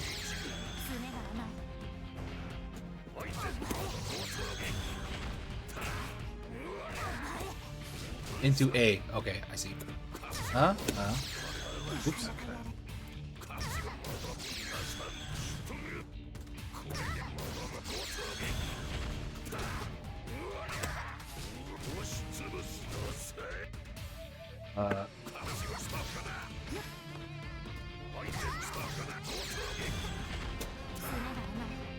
Sooner.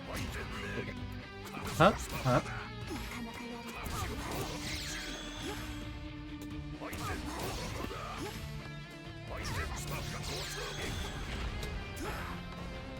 Why am I delaying it so much?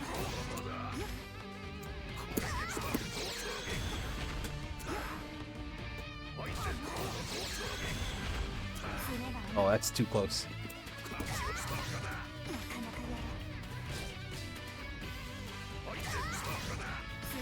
Excuse you. Oops.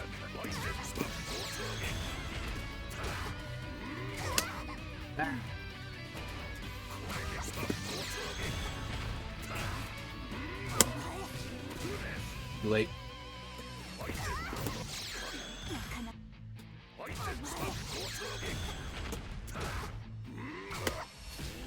Too late.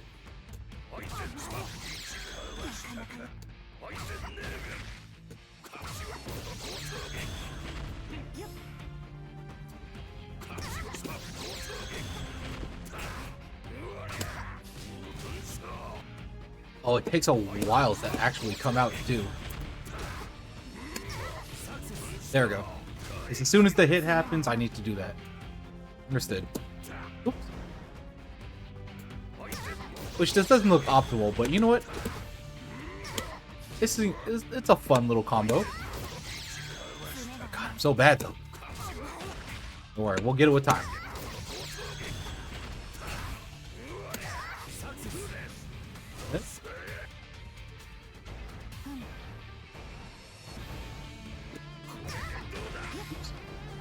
uh.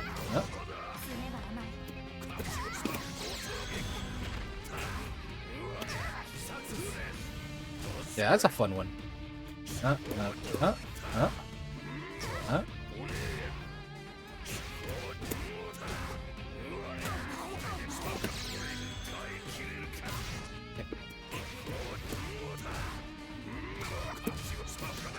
Oh.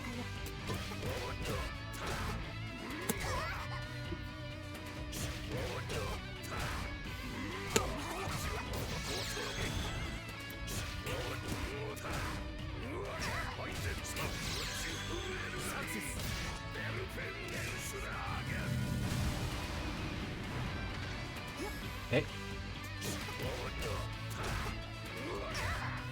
It's good to know how to combo into super.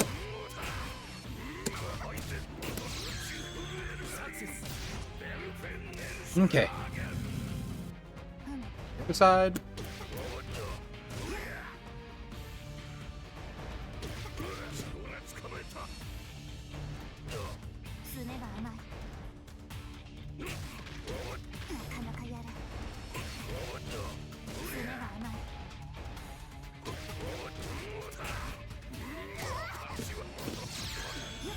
Good.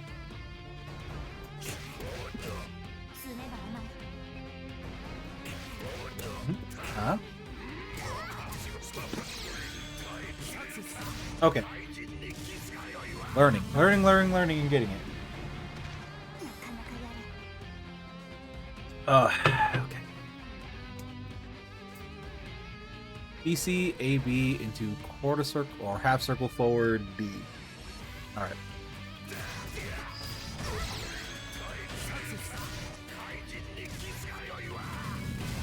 Okay. What is this attack? Oh, it grounds him too. Okay.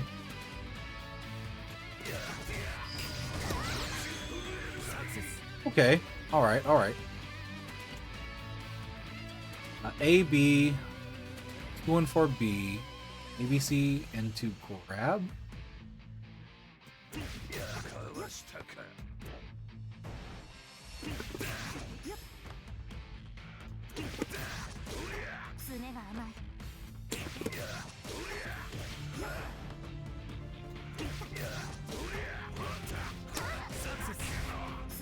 Okay. And then air grab sends them back down to the ground. Okay.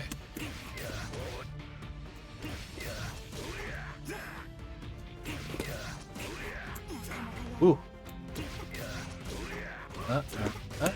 Oh. And C.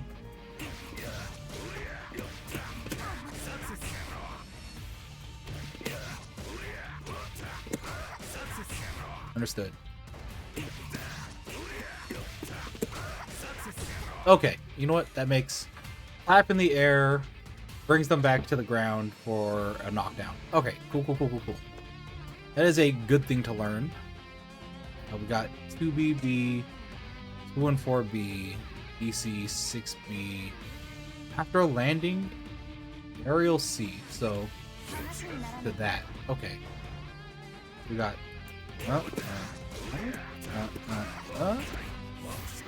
Oh, into that. Okay.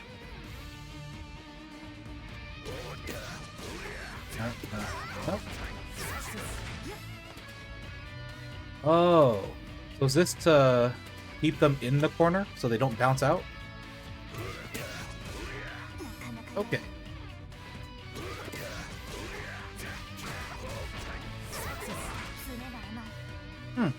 Okay. See the point. Command grab.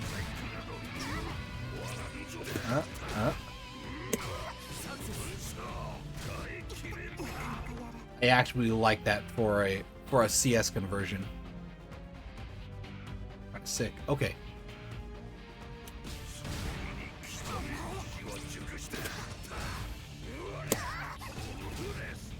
Wait.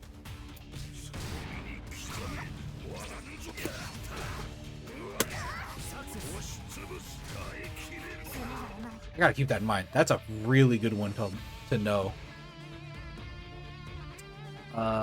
B6C, walk forward, 2C. Walk forward. 2C into... Okay, I see. So they want...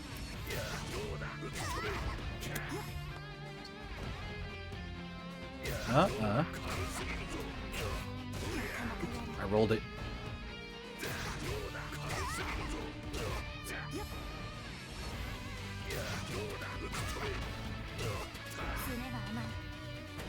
Can I wait? How long?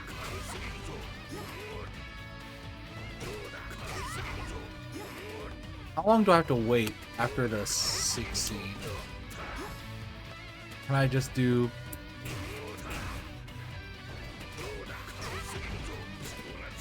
Oops, that's 3C. I just do...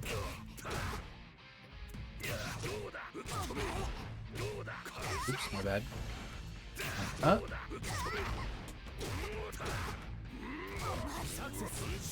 I don't know what I did differently there.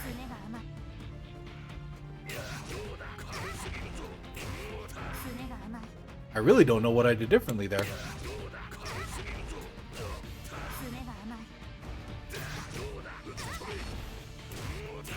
Oh. Hold on.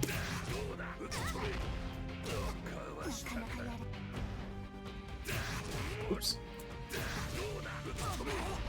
Oh.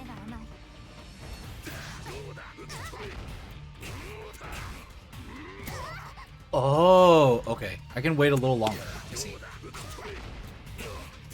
I can wait a little bit longer when doing it.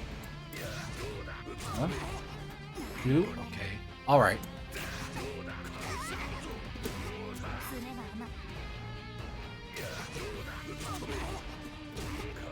Ah. Walk.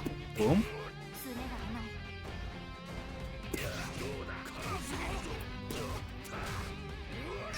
Cool, cool, cool. Alright. Because this seems like it would be helpful to know as well.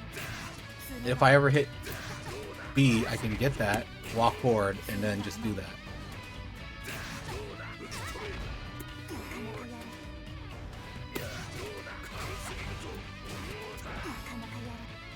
I'm not walking forward enough? Is that what it is?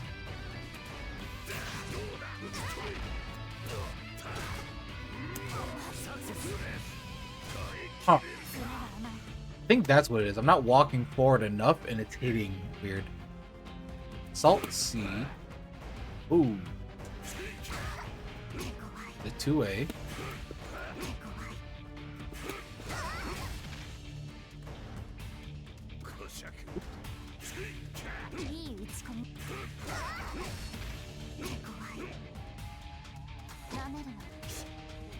Oh. Oh. Oh shit. 1C is a command normal. Okay.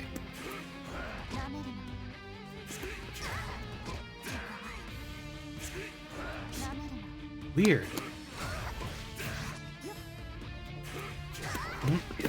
Clap. Aerial A B. Ground slam. Okay, I see.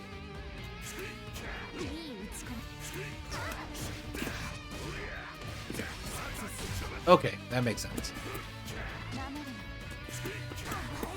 Oops.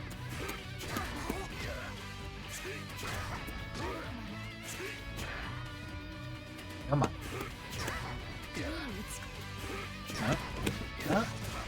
Oops. PK'd the clap.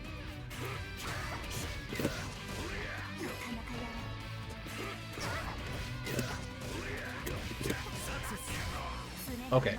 Alright. Makes sense.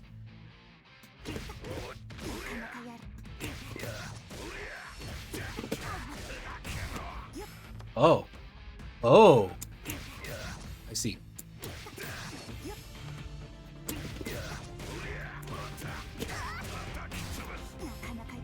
After the grab, I need to keep charging.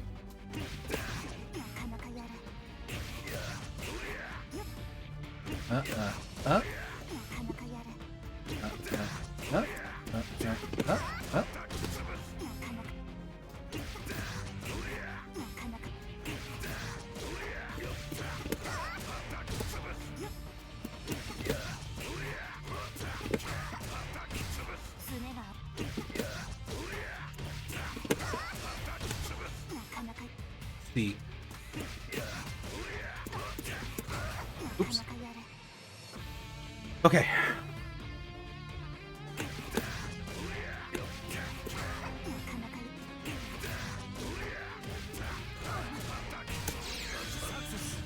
Ah.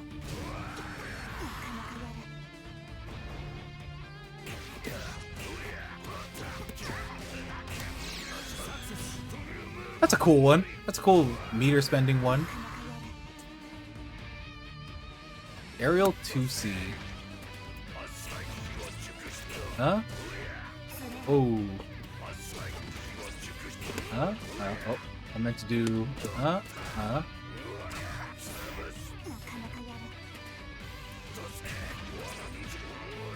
Weird. Huh? Hold on. Do they want it to cross up?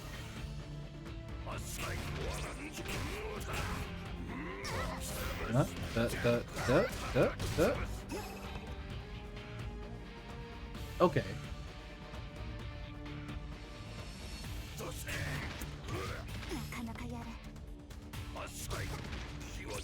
Understood.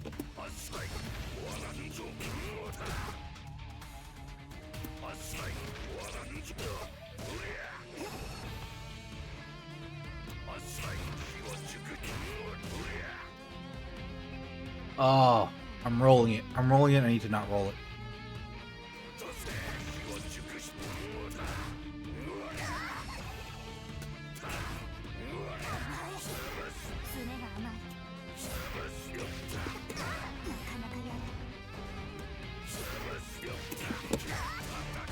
Makes sense. Okay.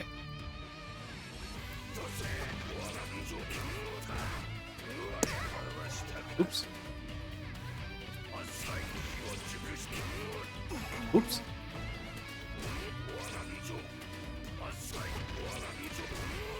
Oops.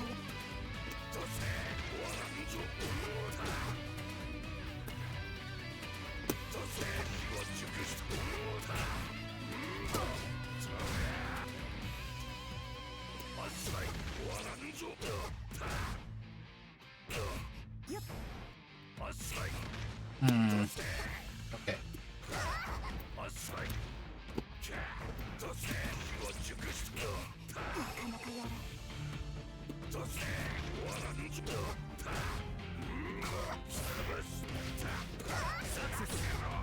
Okay.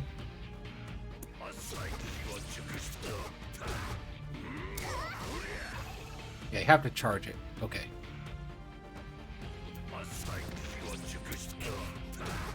And that has to be faster.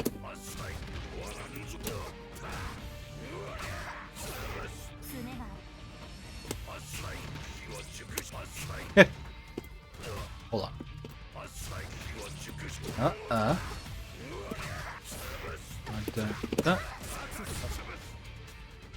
Cool. Let me try it on the other side real quick.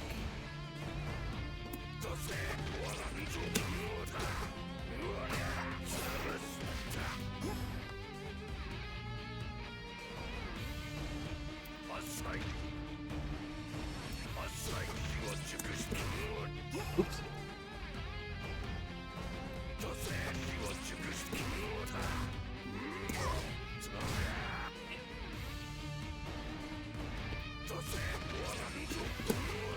Oh my god.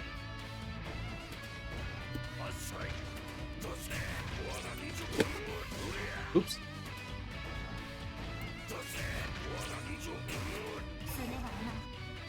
Ooh, I keep jumping. I need to hit back B instead of. I need to hit 4B before anything.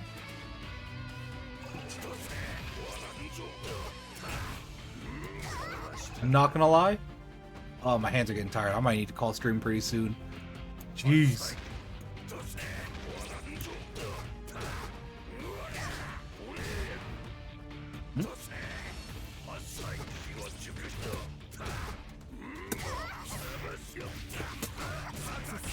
Cool. All right.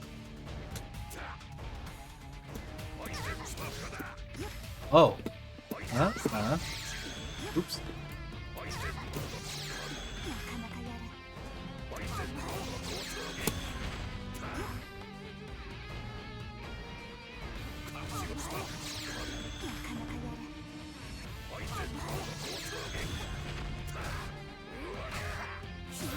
Oh.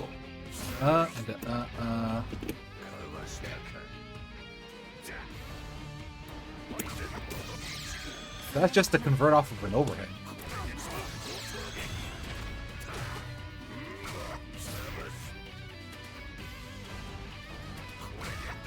Okay.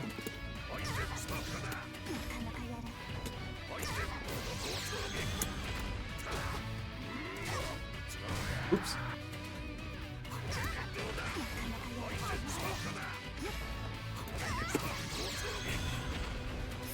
Oh, my bad.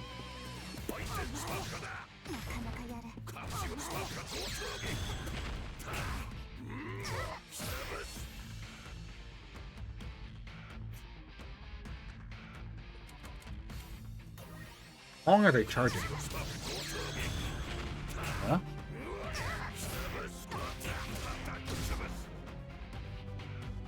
Give it a couple more tries.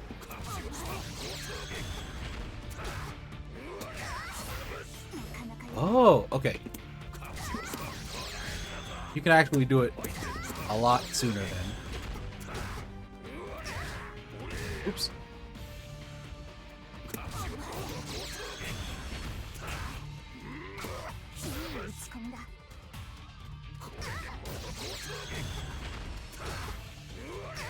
Oops.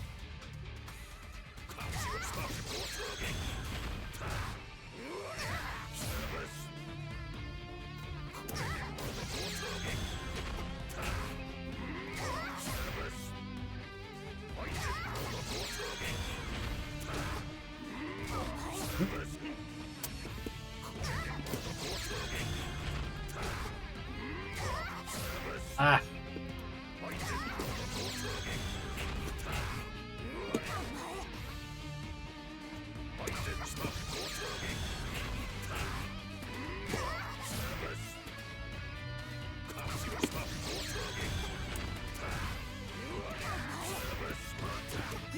Oh shit, missed it.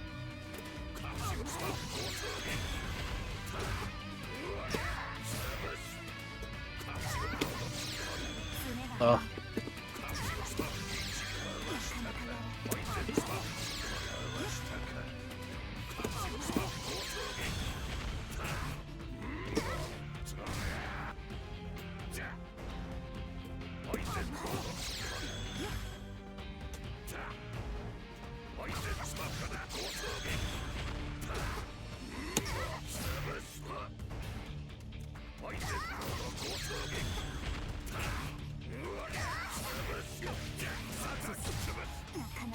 Oh, okay. Jesus.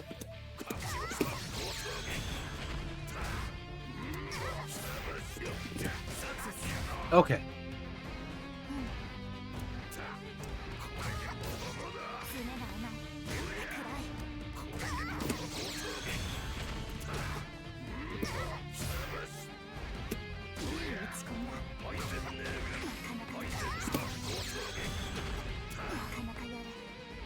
Oh, oh.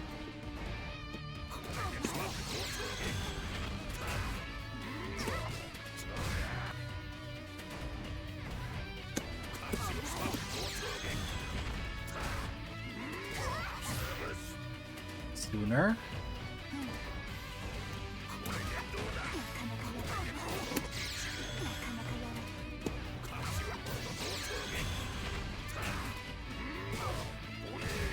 Ah. Okay.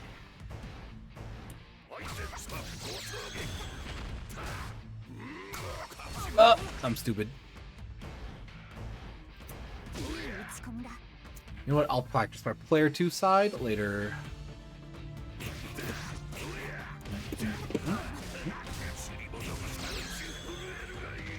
Oh.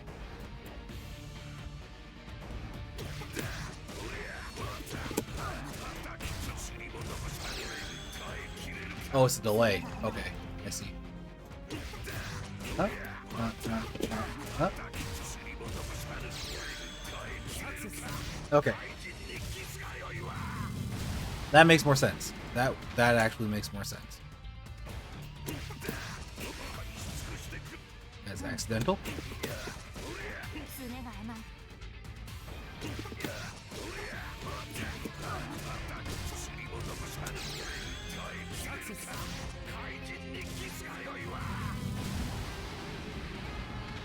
Okay. Alright, alright.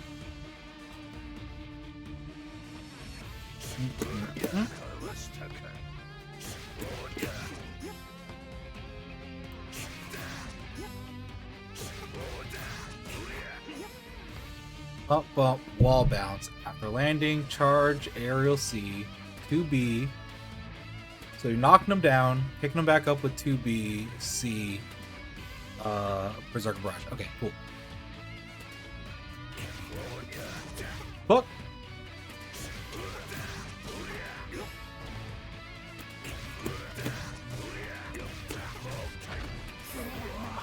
I did too late.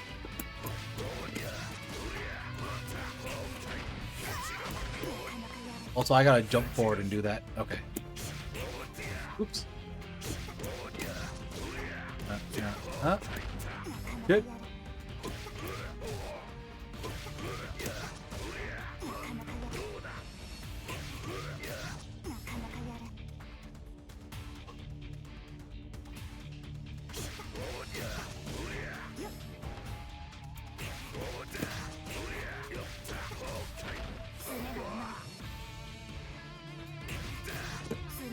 Good. Why is the jump A not? Am I just hitting it too late? Oh, it's not coming out. I see.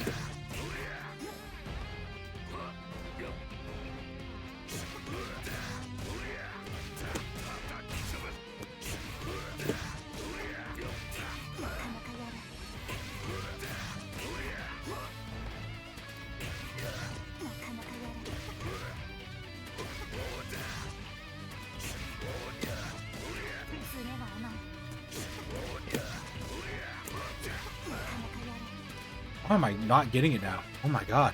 Sloppy.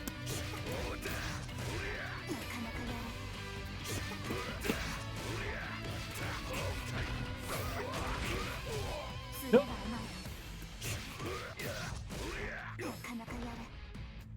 Seems harder to get the jump A.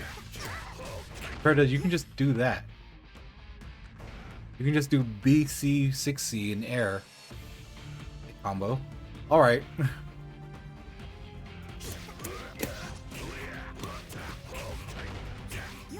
Bad. Oh.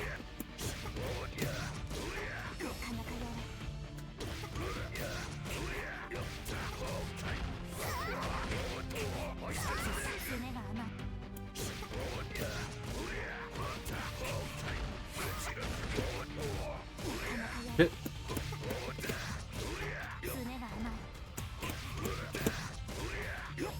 Fuck.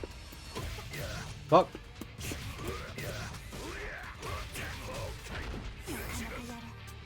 Too late.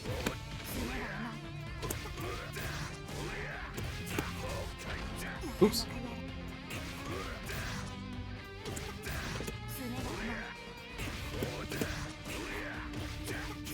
Oops.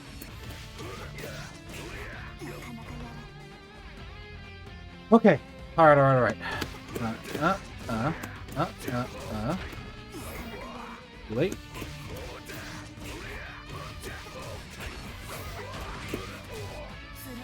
Horizontal forward. Okay.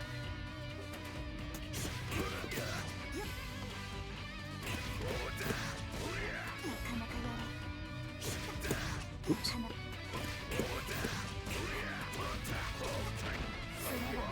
Wait.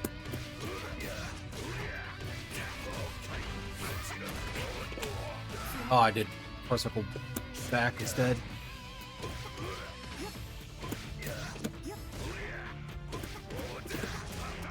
Oops.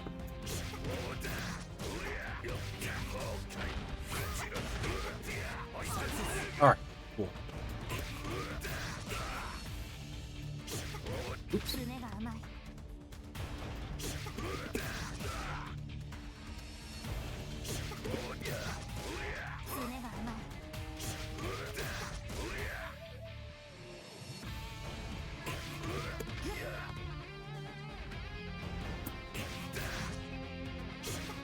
Oh god. I don't know why my brain is not doing player 2 right now.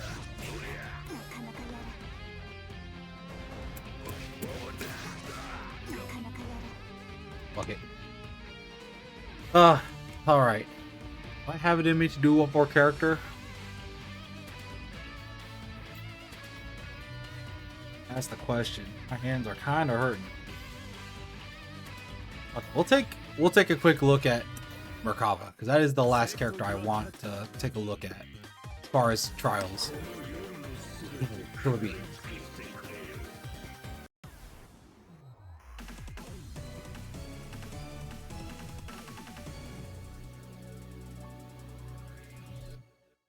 All right.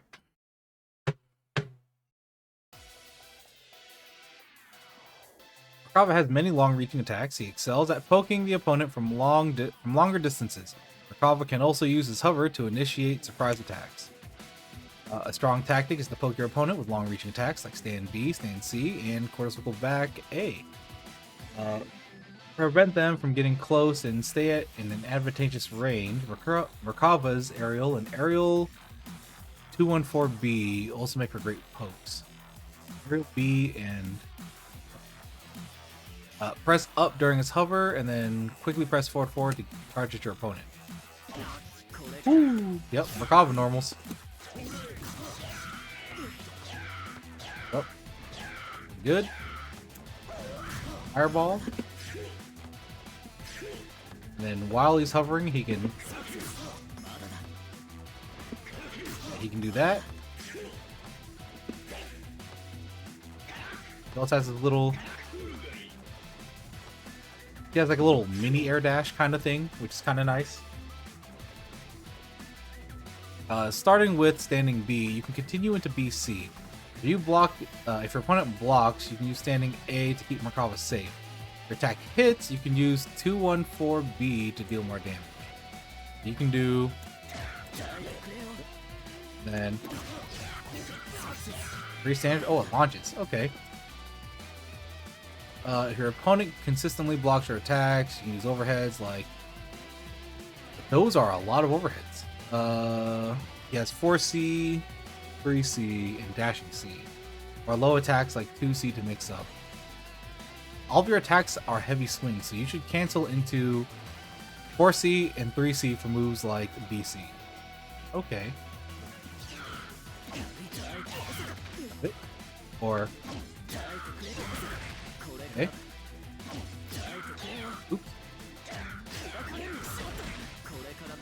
And then okay.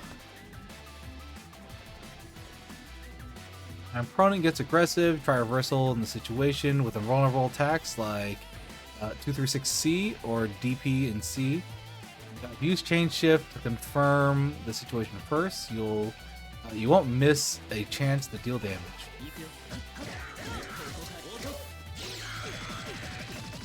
Oh, I see.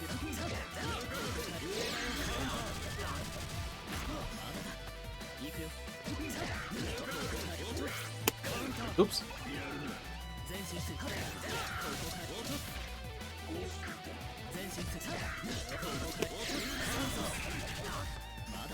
Got it. Alright, so DP or that are his options. Okay.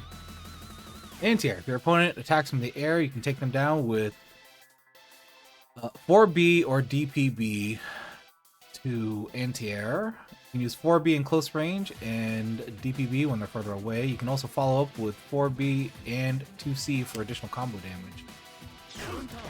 Oh yeah, he has the elbow. That's right.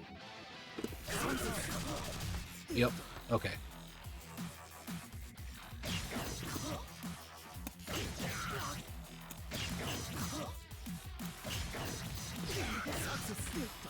Oh.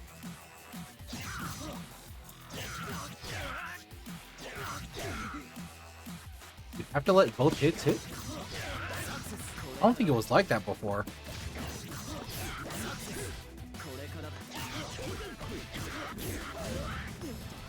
If I remember right, you could do what was it? Oh, yeah. And then that goes into 2B. Hold on.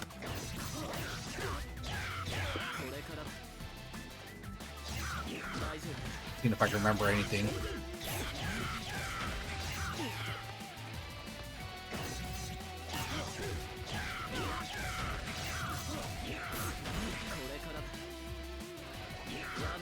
Yeah, and then you go into something like that. Or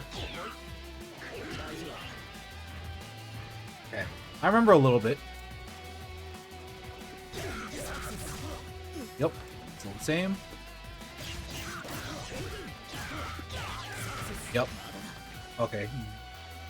B, C, 2C for dive kick.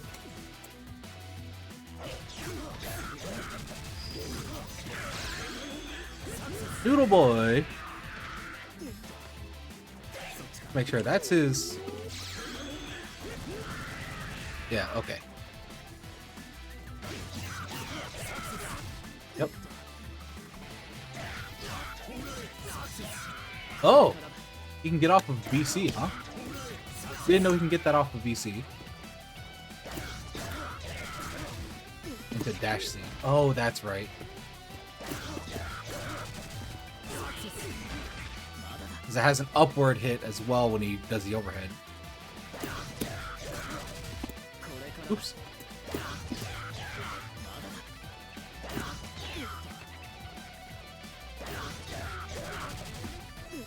Oops.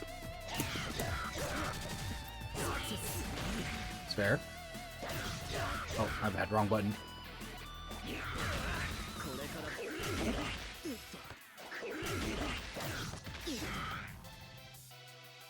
Oh, I get what they're trying to get me to do. Oops, my bad. Overhead into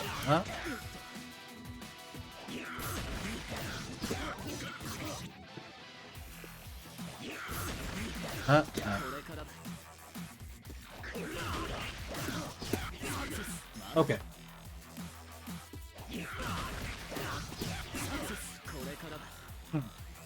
I'm sure that has a purpose.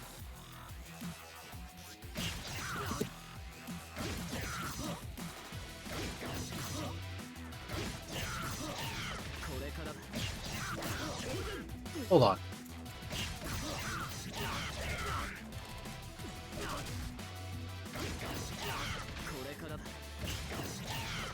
Oh, save.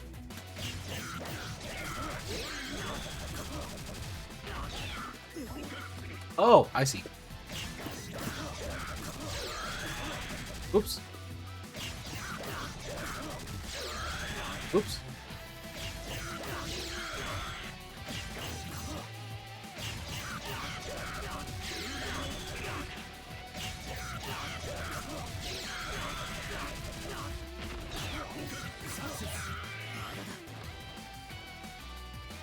$29.09? Okay.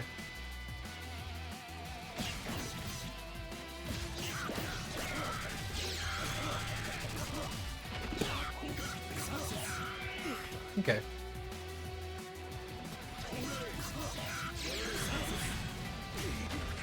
The last fireball hits. Okay. So he has a follow-up after his A command grab. Oh. Overhead?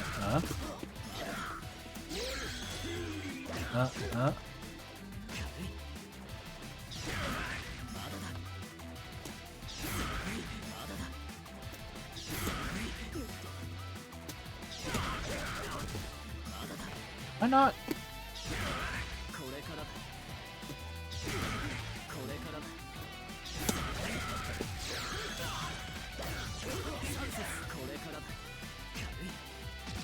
That was supposed to be?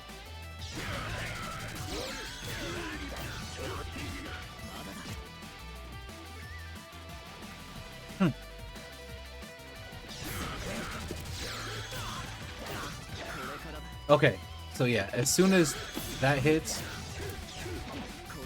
and that puts him back on the ground for little noodles to hit. Okay. Just this part. Fucking weird.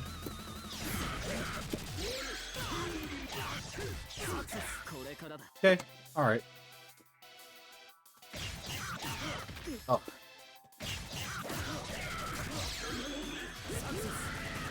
Yep, noodle. Okay.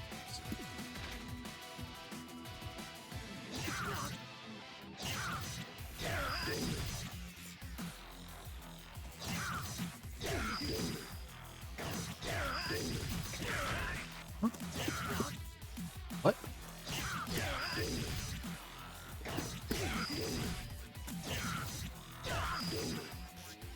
What?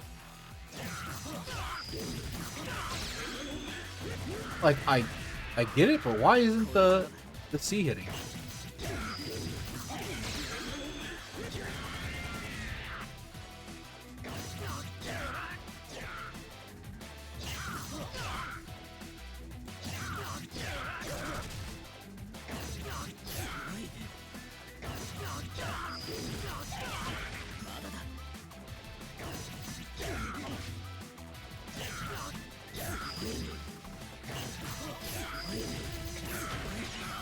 Shit. Weird.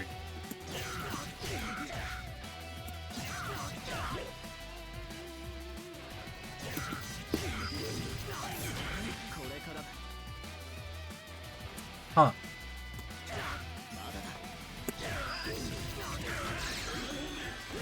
Okay, it's as soon as the dive kick hits the floor.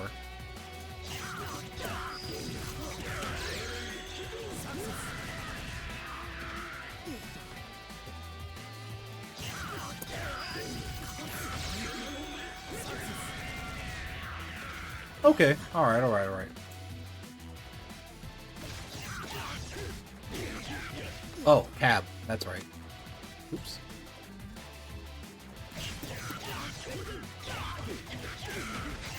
And then,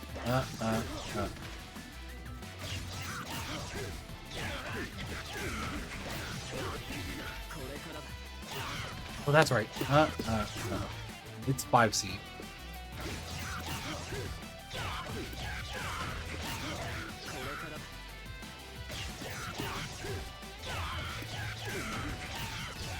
Oops.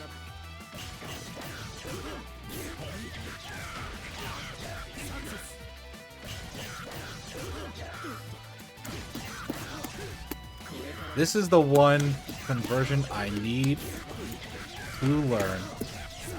Need to make sure I can do that consistently.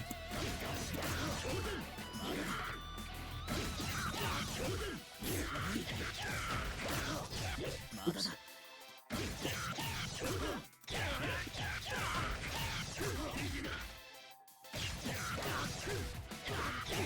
Cab.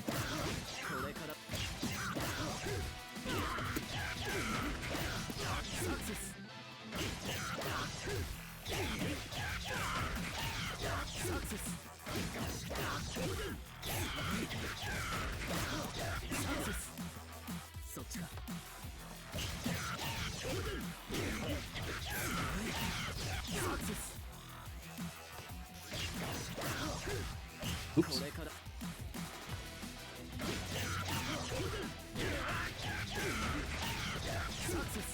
Ooh. Huh? Oh yeah, I forgot he had a. Oh, into command grab.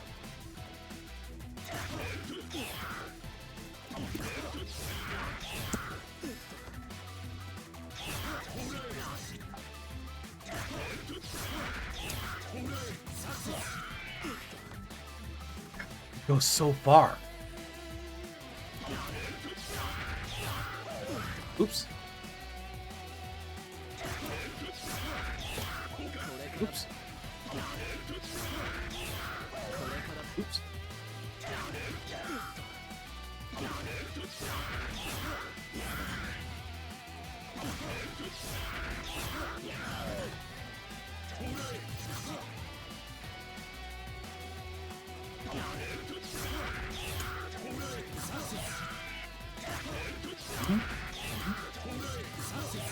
Okay.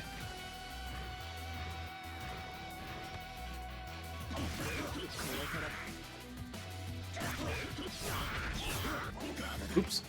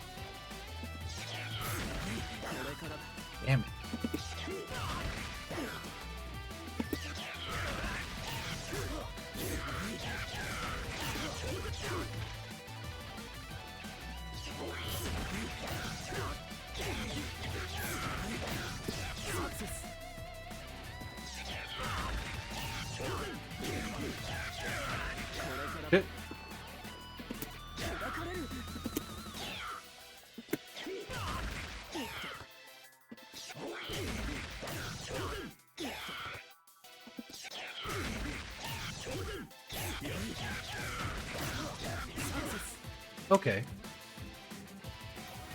All right.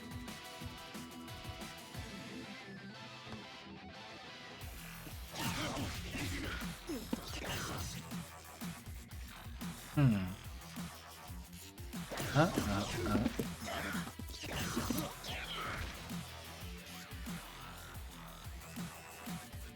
What am I looking at? What? Uh.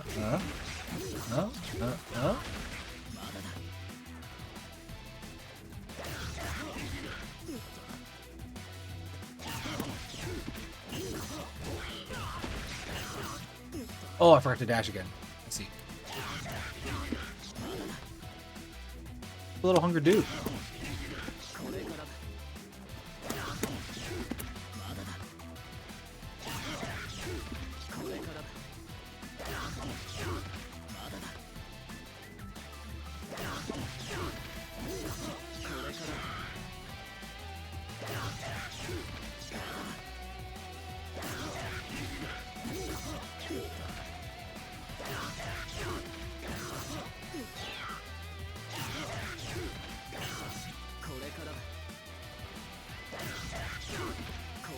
Fuck.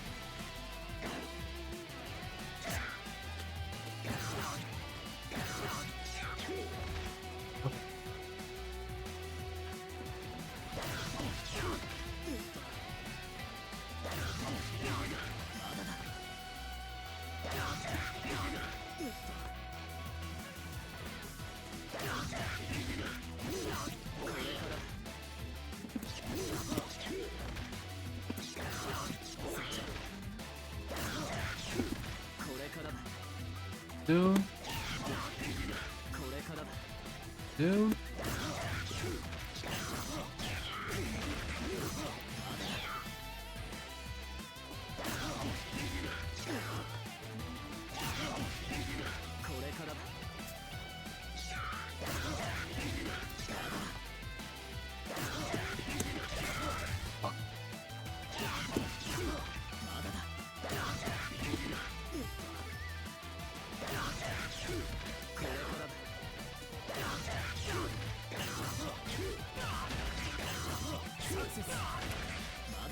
Oh, double dash attacks feels weird, but it's a good corner carry.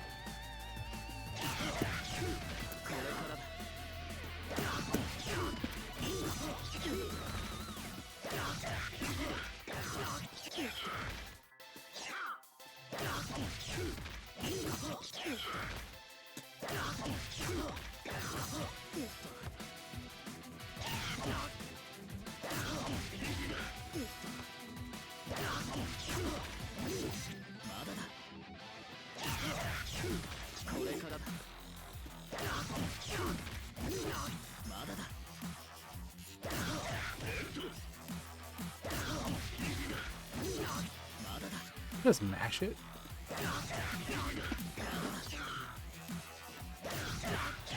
Oops.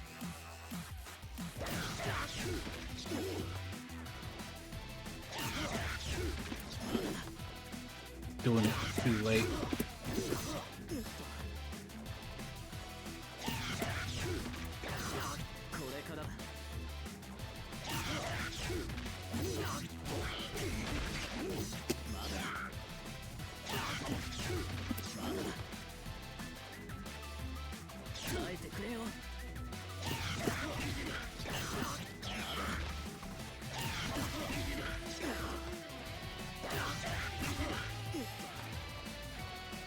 Oh, fuck. Alright, I think that's all I can handle at the moment. My hands fucking hurt. We didn't get to play matches today, but I learned a lot about the game. And my head is swimming with Under Night knowledge now. Oh boy. But hey, thank y'all for stopping by. Honestly, we'll probably be putting this on rotation every Friday, and I'll probably be playing this off stream. Let me think. Next week we're starting Devil May Cry 5, so I like that. We'll be doing that next week. That'll be the end of our Devil May Cry playthrough as we've been playing through all the games. Not sure if we'll get through the whole game next week, but we're gonna try. But yeah, thank y'all for coming out. Hope y'all having a good morning, evening, or afternoon, wherever y'all are at. Stay hydrated out there. Eat a good meal because everyone deserves a good meal. If you're hot, cool yourself down. If you're cold, warm yourself up.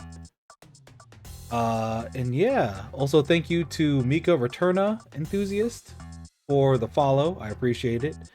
As well as, yeah, you all make sure to take care of yourselves and each other. And I will catch you all next week for Devil May Cry 5. Alright. You all take care of yourselves. Shit's crazy out there. So take care of yourselves and each other. Bye-bye.